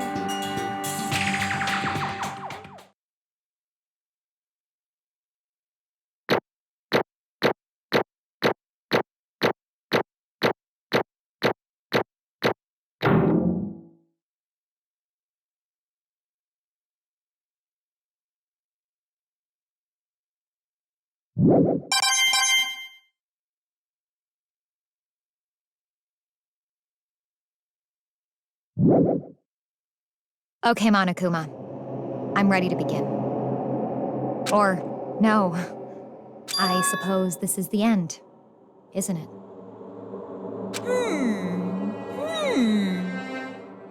It is indeed the moment we've all been waiting for. Time to vote, okay? Okay. If you would, please locate your lever and cast your vote. And when the votes are tallied, who will become the blackened?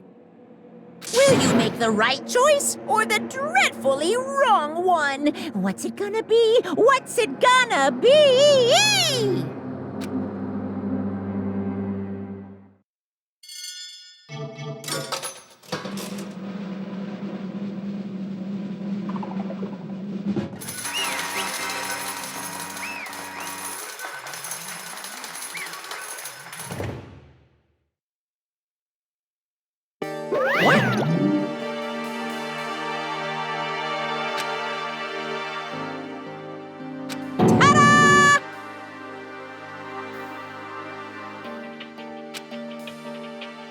Honestly.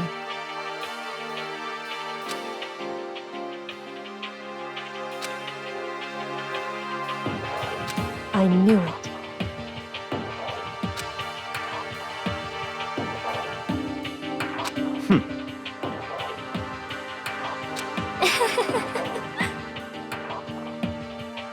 So then...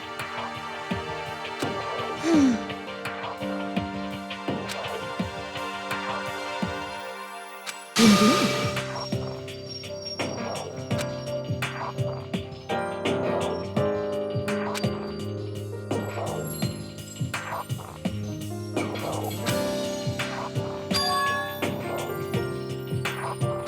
Say what?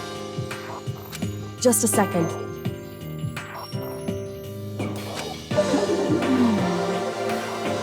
In other words... Indeed. I see.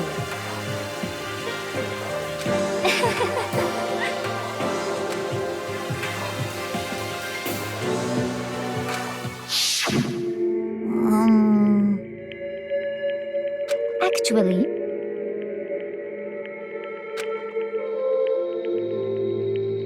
What? Are you okay with this?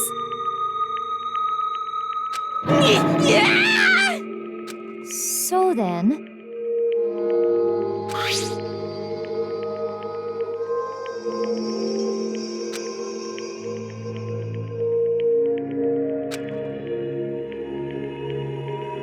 Damnation!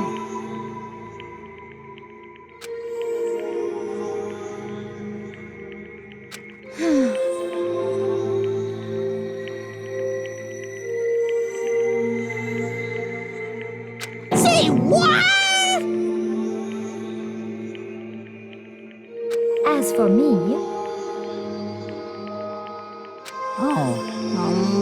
As As for me,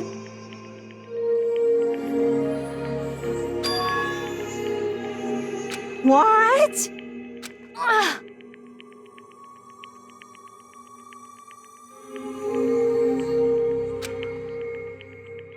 Damnation!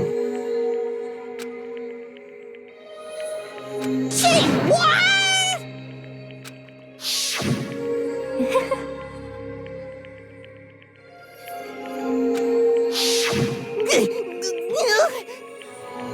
Completely unforgivable! most unfortunate. Actually,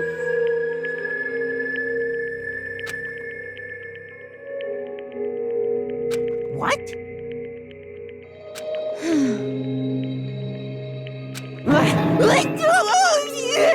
indeed.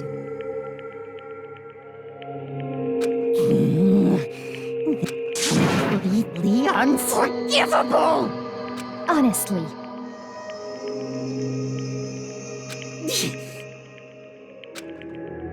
I swear I will save her!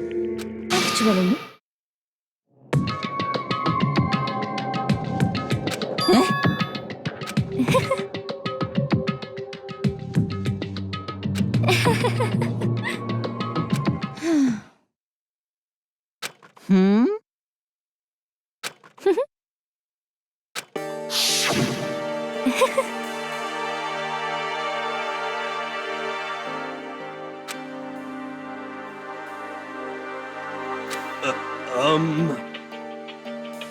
I see.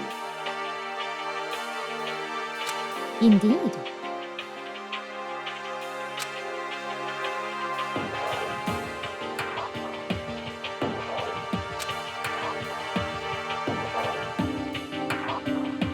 But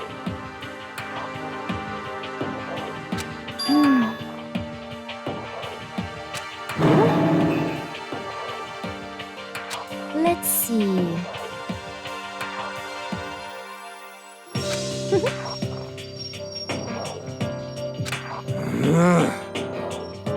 Well,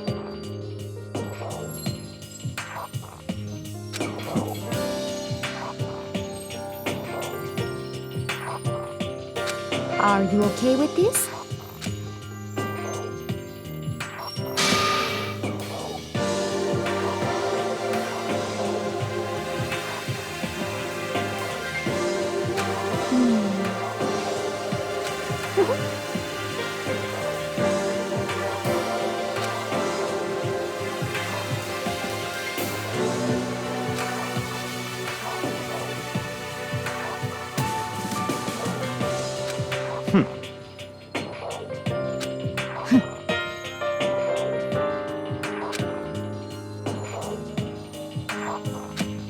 so in the end,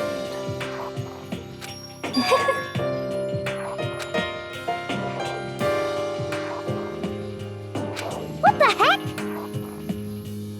Well, don't be mean! I wonder about that. Why? What the heck?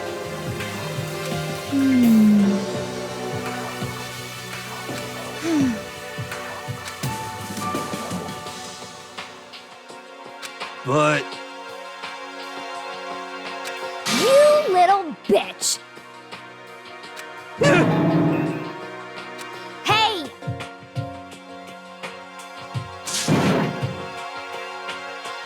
You little bitch! This is fine.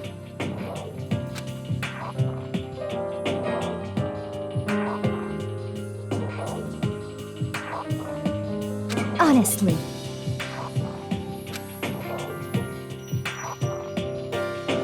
As for me, isn't it wonderful?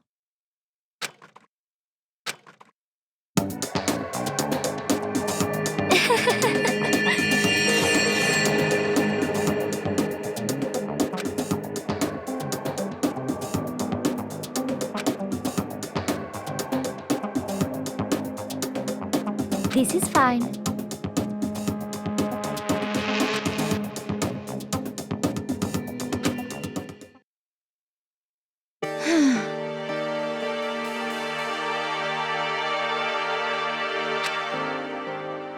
There is nothing to be done.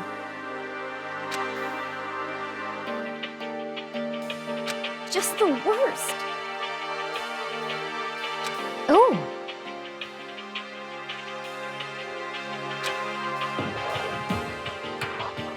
Do you understand?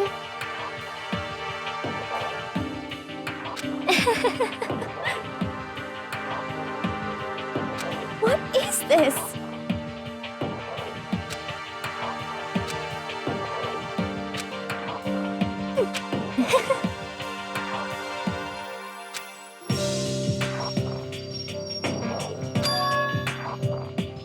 Yes, indeed.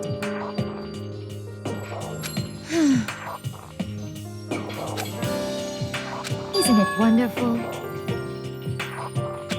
Hey.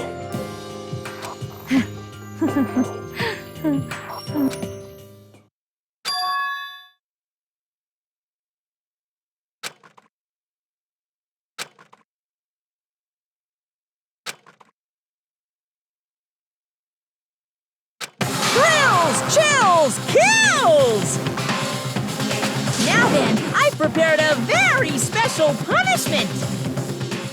Let's give it everything we've got. It's punishment time! I guess I'll let Kyoko hold on to this. What? Will it really give you the hope you're looking for? I can't say I ever saw it that way. Which is why... Actually, it's not important. Well then, take care, everyone. Perhaps we'll meet again, in another life.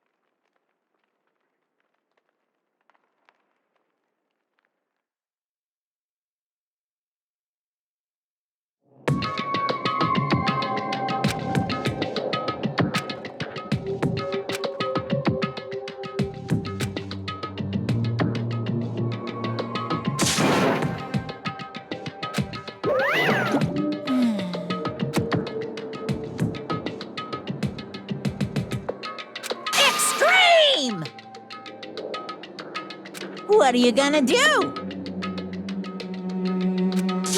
Let me out of here! Too bad.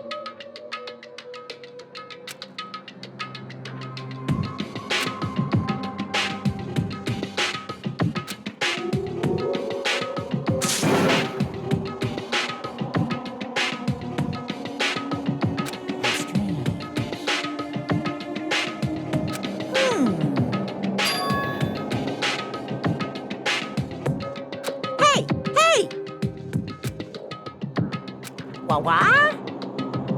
So then, you. Ooh. Hey,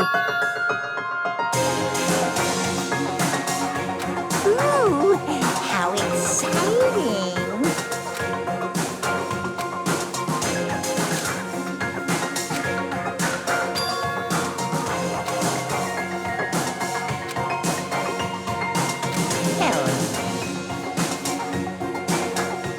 Well,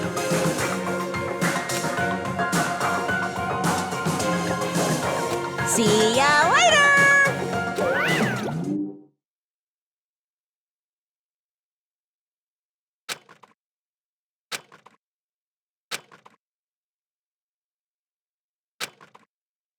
so.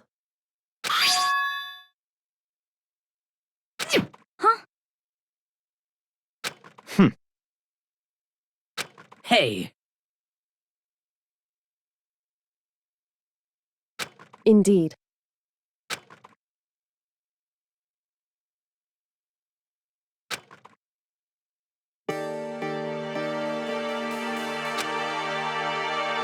Hey, What? so. Come on.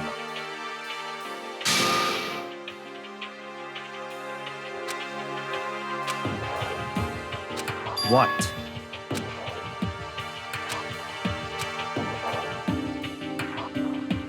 Goodbye.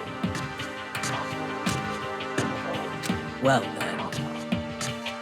Yo!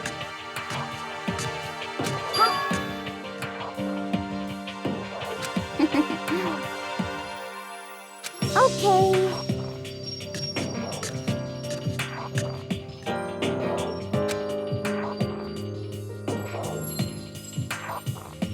Shall we go? So then,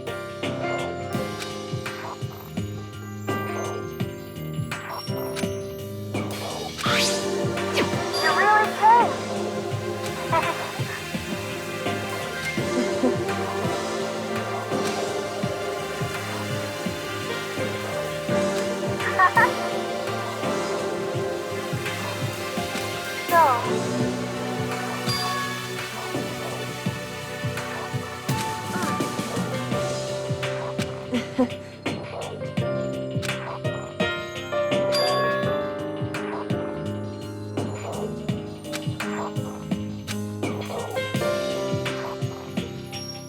you. However,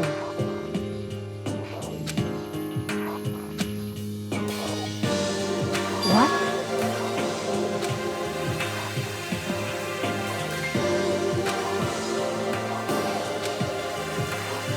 Indeed.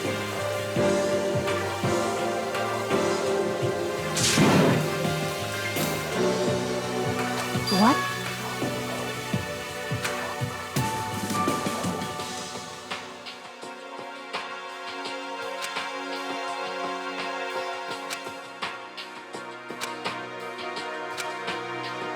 It's true.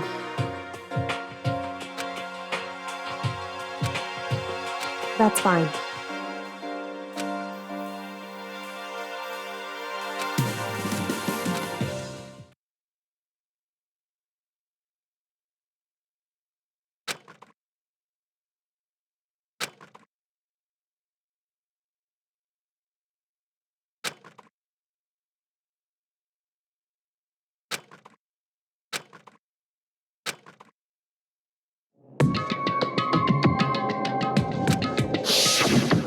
Correct.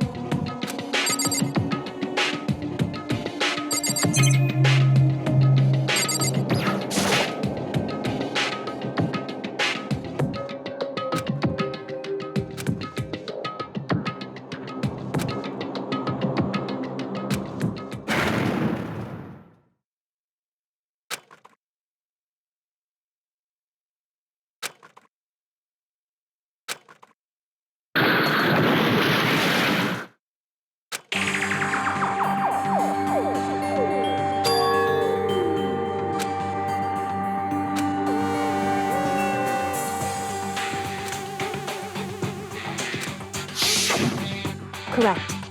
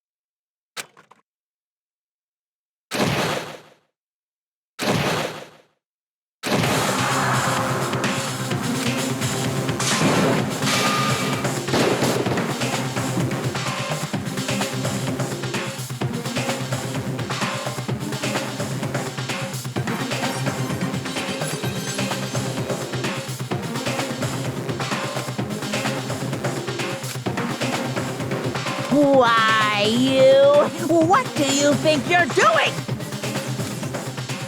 I asked you a question. What's the meaning of this? How dare you defy me? This wasn't part of the deal! I've made a decision. I will no longer retreat, no longer compromise, no longer regret. I've made my decision. I'm going to resist you.